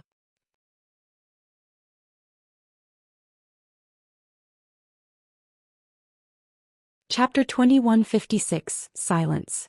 Bright Dawn and Wind Demon, who had stood a little behind Sword Demon and Heart Demon, almost instinctively slid to a halt and jumped back the moment they saw their two allies fall, not daring to step any closer to Shifeng. After increasing the distance between them and this terrifying swordsman, they stared at Shifeng, who currently radiated the aura of a ferocious, wild beast. Could he actually be an old monster in disguise? Wind Demon stared at the man in question in shock. Sword Demon and Heart Demon had undoubted wielded basic attributes at the Tier 4 standard, yet even after combining their attributes and combat standards, they hadn't even survived one of Shifeng's attacks. Wind Demon could no longer fathom Shifeng's strength. However, what truly shocked Wind Demon was the swordsman's temperament. Shifeng behaved nothing like a man of his age. Previously, if he and Bright Dawn hadn't stood behind their comrades, they wouldn't have had the time to react to Shifeng's transformed aura and activate their life-saving skills. Shifeng would have killed them all with that last attack. Shifeng had directed Sword Demon and Heart Demon right where he wanted them, in the midst of activating a skill when Shifeng had attacked. When players activated a skill in God's domain, they had to wait for a brief moment before they could activate another. The stronger the skill was, the longer they'd have to wait. Shifeng had clearly taken into account this interval and waited for the perfect moment to strike. He fought like an assassin, waiting for the perfect moment to land a fatal blow before revealing himself. Although Sword Demon and Heart Demon had sensed the change to Shifeng's aura, they had been in the midst of activating a skill and unable to react to their enemy's perfect timing.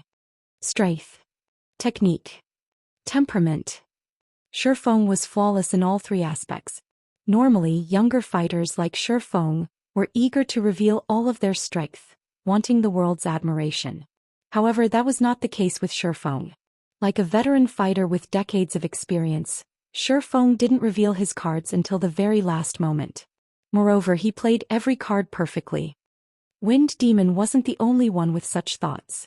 Even Yuan Tiexin, who watched from afar, was astonished. Since Yuan Tiexin had met Shifeng, the swordsman had revealed one trump card after another.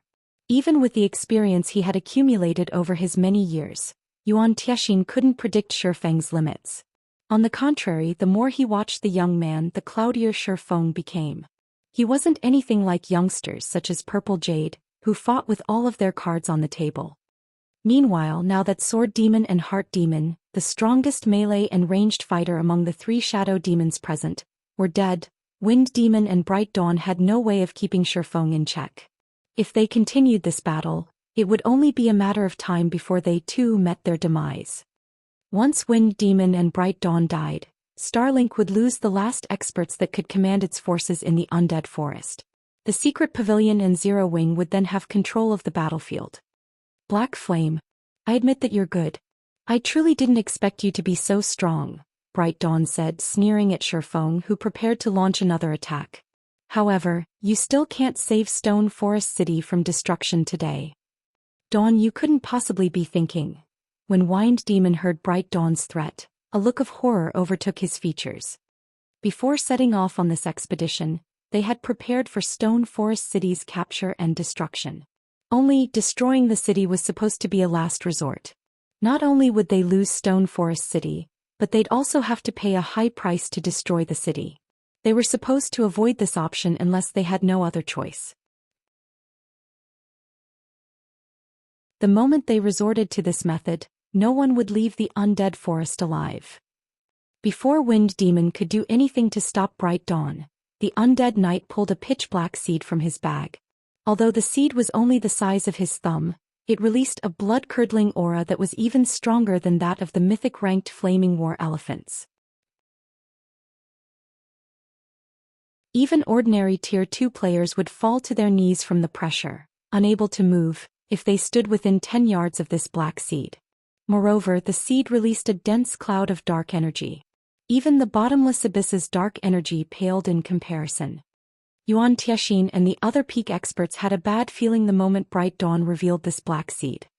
At their standards, they could push their 5 senses to their very limits, and their 6th sense was just as sharp. This was why experts like them could avoid dangerous situations when exploring God's domain. Meanwhile, their instincts screamed a warning when they saw the black seed, insisting that they flee. As Yuan Tiexin and his comrades thought of stopping the Undead Knight, who was clearly mad, Bright Dawn threw the seed to the ground.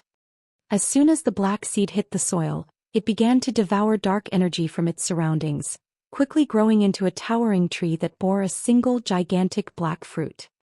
As the fruit fell to the ground, it cracked open and released an aura of death and destruction. Even the 3 flaming war elephants, which had been attacking Stone Forest City's magic barrier, froze in fear. Players over 1,000 yards away felt their bodies become heavy as the intense pressure washed over them. Even space seemed to freeze. A goat-headed demon with a snake tail then emerged from the split fruit. It bore 3 horns that were enveloped in emerald fire and wore a full set of pitch-black armor. To be precise, this armored creature wasn't just any demon, but a great demon far more powerful than its ordinary counterparts. Malphins Marquis. Demonic creature, great demon. Level 87. HP 640, 000, 000/640, 000. Black Flame. Aren't you such a skilled fighter? Now you can have your fill of combat. Bright Dawn laughed maniacally as he watched the great demon spawn from the Dark Seed. The Dark Seed was the final trump card Starlink had prepared to protect its fortress in the ancient undead country. But rather than protect it, this demon would ensure mutual destruction. This Dark Seed would summon a great demon, but not just an ordinary great demon. It summoned a great demon noble, which was even more terrifying. However, players couldn't control this great demon. Once it had been summoned, this great demon would slaughter every player in sight. It would also call forth a demon gate, calling forth a demonic army to the continent of God's domain. Hence, the Dark Seed was akin to a seed of destruction. Bright Dawn hadn't originally planned to use the Dark Seed, but Shifeng had foiled his plans yet again, and he had suffered a painful defeat in Starlink's name. After such a tremendous loss, he couldn't care less about what would happen if he used the Dark Seed. No matter what, Bright Dawn wanted Shifeng to watch the city he had built meet its destruction and throw Zero Wing into hell. When Yuan Tiexian saw the great demon Malphins, his expression became indescribably grim. Unlike ordinary monsters, demonic creatures were segregated by their bloodlines.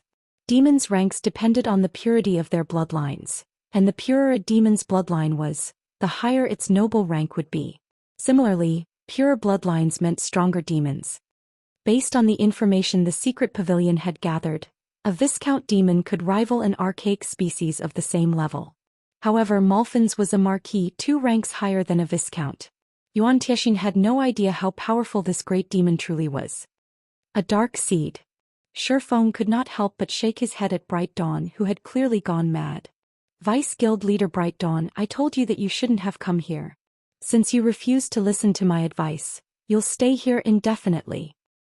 Shifeng then pulled out the Bible of Darkness and activated Divine Providence before shifting his gaze toward Malphins, who hovered in the air. He then began to chant an incantation. Demon Ruler. Suddenly, pitch-black chains appeared out of thin air and bound the great demon. Panicking, Malphins struggled against the chains, but Shifeng wielded the official copy of the Bible of Darkness. Not even a great demon could resist its power. After struggling for a moment, Malphins' eyes dulled as he lost his will. The great demon Marquis then flapped his leathery wings twice and descended toward Shifeng, positioning himself behind the swordsman out of respect. When they saw this, everyone on the battlefield fell silent.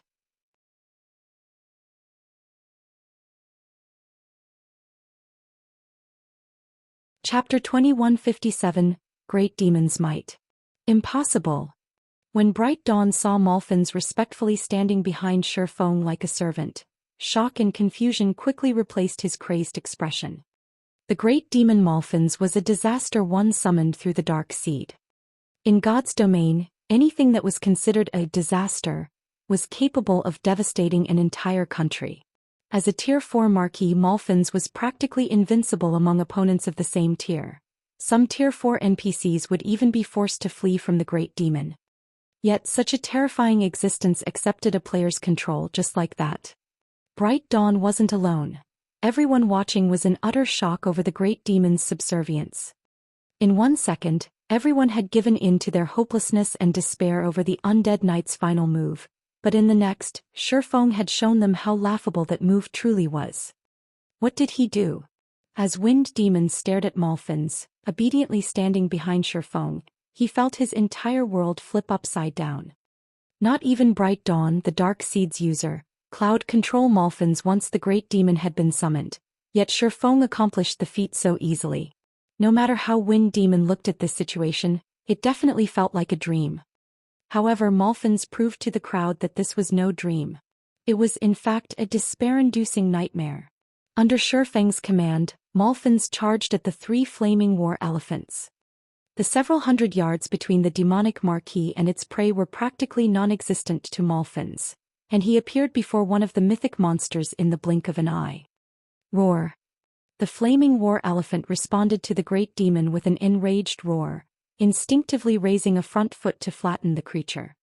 Although the flaming war elephant was heavily injured, its basic attributes were far higher than ordinary mythic monsters as a Tier 4 summoned creature.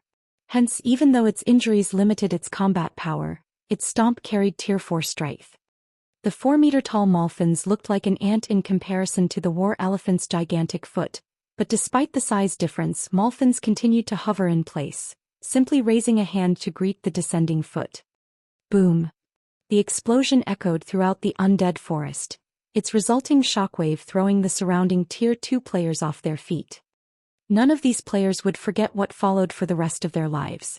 Malphins had actually stopped the flaming war elephant's mountain-sized foot. What was even more unbelievable was the fact that the great demon had accomplished the feat by using a single finger. No matter how much the flaming war elephant pushed, it was no stronger than a powerless infant. With a light push, Malphins forced the mythic monster to stumble several steps backward. The difference between their strengths was obvious. Malphins and the flaming war elephant were on entirely different levels. Crap! How powerful is that demon? Yuan Tiexian could not help but curse as he watched the scene play out. As an organization that mainly focused on information gathering, the secret pavilion had gathered far more data on God's domain than any other power. Naturally, the pavilion hadn't failed to study demonic creatures. According to the secret pavilion's research, demons weren't so powerful simply due to their extraordinary basic attributes, but because of the many skills and spells in their possession and their particularly high combat standards. Although Yuan Tiexian knew that a marquis-ranked great demon was extremely powerful, he hadn't thought that Malphins would be this powerful. That one exchange had made it clear that Malphin's strength was leaps and bounds above the flaming war elephants. Even without skills, spells, or combat techniques, the great demon could easily slay the Tier 4 summoned creature. However, Yuan Tiexian didn't know that Shifeng controlled the demonic marquis with the Bible of Darkness.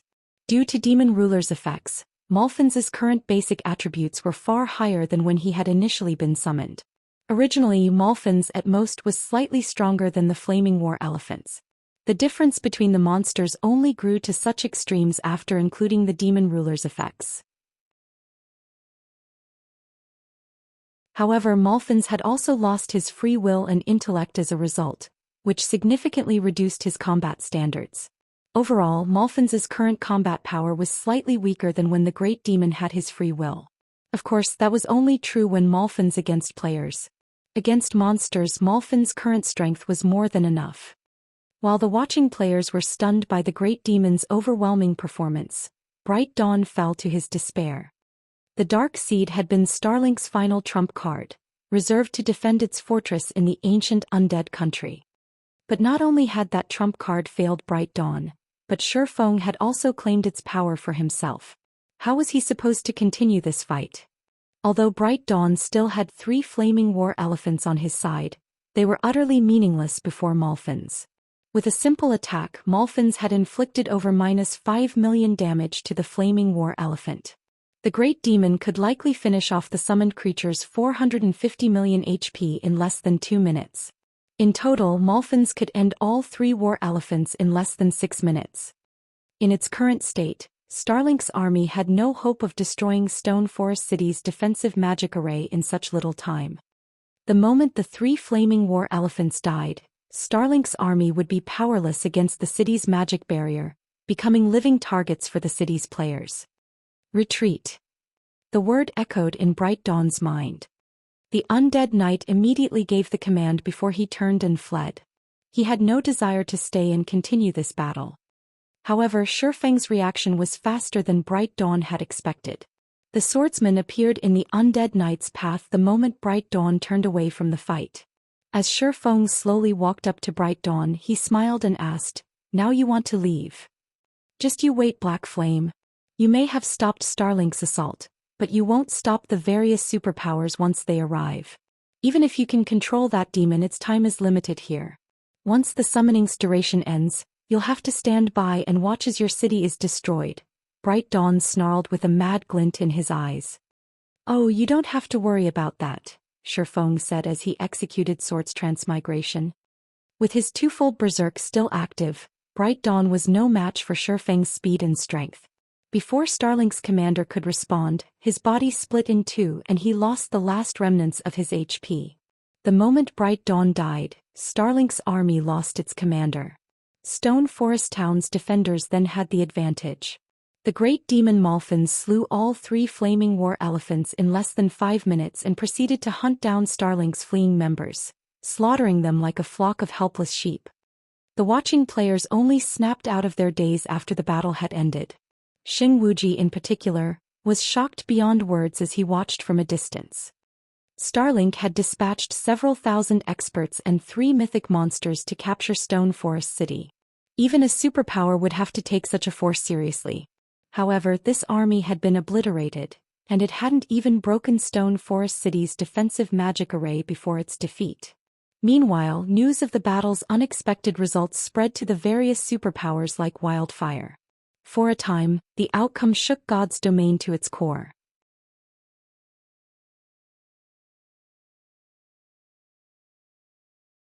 Chapter 2158, Shocking Battle. Star Moon Kingdom, White River City. Tall buildings and large crowds filled the city's business district. The scene was even more prosperous than most kingdoms' capital cities in God's domain. Currently, a man and a woman wearing Crimson Emperor's Guild emblem ventured down the street. The man had a handsome, majestic appearance, while the woman looked beautiful and intelligent. Both players had already reached level 68, and if they hadn't concealed their levels with their black cloaks, they would have been the center of attention wherever they went.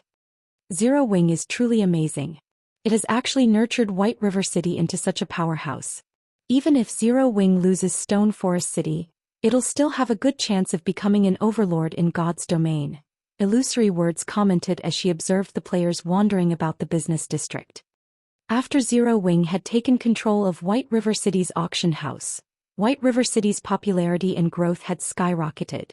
The city practically changed with each passing day as players surged through its gates. While most of the NPC cities with player-controlled auction houses had significantly improved as well, White River City's growth was far more pronounced. White River City's impressive development wasn't due to an influx of new players, but the arrival of well-known adventurer teams, merchant players and high-ranked lifestyle players. Since new players hadn't spent much time in God's domain yet, they lacked both individual and financial strength. They wouldn't be able to contribute much to a city or its ruling guild. However, the same wasn't true of adventurer team members, merchant players and lifestyle players with relatively high standards. Expert players could become usable combat power the moment they joined a guild, and merchant players could increase a city's economic prowess.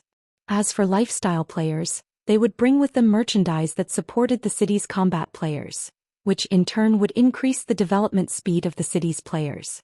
New players could neither compete with the benefits veteran players brought to a city, nor could they increase the ruling guild's profits. Crimson Emperor controlled 2 NPC auction houses, both of which were located in Kingdom's capital cities. The guild had invested plenty of resources in these 2 cities' development since the auction arena had ended, but both paled in comparison to White River City.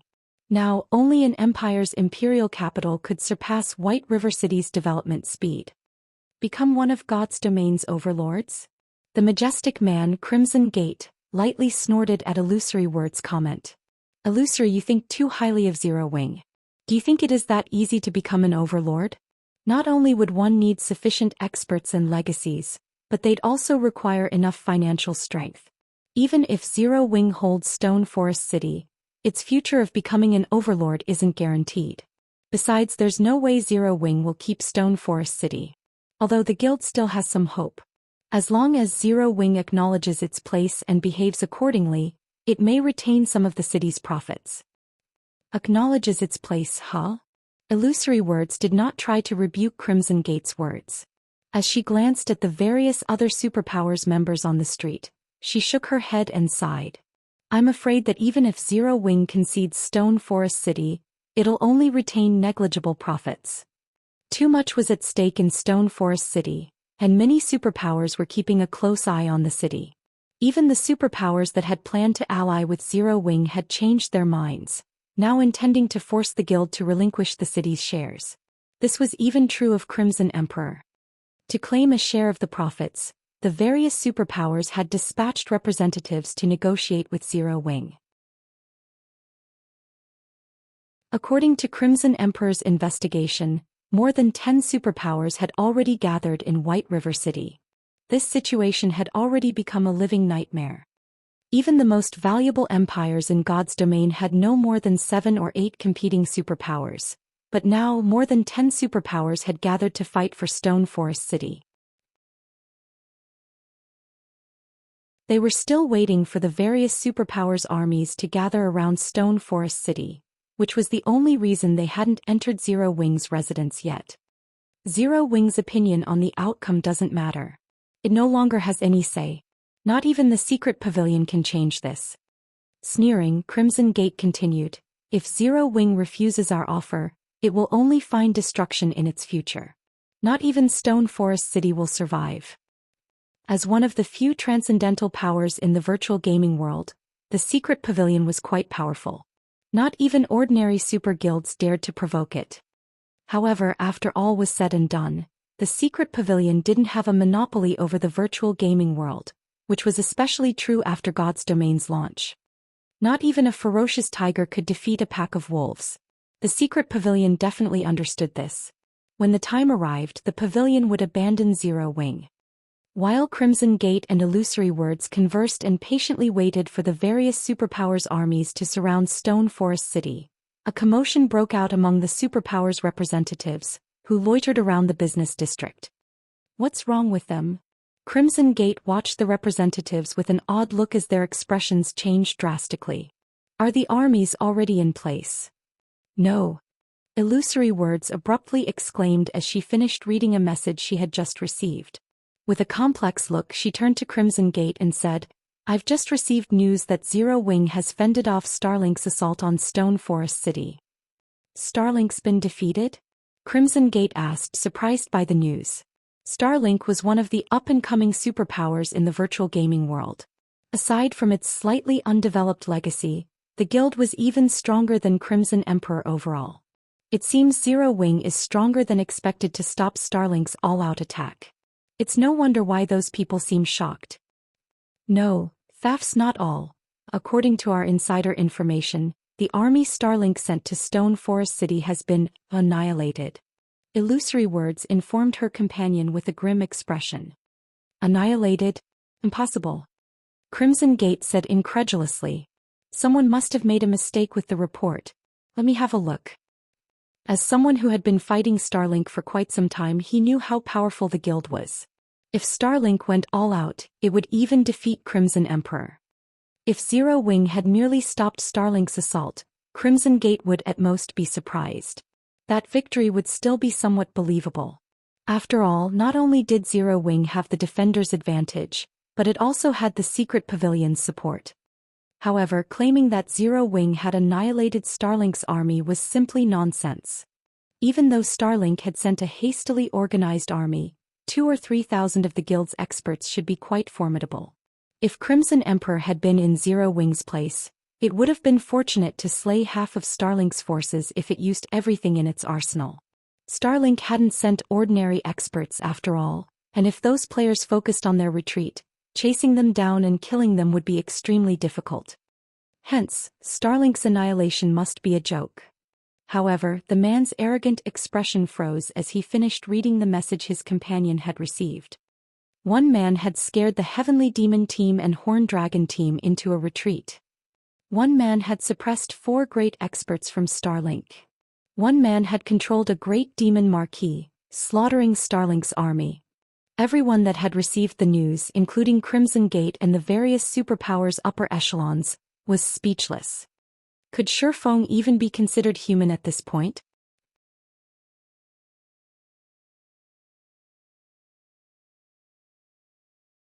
Chapter 2159, Death's Reward. The various superpowers representatives in White River City fell silent for a time, their expressions twisting after receiving news of Shifeng's battle. Black Flame is truly a monster. He's not even here and he's still capable of influencing the situation in White River City, Illusory Words said, smiling bitterly as she looked around. She was surprised to learn that one person was so powerful. I admit that he is amazing, but the various superpowers are far more afraid of that great demon marquis than they are of Black Flame himself, Crimson Gate said after recollecting himself. As he watched Shifeng's figure in the battle video, he sneered and continued. But at the end of the day, he's only using some special tool to control that great demon. He can't control it forever. Once Black Flame loses control of that monster, how does he plan to deal with the various superpowers? In God's domain, the stronger a monster was, the harder it would be to control. A player's control of such a being wouldn't last long either. Controlling a great demon marquis for several hours would be heaven-defying. However, how much could Zero Wing and the secret pavilion possibly fortify Stone Forest City in just several hours? Developing guild towns and cities was a gradual process. Not even a dozen hours would be long enough to alter Stone Forest Town's defenses significantly. Normally, a guild city would need several days before it could become fully operational, and the various superpowers' armies didn't need that long to surround the city. Shifeng might be able to contend with one superpower by himself, but what about the rest of them? In Crimson Gate's opinion, all Zero Wing had achieved by defeating Starlink was gaining some more time. This wouldn't change the end result.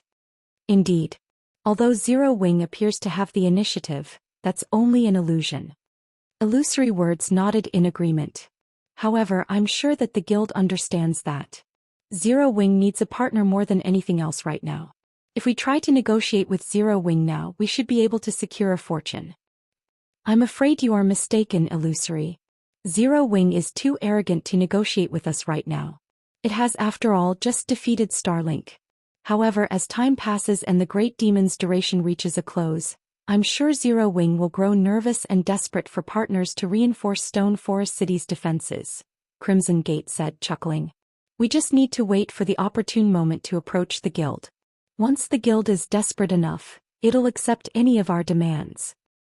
Even though Shifeng's performance had been impressive, he was still a pest before so many superpowers. He had only bought his guild a little more time. Crimson Gate wasn't the only one to bide his time. The other superpowers' representatives waited quietly as well. It seemed as if they were all waiting to watch Zero Wing make a fool of itself. Meanwhile, Yuan Tiexin, who had just received a report regarding the various superpowers' actions, could not help but frown. Sure enough, these superpowers aren't so easily fooled. None of them are taking action. Gritting his teeth, Yuan Tiexin turned to look at Shifeng and hurriedly asked, Guild Leader Black Flame, do you really plan to wait? The battle with Starlink had ended more than an hour ago, but none of the various superpowers moving towards Stone Forest City had attempted to make contact with Zero Wing or the secret pavilion. Although Yuan Tiexin was confident of the secret pavilion's strength, he knew that a tiger had no hope of beating a wolf pack. If they did not secure enough help to defend Stone Forest City, they'd likely struggle to get past the next hurdle. Yet despite Zero Wing's growing disadvantage, Zero Wing hadn't attempted to recruit allies over the last 2 hours. Yuan Tiexin had no idea what the swordsman was thinking. Once the great demon Malphins disappeared, they'd be fish on the chopping block. Of course not, Shifeng answered. That is reassuring. The secret pavilion has spies in the various superpowers. It shouldn't be difficult to discover their intentions. When do you plan to make your move, Guild Leader Black Flame? Yuan Tiexin asked, inwardly breathing a sigh of relief. He had worried that Shifeng would hold on to Stone Forest City's shares, refusing to sell them for any price. If that were the case, both Zero Wing and the secret pavilion would face the worst-case scenario. However, if Shifeng could rope in 2 or 3 more allies, their situation would be easier to handle. At the very least, they'd be able to defend Stone Forest City. The only problem would be assigning shares. But Shifeng shifted his gaze to the great demon beside him and calmly stated, "We should be able to move once he dies." When Shifeng finished his statement, the atmosphere around them froze. Yuan Tiexian couldn't help but glare at the man. "This isn't the time for joking, Black Flame." Yuan Tiexian was nearly speechless as he glowered at Shifeng. The great demon Malphins was the only reason the various superpowers were afraid of Zero Wing right now. Once Malphins died, Zero Wing would lose its advantage from defeating Starlink. The guild might even be in a worse position for wasting the various superpowers' time. Yet this swordsman had just told him that they were just waiting to watch Malphins die. Had anyone else made such a statement, Yuan Tiexian would likely have flown into a rage and beat them to a pulp. "I'm not joking," Shifeng said, chuckling at the bubbling elder before him. The dark seed was on par with a natural disaster in God's domain. It was a powerful enough tool to ruin kingdoms and devastate empires. Any power in the past that had obtained a dark seed had reserved the item as a final trump card, ensuring that it would defeat its enemies, even if it had to endure mutual destruction. However, there was one thing that current players did not know about the dark seed. Although the dark seed was a disastrous item, it was also a golden opportunity. Once the demon summoned with the dark seed died, it was guaranteed to drop the Dark Tower design. Constructing the Dark Tower was quite simple. In fact, it was more of a summoning than blueprints. Although the Dark Tower was not a peak construction, it was as close as possible. Not even the 4 towers of elements were as powerful. The moment Shifeng fell silent, Malphins cried out in anguish as silver fire began to devour its body, leaving nothing but ashes. Malphins's death stunned the Zero Wing and Secret Pavilion members watching. They all stared as horrified as if they had just received the death penalty. Once Malphins was gone, a golden-rimmed tome appeared on the ground in its place. The dark energy the tome exuded was no weaker than the dark seeds. The closest players felt incredibly uncomfortable as the dark energy touched them. The words Dark Tower Design graced the tome's cover.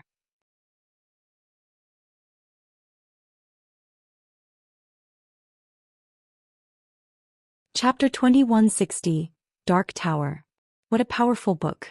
Its aura is strong enough to make my heart skip a beat. Purple Jade was astounded as she stared at the Dark Tower design that had appeared in the great demon Malphins's place. Normally, God's Domain's items didn't possess an aura, but those that did were extraordinary. As one of the Secret Pavilion's core members, Purple Jade had seen many items that exuded auras. That being said, she could count the number of items she had encountered that could make her heart skip a beat on one hand. Moreover, those items were generally tools left behind by some ancient god. Until today, she had never seen a book with such a powerful aura. "I'm afraid this will push the various superpowers into making their move," Yuan Tiexian commented with a grim expression after watching Malphins disappear. Unlike Purple Jade, he was in no mood to pay attention to the tome the great demon had dropped. The great demon Malphins had been Stone Forest City's protection charm, deterring any power from attacking. None of Zero Wing's enemies were confident of defeating a monster that was practically invincible among Tier 4 beings. It didn't even matter if the various superpowers mobilized every member. However, without Malphins, the various superpowers would no longer fear attacking the city. Not even 3 summoned mythic monsters would give the various superpowers pause. Now that Malphins was gone, the superpower spies within the Secret Pavilion and Zero Wing would rush to their guilds to report the matter. It wouldn't be long before the superpowers' armies gathered around Stone Forest City, and the Secret Pavilion and Zero Wing hadn't acquired any more allies yet. If only 3 to 5 superpowers were targeting the city, they might be fine. The Secret Pavilion would have a chance of defending the city, although the battle would be a tough one. Unfortunately, more than 10 superpowers were marching toward the city, and some of them were almost as powerful as the pavilion. This was no longer a fight the Secret Pavilion and Zero Wing could win by themselves. Furthermore, the Secret Pavilion had only transferred an additional 5,000 experts to Stone Forest City within the last 2 hours. Stone Forest City was located within the bottomless abyss, and due to the regional dungeon's harsh environment, Ordinary experts would be little more than cannon fodder in a battle here. Only stronger experts would be of any use. However, the secret pavilion had assigned these experts various locations throughout God's domain to maximize their use, and every one of them was busy with their own important tasks. Gathering these experts to one place in such a short time would be impossible. Although this was also the case for the various superpowers attacking Stone Forest City, when more than 10 superpowers banded together, their expert force would be astonishing. As Yuan Tiexian had guessed, the enemy superpowers received news of Malfin's death less than 30 seconds after the great demon had turned to ash. Good. Black Flame, let's see if you can back up that arrogance now. Bright Dawn, who had resurrected in Starlink's fortress, revealed a maniacal grin when he received the news. Starlink's army had been annihilated in the initial battle for Stone Forest City. As the army's commander, escaping persecution for his failure would be quite difficult. Although Starlink wouldn't kick him out of the guild due to his individual strength, his days as a vice-guild leader were likely numbered. The fact that he'd now get to watch Zero Wing lose Stone Forest City soothed his frustrated heart. Based on the latest report, 12 superpowers were marching their armies towards Stone Forest City. The two strongest forces among them were the Sky Dragon House and Pride Empire. The rest were on par with Crimson Emperor. In total, the 12 superpowers had dispatched around 50,000 experts for this battle. Every one of these 50,000 players was an expert among experts. In a first-rate guild, they'd all be members of the guild's trump card legions. Furthermore, quite a few of them were Refinement Realm experts. Not even Starlink's forces in the ancient undead country would stand a chance against this army, not to mention Stone Forest City. Meanwhile, the various superpowers representatives in White River City's business district were stunned when they heard of Malfin's death. What's wrong with Zero Wing? It hasn't contacted a single superpower since the Great Demon fell. Has Black Flame lost his mind? Illusory Words commented incredulously after reading the latest report. If Zero Wing had allied with another 3 or 4 superpowers, the matter would be settled. Although the guild would lose a significant portion of Stone Forest City's shares, it would still keep a cut of the city's profits. Zero Wing had already proven its strength to the various superpowers, and they wouldn't push too far in their negotiations. However, Zero Wing still refused to reach out to a single superpower, which had led to the tentative alliance between the slighted guilds. Now, Zero Wing had no hope of retaining any power within Stone Forest City. It seems Black Flame's ego has grown out of proportion after his victory over Starlink, Crimson Gate said indignantly. He shouldn't blame us for being merciless since he wants to keep the city for himself. Crimson Gate had assumed Zero Wing would rush to sign contracts with the various superpowers before losing the Great Demon Malfin's. He had planned to leave the guild hanging for a while before presenting the price for Crimson Emperor's assistance. Unfortunately, his patience had been in vain. Since Zero Wing had refused to act, Crimson Emperor was left with no choice but to participate in the struggle for Stone Forest City.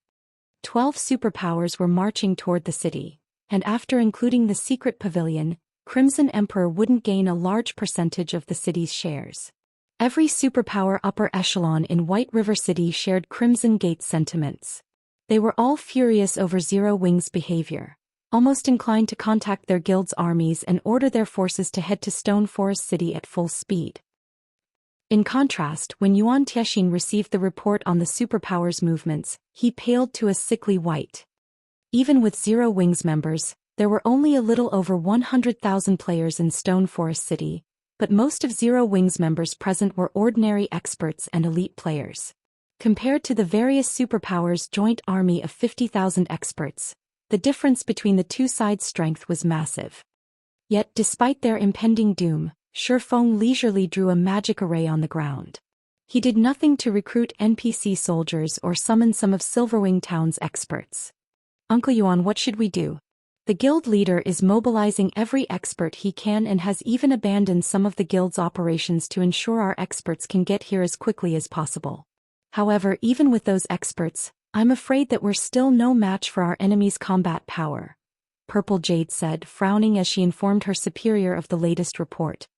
The secret pavilion had a little over 6,000 experts in Stone Forest City thus far, which was nothing in comparison to the superpowers' joint forces.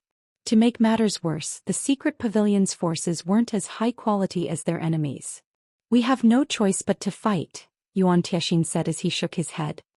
At that moment, Shi Feng finally made the final stroke, completing his magic array.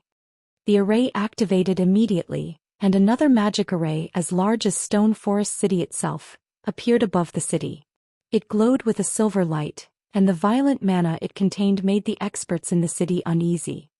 As this array completed, pitch-black darkness, like a moonless night, swallowed the undead forest. After 5 seconds, a steadily growing spatial tear appeared above the city. After another 3 seconds, the tear transformed into a colossal black hole. The black hole swallowed all light and no player could see anything within. However, they could feel an intense aura emerge from the phenomenon. As if time and space had frozen, every player in the city stared in shocked silence as a 100-meter 5-story tower dropped into the city's center. "What is that? How can dark energy be so dense?" Yuan Tiexian was astonished, unable to tear his eyes away from the tower that now graced Stone Forest City. Even he struggled to move while under the influence of the tower's aura. He'd be lucky to exhibit 10% of his combat power. In such a state, even an ordinary expert could defeat him. "Its name is the Dark Tower," Shi Feng announced with a satisfied smile. "Of course you can refer to it by its other name. The Tower of Death."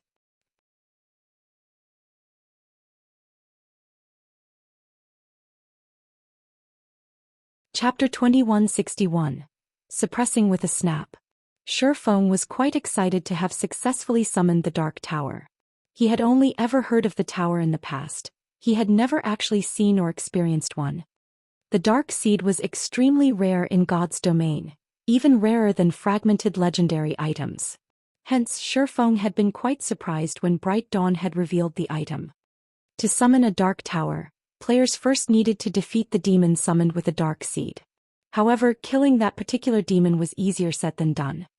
Players had often relied on NPCs to suppress and defeat these summoned demons during Shi Feng's previous life. Killing one without such help was extremely difficult. Although the NPC's participation wouldn't interfere with the Dark Tower design's drop rate, NPCs wouldn't allow the construction to exist. They'd confiscate the Dark Tower design the moment it appeared. Players wouldn't have a chance to get their hands on the item. Because of this, Shi Feng could count the number of powers that had successfully summoned a Dark Tower on one hand. Moreover, outsiders weren't allowed within a tower or city that contained a Dark Tower. Only allied or subordinate guilds would be granted entry. Shi Feng had merely been a second-rate guild's guild leader in his past. Even ordinary superpowers had been unreachable, not to mention top-ranked superpowers. They had simply lived in different worlds. Hence, Shi Feng had never expected to summon a Dark Tower now. "We don't have much time left," Guild Leader Black Flame. "The allied superpowers' 50,000-man army will arrive in less than half an hour," Yuan Tiexian reminded the younger man when he saw Shi Feng's relaxed expression. From his point of view, Shi Feng didn't seem to understand the danger they were in right now. The Dark Tower might be powerful, but 1 or 2 defensive structures wouldn't be enough to stop the enemy they were about to face. "They're all here?" Shi Feng's smile brightened at the news. "In that case, let's go meet them." "Meet them?" Yuan Tiexian was flabbergasted. Hurriedly he asked, "Isn't that too dangerous? Even with Stone Forest City's support, stopping them will be difficult. If we lose our terrain advantage, we'll be fish on the chopping block. With how much they have to gain, they won't hold back." "Let's see them try," Shi Feng said, laughing. Shi Feng's very existence baffled Yuan Tiexian. He couldn't tell whether the swordsman was incredibly confident or just foolish. "It's fine. I don't mind going by myself," Shi Feng suggested once he noticed Yuan Tiexian's hesitation. "That won't do. The secret pavilion is one of Stone Forest City's shareholders. Since you're going, Guild Leader Black Flame, how can I just stand by and watch? Besides, if the secret pavilion makes an appearance, these superpowers might hold back out of fear, maintaining some pretense," Yuan Tiexian said, shaking his head as he prepared to risk his life alongside Shifeng. He didn't think that meeting the various superpowers was altogether a bad idea. They hadn't reached Stone Forest City just yet, so they might have an opportunity to ally with a few of these invading superpowers. However, if they waited until the armies arrived and solidified their alliance, the secret pavilion and Zero Wing would lose any hope of holding the city. Following which, Shifeng and Yuan Tiexian left Stone Forest City and made their way toward the various superpowers' armies, which had just entered the Undead Forest. Both of these individuals were well known in the virtual gaming world at this point. Even if the various superpowers members weren't familiar with Zero Wing, they had heard of Black Flame. Why are they here? By the looks of it, they've come to negotiate. You're probably right. After all, we have 50,000 top-tier experts on our side. How could a recently promoted guild city possibly stop us? The various superpowers forces were surprised to see Shifeng and Yuan Tiexian approach, discussing the matter amongst themselves. What is Black Flame trying to do? He actually wants to negotiate now? Illusory Words was astonished to see the two famous players emerge from between the trees. If they wanted to negotiate, they should have done so before the various superpowers armies had gathered. Now that these superpowers had combined their forces, convincing any of them to switch sides would be practically impossible. After all, they now had the initiative. You actually have to ask? Crimson Gate replied with a sneer. He must have realized how terrifying this army is and realized that he isn't strong enough to stop us. He's probably here to try to recruit 3 or 4 superpowers. If he succeeds, he might be able to hold on to a fraction of Stone Forest City. Every superpower present shared the same thought. They couldn't think of any other reason that Shifeng would make such a risky move.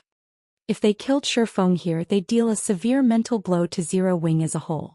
Doing so would also increase their members' morale, making it easier to capture Stone Forest City. Why are you here, Black Flame? If you're here to negotiate, I'd advise you to turn around. Of course, we'll let you leave safely if you obediently hand over Stone Forest City. Ultimately, we only want the city, not your pitiful lives. That's right. Give us Stone Forest City and we'll let you leave with your lives. The superpowers upper echelons mocked Shifeng and Yuan Tiexian with playful, confident attitudes. Naturally, the idea that they'd let Zero Wing's members escape if Shifeng handed the city over was nothing more than a joke. Every player in God's domain had already heard of Zero Wing's provocation. If they did not make an example of the offending guild, how could they protect their reputations? Hand over Stone Forest City? Shifeng could not help but laugh. Aren't you quite full of yourselves? Every player fell silent when they heard Shifeng's comment. Even Yuan Tiexian stared at the swordsman, dumbfounded as he felt his stress peak. They weren't here to negotiate an alliance. What was going on? He even began to wonder if Shifeng understood their current predicament.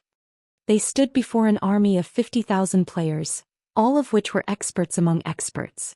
If they worked together, killing a monster-level expert would be child's play. Yuan Tiexian's scalp tingled just from being the center of these experts' attention. He didn't even dare imagine what would happen if they started a fight with these players.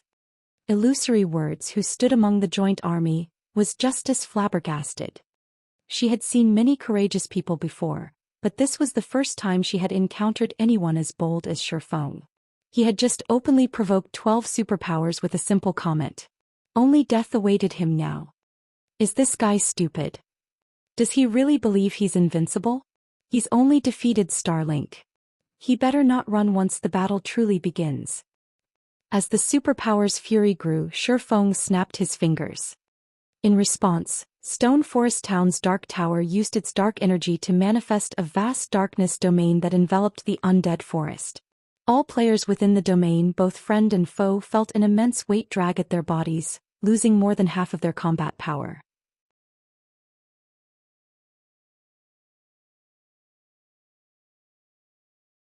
Chapter 2162. No different from ants.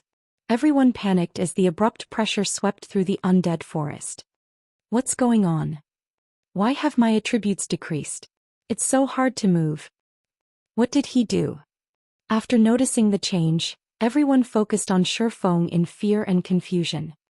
Even a fool would realize that Shifeng was responsible, but more than 50,000 players had gathered, easily occupying an area of several thousand yards. Not even a Tier 4 large-scale destruction spell could encompass such a large area. However, not only did a faint layer of dark gas collect around them, but it also covered the entire undead forest. Ordinary domain skills only reduced players' basic attributes by a small fraction, but this domain suppression was extreme. Their movements were so sluggish that they were even less mobile than they had been at Tier 1. The various superpowers' upper echelons watched the man responsible with grim expressions. If only their basic attributes had been suppressed, they may have been able to adapt. However, it was an entirely different story if this domain suppressed their physiques as well.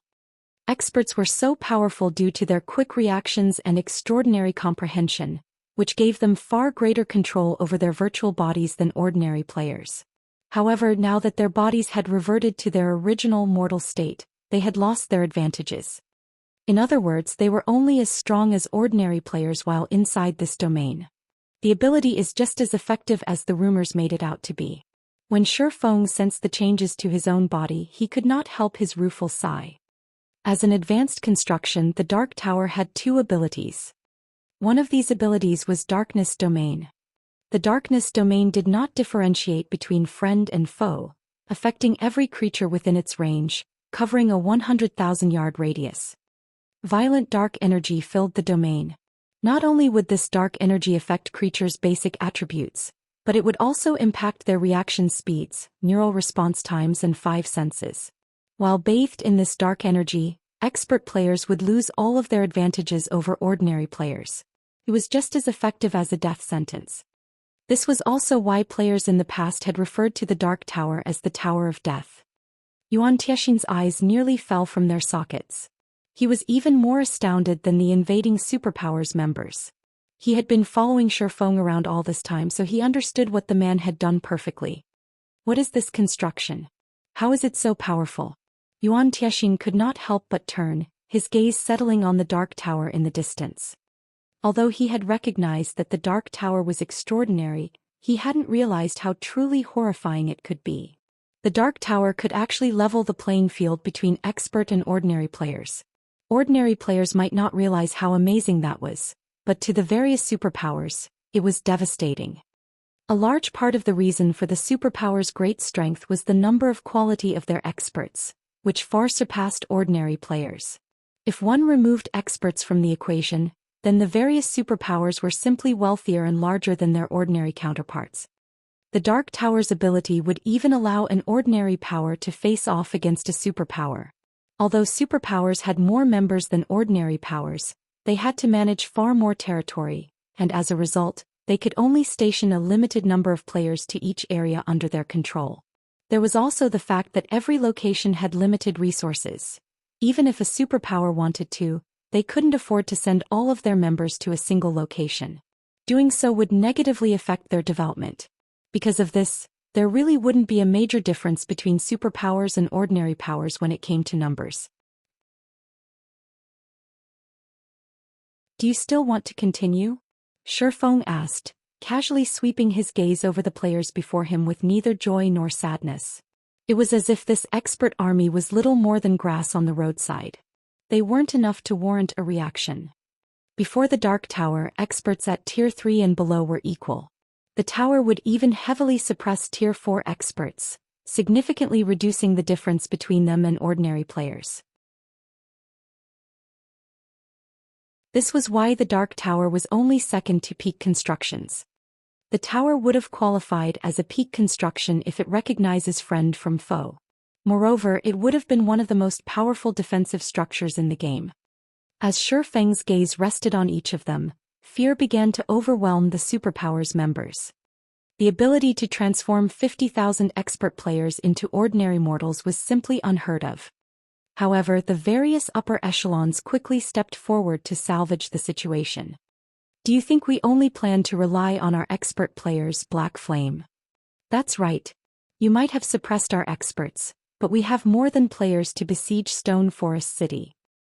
If Starlink could employ 3 mythic monsters and a dark seed, why wouldn't superpowers of their caliber be able to do anything less? Even if their expert players had lost their strength, their guilds could still launch a terrifying assault if they worked together. However, these threats were empty. In truth, they lost any intention of attacking the city. Even if they used everything in their arsenals to attack Stone Forest Town, they'd pay a high price to capture the city without the ability to rely on their experts. None of them could afford this outcome.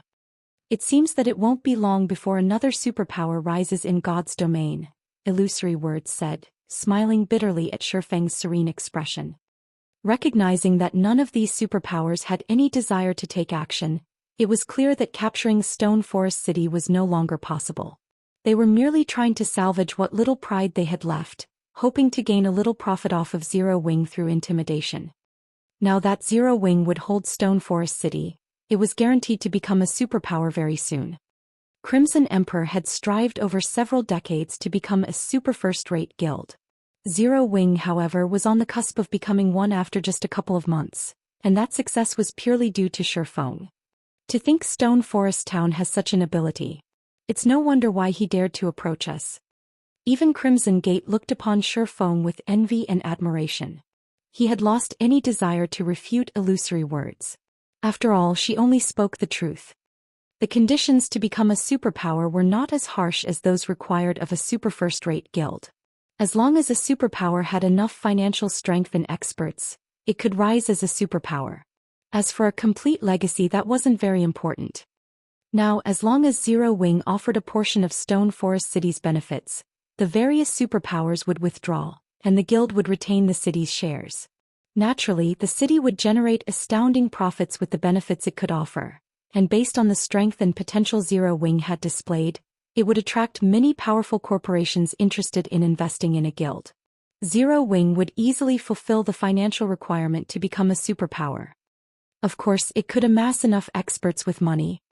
However, as Crimson Gate fell silent, Shifeng took the stage once more.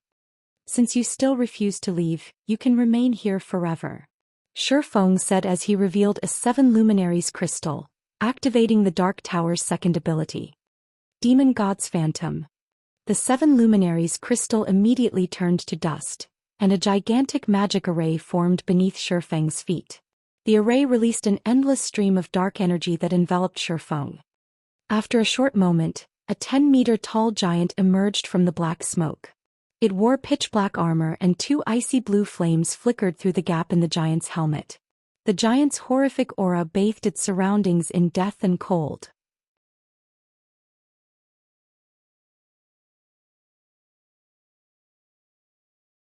Chapter 2163, Ancient God's Descent. Although the demon god Shifeng had transformed into his only 10 meters tall, a far cry from the size of Grand Lord and mythic-ranked monsters, everyone gasped when they saw his new form. The aura Shifeng radiated was far too powerful. If an ordinary mythic monster's aura was seawater, Shifeng's was steel. Most of the experts in the superpowers army couldn't even move when Shifeng's aura washed over them. To them, the swordsman felt like an ancient god that had just stepped onto the mortal plane. They were afraid and awestruck. None of them even dared to consider resisting this man. How is this possible?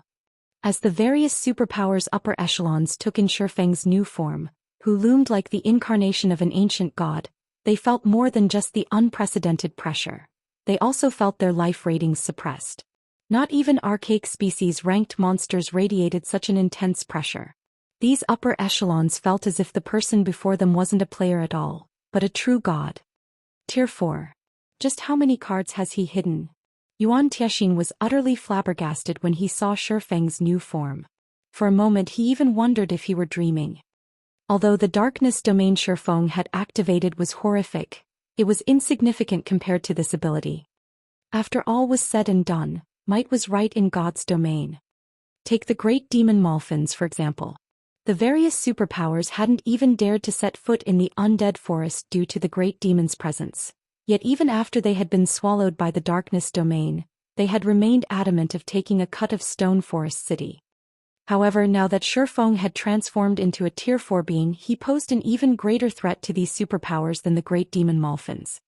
By this stage of the game, expert players had realized how frightening the tier system was. Even at the same level, a 1-tier difference resulted in a massive combat power boost, Not to mention a two-tier difference. The gap between their combat powers now was like the difference between heaven and earth. Moreover, the more familiar an expert player was with their Tier 2 body, the more acutely they understood the power of tiers. This was no longer a matter of basic attributes, but the extraordinary boost to players' physique. Even if two players had the same basic attributes and combat standards, a Tier 2 player could easily defeat a Tier 1 player. Naturally, the higher the tier, the greater the tier's physique boost would be. Right now, Shifeng was a bona fide Tier 4 player. His physique had reached an unimaginable level. Even if his basic attributes were no higher than the rest of these players, he could likely slay a domain realm expert as if he were slaughtering helpless sheep. Furthermore, Shifeng had the basic attributes of a Tier 4 player. To ordinary players, Shifeng's transformation might not seem like much. The various superpowers had already slain many Tier 4 mythic monsters by now. How hard would it be to kill a Tier 4 player? However, these superpowers members knew better. A mythic monster was cute compared to a Tier 4 player. Unlike monsters, players could use the full potential of their strength. Some players could even surpass their limits in combat. Players also possessed a large number of skills, and most importantly, they knew how to fight other players. They wouldn't give their opponents time to prepare, nullifying attacks as soon as they had the chance. Tier 4. How does Zero Wing have such a foundation?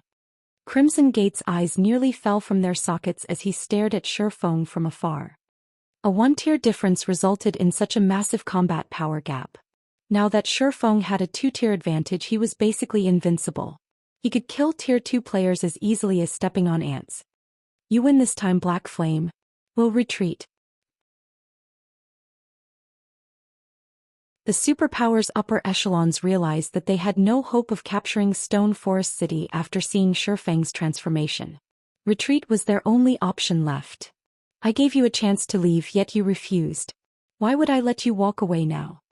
Shifeng asked as he took a step forward, his massive body instantly appearing 30 yards away. He then dashed for the joint army. Don't push your luck, Black Flame. Although we aren't a match for you, we are also capable of dispatching Tier 4 mythic combatants.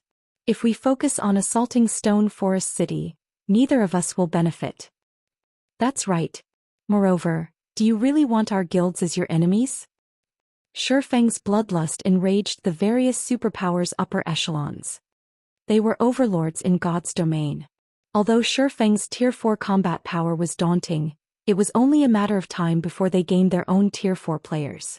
Shifeng could only retain his arrogance for a short time. They were already expressing a lot of respect for Zero Wing with their willingness to withdraw. Yet Shifeng had no sense of propriety and wanted to kill them. So what if I do? Shifeng said, sneering as he increased his speed. He would have feared the various superpowers' wrath if he hadn't acquired the Dark Tower for Stone Forest City. It was true that as time passed, these superpowers would find more treasures and grow stronger.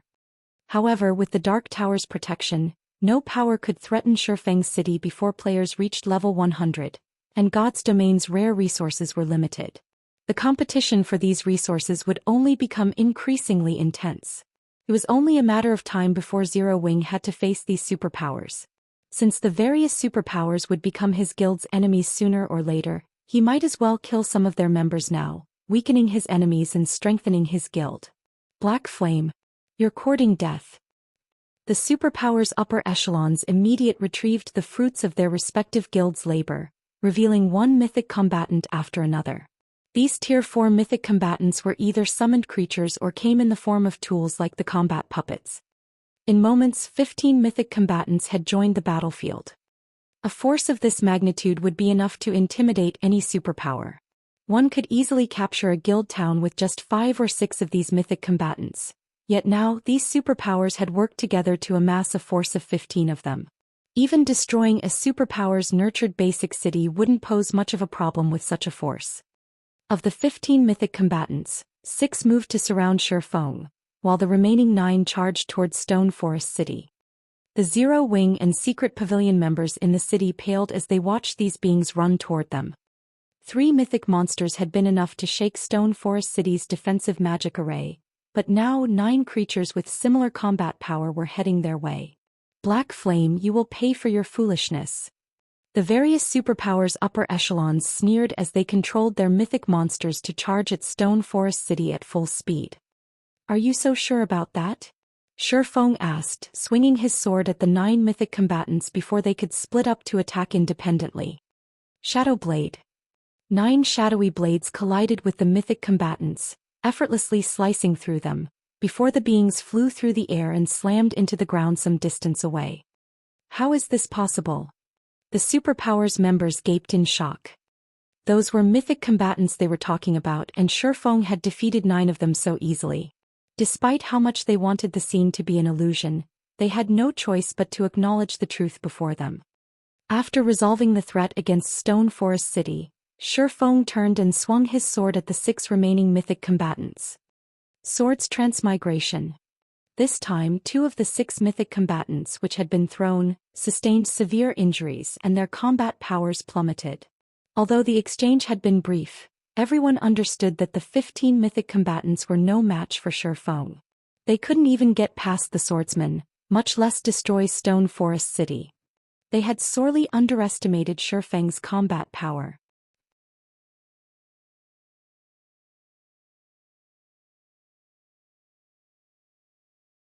Chapter 2164. Devil. Every player was overwhelmed with shock and horror after watching Shifeng toy with 15 mythic combatants like they were infants. Although they had known that a Tier 4 player would be more powerful than a mythic monster, they hadn't expected Shifeng to be this strong. Logically, a Tier 4 player's combat power should only be slightly greater than a mythic monster's. Once they reached the Tier 4 standard, monsters' combat power rose to a new level. Including monsters' natural attribute advantage, Tier 4 players of the same level should have a hard time facing 3 or 4 mythic monsters at the same time. However, Shifeng had suppressed 15 mythic combatants with little to no effort. It was simply unbelievable. Of course, Shifeng wasn't particularly surprised. Activating Demon God's Phantom cost a 7 luminaries crystal. Moreover, its user could only activate the skill once a day, and it only lasted 4 short hours. During that time, the skill would forcibly elevate the target player by 2 tiers to a maximum of Tier 4 peak rank. The skill also upgraded a player's life rating to Ancien Fiend at maximum. Because of Shifeng's normal tier and life rating, Demon God's Phantom could only elevate him to Tier 4 upper rank, which was still far from the skill's maximum. Normally, only Tier 3 players could exhibit the skill's full potential. Even so, a Tier 4 upper rank player's combat power was more than enough to take out 15 mythic combatants. God's Domain hadn't launched that long ago and players hadn't yet reached Tier 3, so they had no idea what happened at that tier and beyond. Tier 4 players had still been considered peak experts even a decade after God's Domain's launch. Ordinary second-rate guilds hadn't even had any Tier 4 players in their ranks, and in first-rate guilds, Tier 4 players had been upper echelons, tasked with safeguarding the guild's neutral towns. Once players reached Tier 4, their combat power would undergo a qualitative transformation with each minor threshold they crossed. It was like the difference between ordinary monsters and ancient fiends. Although these superpowers had summoned quite a few Tier 4 combatants, all 15 of them were at the lower rank. They weren't even Tier 4 intermediate rank. How were they supposed to defeat a Tier 4 upper rank player? Purely comparing combat power, Shifeng was only slightly weaker than Malfin's when the Great Demon had been at his peak. Hence, killing 15 Tier 4 lower-rank combatants wasn't an issue for Shifeng in this state. Because of the skill's limited duration, Shifeng had no plans to drag out this fight. He immediately and violently attacked one of the summoned mythic monsters. With the huge difference between their combat power, the mythic monster was utterly powerless against Shifeng, and every one of the swordsman's attacks obliterated a visible chunk of the monster's HP. The mythic monster's HP fell by 20% after a few seconds. At this rate, Shifeng would finish it off in less than a minute. Zero Wings Rise is guaranteed now. Illusory Words sighed ruefully as she watched the mythic monster rapidly lose HP from a safe distance. 15 mythic combatants. Facing such a force would be a disaster to any superpower, yet they couldn't even pose a threat to Shifeng. Now, it was clear that capturing Stone Forest City was impossible for any superpower. With the city under its control, Zero Wing would have no issues acquiring resources or funds for its development. If Crimson Emperor hadn't been so greedy and negotiated with Zero Wing before Malfin's death, it might not have secured Stone Forest City's shares, but it could have secured some discounts and shops within the city. Unfortunate, the guild would have to leave empty-handed. In contrast, the powers that had formed a close relationship with Zero Wing were truly blessed, especially Unyielding Soul. With Stone Forest City's help, Unyielding Soul could stand on the same stage as Starlink in the Dark Knight Empire in the future. Retreat. Everyone retreat immediately. With one of the mythic monsters so close to death, the superpowers' upper echelons hastily commanded a retreat. If not even their mythic combatants stood a chance against that monstrous swordsman, their players wouldn't fare any better. Shifeng was still occupied with the 15 mythic combatants. If they waited until these beings died, they would lose their chance to escape. As soon as the upper echelons issued the command, the army of 50,000 experts spread out and ran for the Undead Forest's exit. They're finally retreating. Yuan Tiexian released a sigh of relief as he watched the invading players flee. Although he understood that these superpowers had lost any hope of capturing Stone Forest City the moment Shifeng had proven capable of single-handedly suppressing 15 mythic combatants, he couldn't help his shock at watching the 50,000 peak experts run for their lives. Don't think you can get away so easily. Noticing the fleeing players, Shifeng threw the mythic combatants around him with a powerful blow before charging at the escaping army. Mythic combatants might be powerful, but even they would need quite some time to destroy Stone Forest City's defensive magic arrays. Moreover, these mythic combatants had been summoned with consumable items. They were as good as lost. Even if he killed them, the invading superpowers wouldn't suffer any more than they already had. Furthermore, these mythic beings wouldn't drop any items when they died. But an army of players was a different story. Even within their superpowers, these players were experts among experts. The offending superpowers would suffer dearly if these experts died. Since the various superpowers had banded together to attack Stone Forest City once already, there was no guarantee that they wouldn't do it again. Naturally, he needed to teach them a painful lesson to ensure they wouldn't cause trouble in the future. Black Flame, do you really want to become our enemy? The superpowers' upper echelons panicked as they watched Shifeng dash toward them. They began to reveal one card after another, activating suppression and defensive magic arrays to slow Shifeng down. Some even used Tier 4 offensive magic scrolls against the incoming swordsman. So what if I do? Shifeng replied with a sneer, showing no intention of stopping. Whether it was magic arrays or Tier 4 offensive spells, all were useless against Shifeng. Current players simply couldn't hope to contend with a Tier 4 upper rank existence.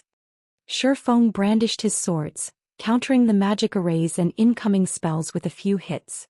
They then proceeded toward the fleeing mass of players, ruthlessly massacring everyone in his path.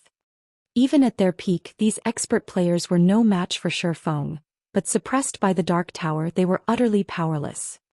Lunatic. How is that a lunatic? He's practically the devil incarnate. He'll definitely regret this. The superpowers experts were horrified as they watched Shifeng slaughter their allies. They couldn't believe that this player actually dared to attack so many superpowers at the same time. Not even the secret pavilion would be so bold. On the other hand, Zero Wing's members in Stone Forest City felt their excitement and joy reach a tipping point. Reverence for their guild leader overwhelmed them, and their pride as members of Zero Wing reached new heights. All hail the guild leader. Our guild leader is invincible. One man suppressed 15 mythic combatants. One man made 50,000 experts flee for their lives. Who else in God's domain could possibly accomplish such a spectacular feat? You're tuning in to the Zhou Xian's Legacy YouTube channel. Don't forget to subscribe and join us on this journey to catch the most captivating stories.